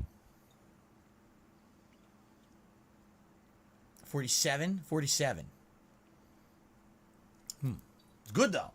I like it. My eyes watered for half a second, then they're fine. Because it burned on the way down. Burning. Burning. Yes, it is very sad to hear about what's happening to Bruce Willis. He has this brain condition where basically he's losing, his ability to even like talk clearly, which is really messed up when you think about it. So, wish him the best. Wish Bruce Willis all the best. Bubble blow.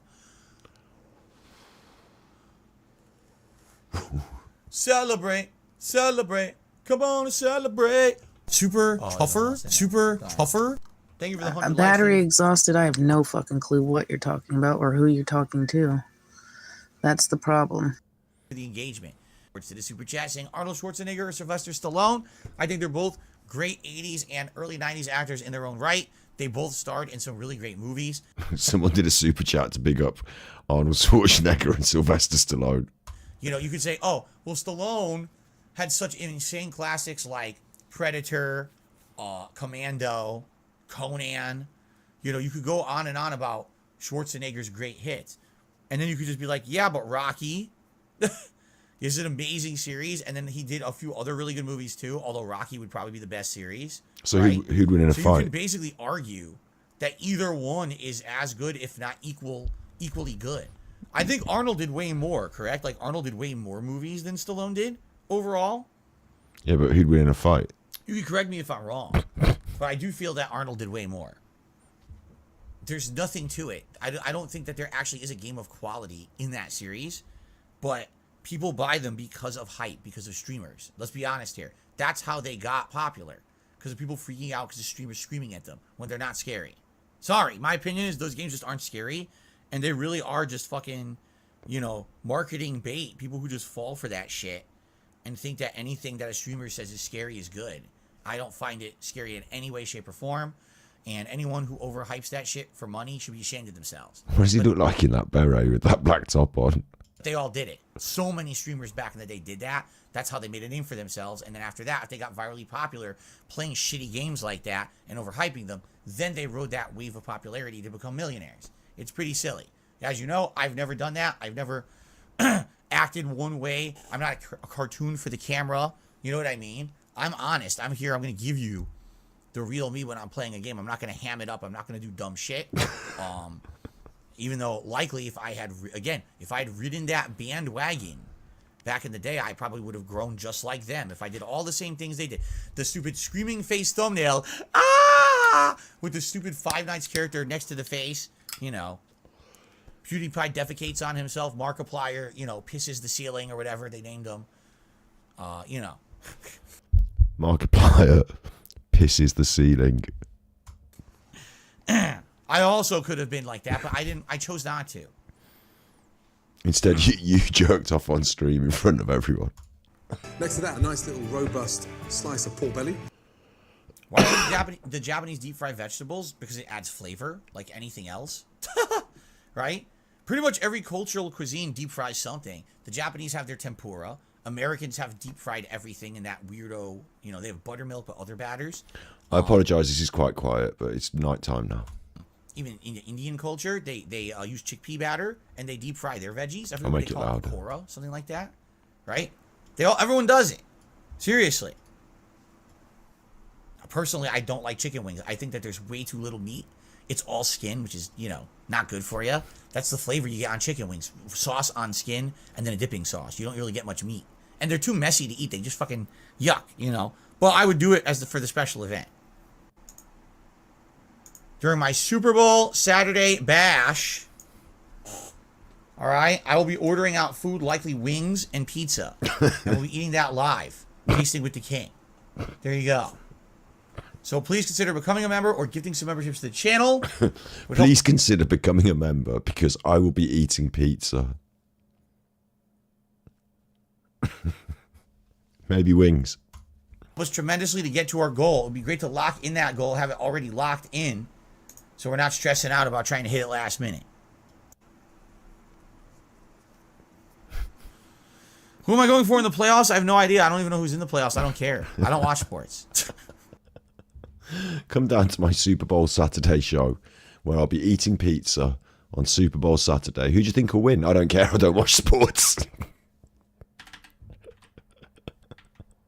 So please consider becoming a member or gifting some memberships. Like, this is like Ricky Gervais level of like stupid. Like, you couldn't write it as if it was comedy. Do you know what I mean? You couldn't write it. With the king. There you go. So please consider becoming a member or gifting some memberships to the channel. Would help us tremendously to get to our goal. It would be great to lock in that goal, have it already locked in, so we're not stressing out about trying to hit it last minute. Who am I going for in the playoffs? I have no idea. I don't even know who's in the playoffs. I don't care. I don't watch sports.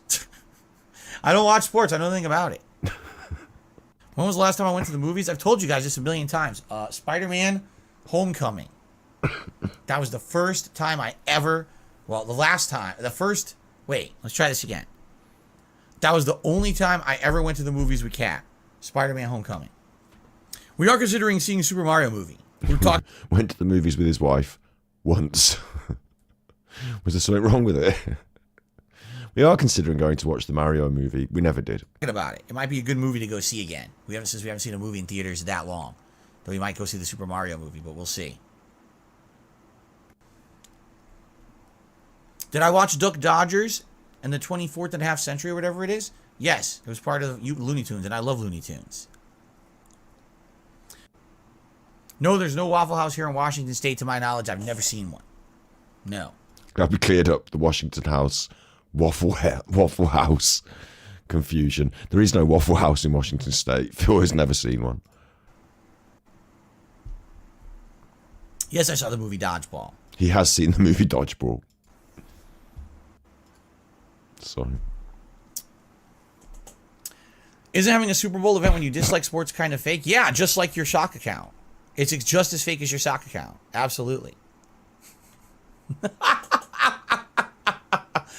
Mishael did a super chat. the cloth covering you don't like. Well, what else could I do? These are stands. This right here actually is a stack of storage boxes. And no exaggeration. You want to know what's in those storage boxes? Financial documents from the years that I lived here, like when I first moved here. No, I don't want to know what's in the storage boxes. You mean to tell me that instead of a shelving unit like most people would have to stand things on, I've got drawers here. I'm not going to open them to prove it. I've got drawers there where you can keep things in, and then like it's like a desk, and like there's a cupboard there, like shelving unit thing, yeah. Like what Phil's got instead is some storage boxes containing his financial documents. All of them from the years that he's lived there. You can imagine what that looks like. It's just plastic boxes full of old crap. What's he keeping them for? It's a fire hazard. He's adorned it with a towel so you can't see it properly. And he uses it to prop up a canvas painting, which, to be fair, this was painted by a real artist doing pixel art style. It looks quite good, actually. Like, canvas paintings. They're not really relevant to today's gamer. Like, NES game, canvas, like, yeah. I was always told, being an independent person owning your own business, you should keep all of your financial documents, your bank statements, your credit card statements, anything related. Yeah, keep them in massive plastic boxes. Just like, just keep everything for years, just in massive plastic boxes. To the business, so that way you have evidence if you ever get tax audited or someone sues you, you're good. So I'm not even kidding. These are containers of all of my financial documents from like 2014, 15, 16, 17. Like that's what this is, this stack here. When he says financial documents, I don't imagine he's got like ledgers and files. I think he's just got like loose receipts. You know, so obviously I need to cover it. I can't have nothing on it. You don't have to have it in shot. I don't want you to see my documents through this thing. You don't want anyone to see your documents, no. Maybe shred them and just get rid of them now, like if you've done your tax returns. So that's why I need to have that thing covering it. You see, this is just... As you see, obviously I need to have a towel covering it. Like, what would I be doing? Just having plastic boxes full of documents out on display? Of course I'd have a towel covering it. Has that towel been washed, Phil, in all the years it's been over those documents? Sat there behind you in that room, has it ever been removed and washed? Probably not to this day. And on the other side, under the black towel... And? See? An actual shelving unit, which looks slightly better without the towel on it. So I don't know why we've gone for the towel to cover the shelving unit. It's just a stand. A stand. And... It looks like it belongs in the bathroom, but... Again, if I didn't have that on there, it would look stupid. Having empty... If it would look stupid to have a shelving unit behind you without a towel. But with the towel, it looks so much better. And bear in mind, he can have any item he wants behind him. He's a grown man with control over his own finances and life. So he can use those thousands of dollars he gets every month to just buy anything he wants to put behind him. I've gone for a cat bed. There, that's a cat bed. Sometimes the cat does go in it. We've got a bunch of other, stuff like gamers have, haven't we? I've also got a green screen curtain that Phil will be jealous of. You can just do that and put the green screen on if we want. It's nice to have that. Phil's gone for an old shelving unit from his bathroom and a box that's got all his documents in, and of course they must both be covered by towels. Empty stand, right?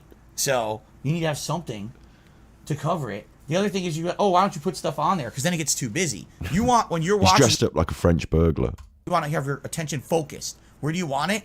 At my head. You want your attention focused at your head. Well, what you probably want then is some sort of big red ring around your head, don't you? Or something, like an arrow pointing at your head. All this other stuff, this busy, distracting, visual... The thing that annoys me the most, I mean, this was back in the day before he realised there was a filter on his camera that was making him desaturated. So now he does have more vibrant colour. But that ghost is illuminated and it draws your attention off to the top left. Like, he doesn't... What do you mean you want your attention drawn into the eye line? So we're going to busy up all this space around me to draw your attention to me. Right? So if my head's here and it's in line with everything that you're looking at, now you're focused. If I have all shit down there... Now it's too busy and there's too shit all over the place. Right. You see? That would be too busy and too much shit all over the place to have it down there, but right next to you and all around you. Where's my face exactly? There. Do you think you could make me look a little bit less like a balloon? What are you on about? Well, there's nothing there, is there? I paint what I see. What, and you see that, do you? Yeah. Well, don't you like it? No. What about the background? Background's fine, but there's a space in the background where my face should be. Space? That's not a space, that's your face. This is going I well. would get rejected from Gryffindor the same way I'm rejected from Harvard. I Why? should have just done this earlier instead of watching his bollocks stream. Because I'm white and I didn't have enough money to pay. I needed financial aid. Exactly right. Oh dear. Race came into it. Why didn't you go to a really good university? Because I'm white. So, I'm sorry, what? Usually, wouldn't it be the other way around in America where people would complain of like racial discrimination for being... surely white is an advantage when it comes to privilege in America. Exactly right. 1,000,000%. I actually believe you. I totally believe you. They'd be looking at the application like, wait a minute, this guy's white. And he can't pay? What, is he crazy? That's not even funny. Slayer says there was a Family Guy episode where it was a parody of Harry Potter. They put the hat on. I forget what it's called. The choosing hat or something. And it told him to go to the house for registered sex offenders. How is that even funny? It's fucked up. That's not funny. Like, what the hell? Oh, that's hilarious. He sexually abused people. That's bad. That's not even funny. What was my favorite? What the fuck is he doing? Favorite console launch ever? I wasn't really in on console launches. When I was young, I didn't have money to buy consoles at launch. You know, it was usually I got it for like a birthday or Christmas. So whenever Because you were a child. And adults would buy you things. Oh, what do you mean? When I was young, I didn't have the money to buy a console. What do you mean? Like at 10 years old, you weren't working a Saturday job, were you? And saving up. Like, when I was 8, my mom bought me a Nintendo, so I didn't really know about console launches. It was Christmas. parents could get it for me, that's when I got a console. I wasn't there for the launch of a console and its launch lineups or anything like that. The first console I got at launch was I got Nintendo 64 about 2 weeks after it came out. Because my mom bought it for me early. I was supposed to get it for Christmas. But my mom had bought it for me early because it came out before. And then I stumbled upon it in the trunk of our car. I'm sorry, what? I've forgotten he said this. Like, what kind of naughty boy finds out that his mum has bought the Nintendo for Christmas early by stumbling upon it in the trunk? What are you doing in the trunk of the car to stumble upon it? And if you do, you are obligated to go, oh shit. I'm going to have to act really surprised when I get that for Christmas. Pretend I haven't seen that. What a lucky boy I am that I'm getting the wonderful Nintendo for Christmas. My mother is so wonderful. I'm going to do everything I can to make sure she has a wonderful Christmas time. How grateful I feel. Like, this will spur me to go out and at the last minute buy a wonderful present for my mom if I hadn't already done so, Phil. And you're just going to pretend you hadn't seen that. And when it comes to Christmas Day, when you unwrap it, you're going to go, oh my God, this is amazing. Thank you very much. And pretend that act like you're a surprise to not spoil the joy that your parents have in gifting you this thing that they want to surprise you with. No, is that not what you're going to do? Car, and she actually gave it to me early, which was super nice. She actually gave it to me early. After several minutes after 20 minutes of arguing back and forth, I would imagine, of convincing her. Phil would do the thing that a kid would do. Oh, are you sure, Mom? Because now that I've seen it, I suppose I might as well have it, because otherwise it's going to be sitting there till Christmas Day. And if I don't open it now, it might not work, and you might need to take it back before Christmas. So I might as well test it now. Or is the truth more? There is a possibility here, right? The truth could be that he found it, he took it, and he just fucking played it. Like, might have even took it out of the box and, like, what does his mom know is in the box? Do you know what I mean? Stashed it up in his bedroom, put a brick in the box. Come Christmas, he has to go, ooh, and then sneak the Nintendo down from upstairs. But he might have just had it. It's no siblings. I think he had a half-sister that moved in later in his upbringing, like when he was already 10 years old or something like that. I'm not really 100% au fait with the the dates, but I think he had like a older half sister, like 13 or 14 years old, and I don't think he socialised with her. I think she just sort of became part of the family, and he might have felt quite awkward about it and weird, so she was like around, and I don't think she would have wanted to socialise with her like snotty little brother either. So N64 like months before Christmas, which is super big cool. ups, Ryu. So I played like Mario 64, and I'm trying to remember what games I had. It's Doom Well, they're not written on the fucking ceiling, are they? 64, Mario 64, Star Fox 64, Killer Instinct Gold when it came out, but that was further down the line. I didn't own a lot of N64 games. I had maybe 6.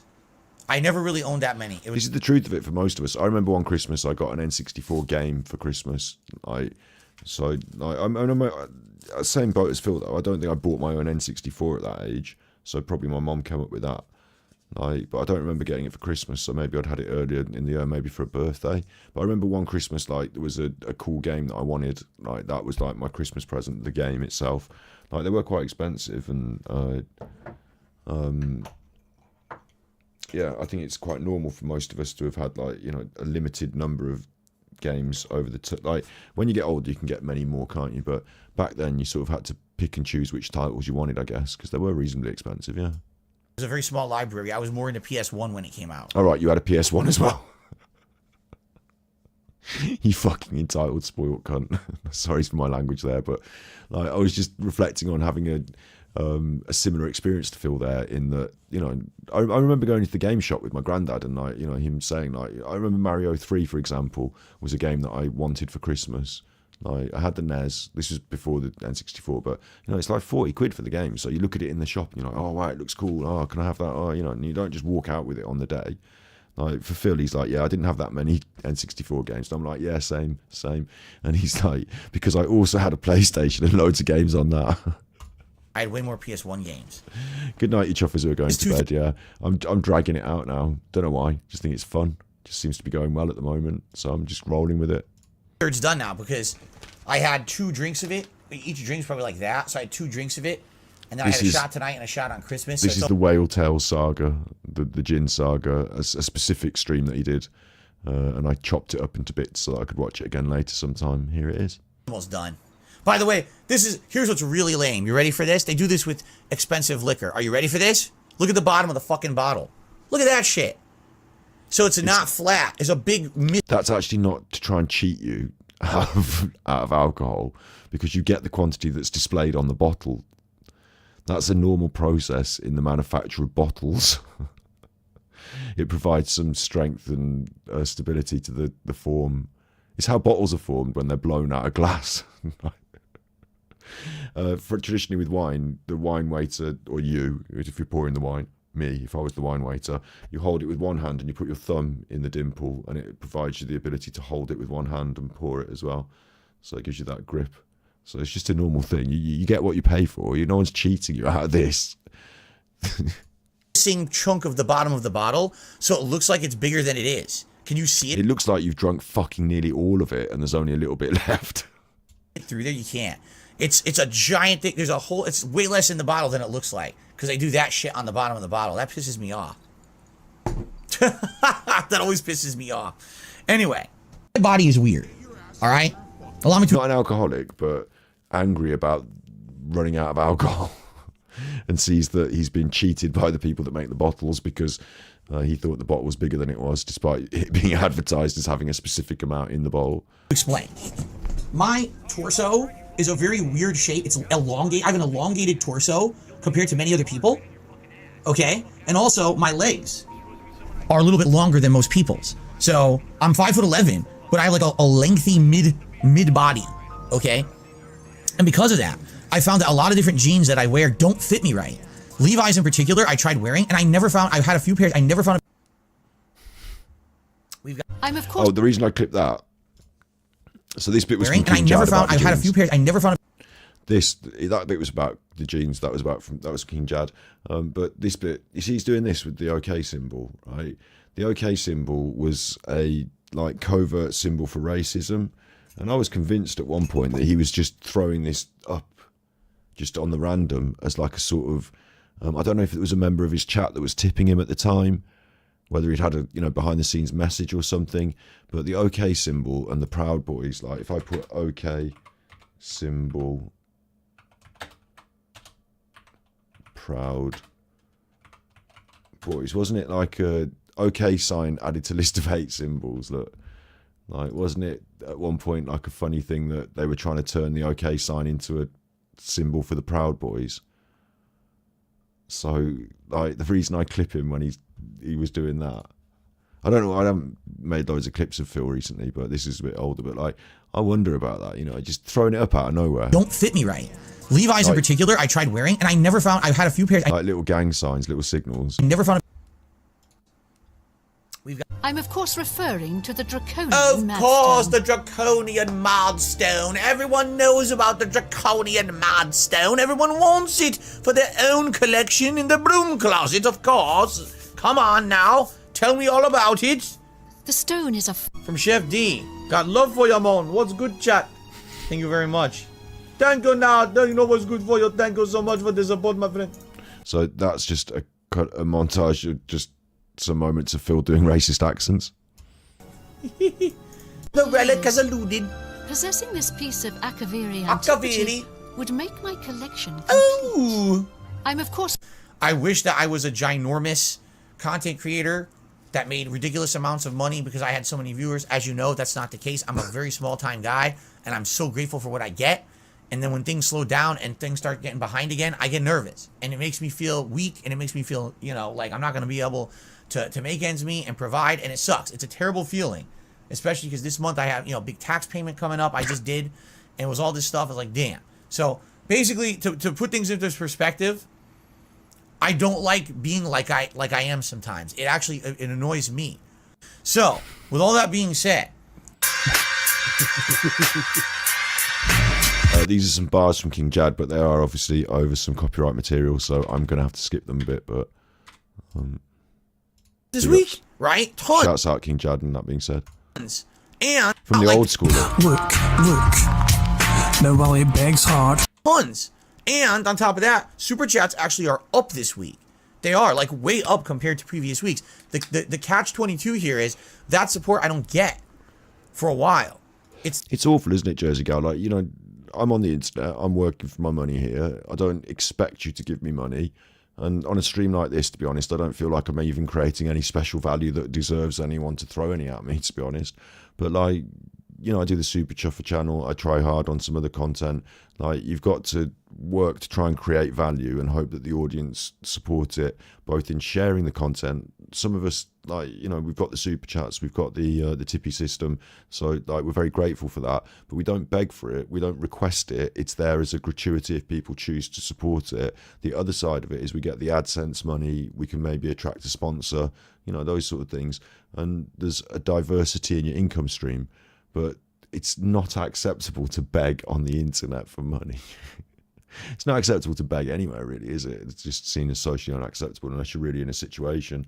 But sat there in his luxury I don't know, condo's the wrong word, isn't it? Someone mentioned it in chat earlier, he had a condo that he let go. But sat there in his luxury prison, his self-made luxury prison, like, first world problems. I'm on the internet with my expensive computer and my lights, and please, can you give me some money? Like, you know what I mean? Like, yeah, so I can use it to spend on pizza and take my wife out and buy her some new jeans. Like, it's insane, isn't it? It's insane. Phil's one of the worst for it. The tips, and when the tips slow down, like, oh God, so now I gotta, I just got paid by YouTube. Again, I'm gonna be transparent with you guys. I just got paid by YouTube yesterday. And I get paid by YouTube, but there's no requirement for me to be transparent with you guys and then say, oh, I've had some good months and some not so good months, yeah? And you've got to take the rough with the smooth. Like, there are times when I'm not doing as many views, not doing as many videos, whatever. Like, I'm not going to get as many views, I'm not going to get as much money. Like, I can either work harder or shut up. Like, it's weird, isn't it, that Phil feels compelled to come on and beg. Immediately, I had to pay all my big bills. I know you're not referencing me. I know you're not. No, I'm not taking that as a sting. I'm not being defensive here at all. I'm just talking about the comparison because, like, it is a fair thing to talk about, isn't it? It's just like a thing. I see why it's so awful as well what he does, you know. And AD as well. Weren't we looking at Alan the other day on my tweets? Weren't we looking at Alan and his begging on the media tweets? I wonder if it was a recent one. I can't remember which one it was now. But we were just scrolling down here and we found, because I tweet these things, don't I? But it's not hate. None of it is hate. It's just telling the truth. That was the Marthas. I'm taking an injunction out on you, Sophie. I'm taking an injunction out on you. You will be injunctioned. You will be injunctioned, Sophie. So watch yourself. I'm just really looking for the Alan stuff. Hang on. There's quite a few things that I post up on the internet. I might find it. Anything I find here is good value, though. It's good fun. There's ALT Insider, for those that know. The ALT Insider on his day job. What am I looking for? Looking for a bit of Alan doing some begging. I might find it. There's a load of stuff. We'll just see for the next. I'll find the next Alan clip, and if it's him doing the begging, that's it. And if it's not, we'll go back to Phil doing the begging, and then we'll just finish off the show in a minute. We're winding down. That was this. Oh, that's that funny noise in the background. Yeah, we didn't. That's not the one. That's not the one. Everything goes in his mouth. Everything goes in his mouth. Give me a bit of Alan.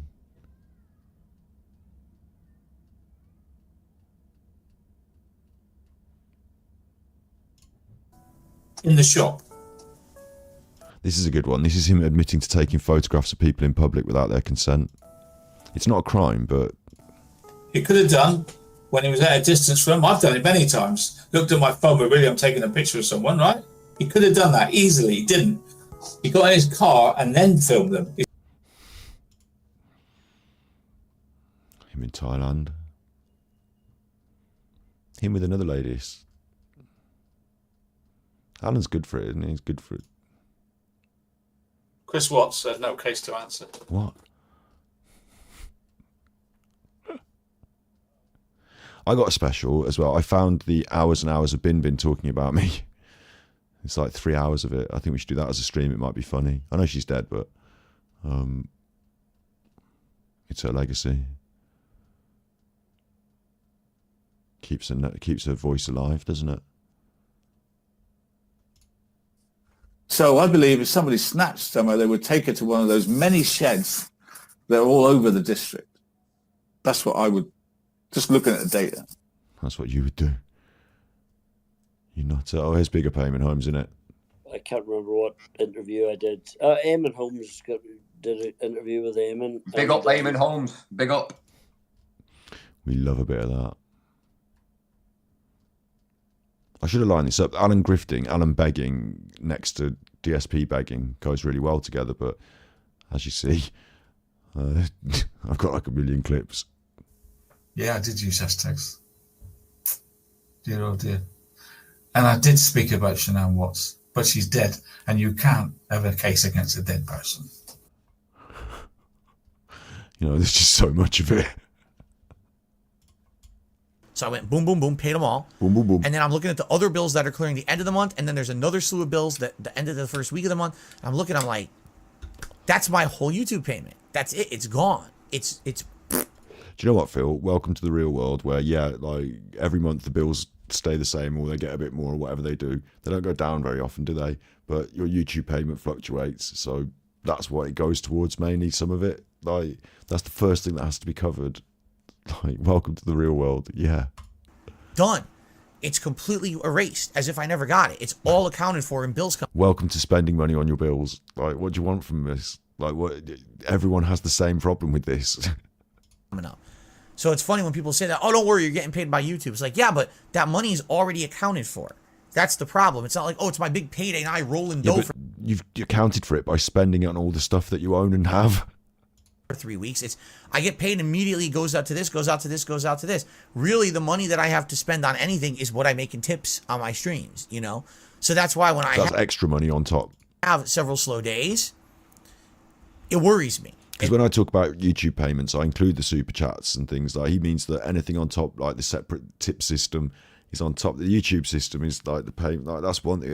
That's just so you're telling us you've got all your bills paid by YouTube, and you want the extra money on top. Okay, I got you. I mean, I feel like I gave in to that nervousness and my weakness this week, and I said and did things stupidly that I shouldn't have done, and I really apologize for that. Okay, I'll do my best this coming week to not do it again. But I felt like I owed you this apology. It's a rare thing, isn't it? An apology from DSP. Because I really did feel like I came down too strongly this week after looking back, especially a couple people leaving me comments and things. I'm like, I wonder, looking at his behaviour this last week, whether we're in line for a bigger breakdown or even possibly another one of these apologies, because they're very rare, but you might consider it. They're right. Here we go again. I'm right back to my old ways, which I told you guys I'm doing my best. Yeah, because it's funny because some people are like, dude, what do you use to keep your hair down? Like, literally nothing. What? Yeah, literally nothing. That's just how my hairstyle is. Okay. And there is no good time to talk about Mr. Epstein and all things associated.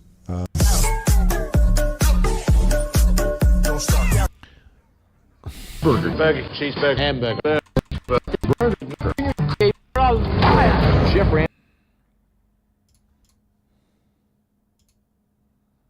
All right, we'll try the songs again. I'll try and do the song again. Library songs, what's going on? All right, yeah, okay. I'll try and finish this on a nice, calm, relaxing song again. Yeah, I fucked that up last time, didn't I? Blatantly, fucked that up just a minute ago, so I ended up carrying on for ages. So I'll pick another sleepy song. We've got sleepy songs for sleepy adults. We've got more than one of them. We had Drifting on a Cloud before, but we've got more than one of them. They're good. We're going to do them as an album or some shit. I don't know how we're going to put it out. We just put it on the channel, on one of the channels, on Send Trees. Send Trees is my music channel for all the comedy songs. Send Trees. So that's where they go. And this is Sleepy Runners. Run, rabbits, run, run, rabbits, run. Oh wait, this guy's great. Jimmy Miller here. Today is October 23rd. I'm sorry I didn't put out a video, but I don't have internet out here and out in the woods. And I had a cousin pass away 2 weeks ago, and he just come to the Lord about 4 months ago, and he passed away unexpectedly. And I did his eulogy, and I'm gonna try to put another video out soon. It's just hard to get one out with this no internet service out here where I'm at, out in the rural area. But anyway, this here is the sign I want to put on the back of each door. I'm thinking about it, but without the red border line around it. That way you just see there's my chicken. I'll see you in a minute.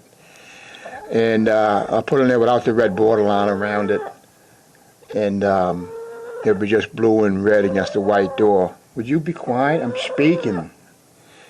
So anyway, if anybody can help with this is going to cost each door. Sorry, I skipped. Yeah. Sorry, how much? This is going to cost approximately $200, $100 on each side of each door. And if you could, help me out, you could send it to Jimmy Miller, Post Office Box 2484. Grifting on the internet for hundreds of dollars to put signs on your truck. Mandeville, Louisiana, 70470. That's Is that your address? Mandeville, Louisiana. I used to work on this farm, and we had a dude, after it would rain, he would go lay on the concrete up there. He'd take his shirt off and go lay on the concrete like really? Like a reptile kind of guy. Because it felt good. It cools off. That's like what dogs do. They sit on the hearth, Oh, really? Yeah, they sit somewhere. They find a cool spot on the floor. Yeah, I think it just felt good on his skin. After it would rain, he would take his shirt off. This dude named Lance, and he was really in touch with what made him feel good. That's a good thing. Yeah, that's a good point. A lot of people won't do that. But he's Yeah. like, I know that feels good, so I'm going to do it. The restaurant was nice. Child didn't go missing. 5 stars. Oh, there's one here. 1 star. Restaurant food nice, but child went missing. I'm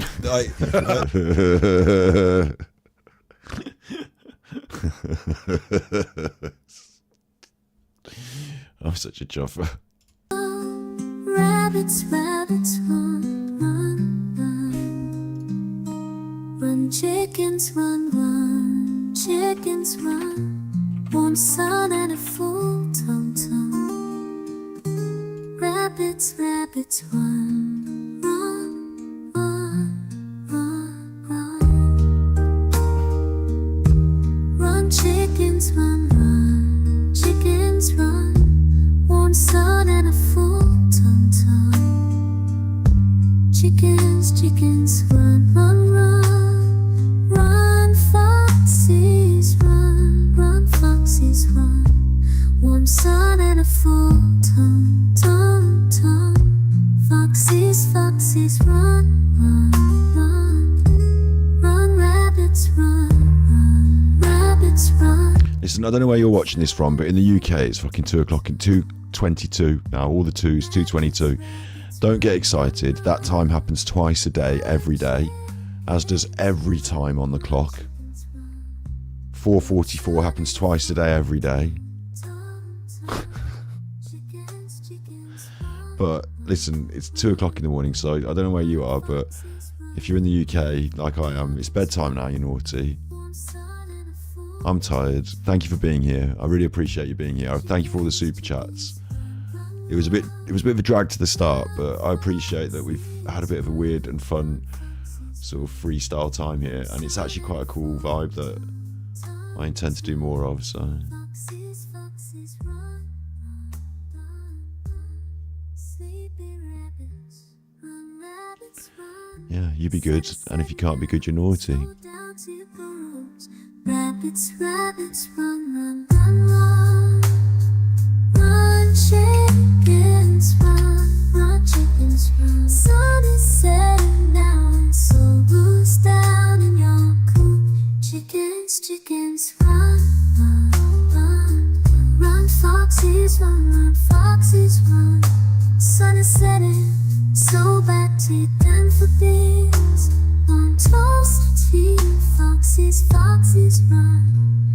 Sleepy rabbits, sleep chickens, sleepy fox, sleepy heads, so snuggle down in your bed.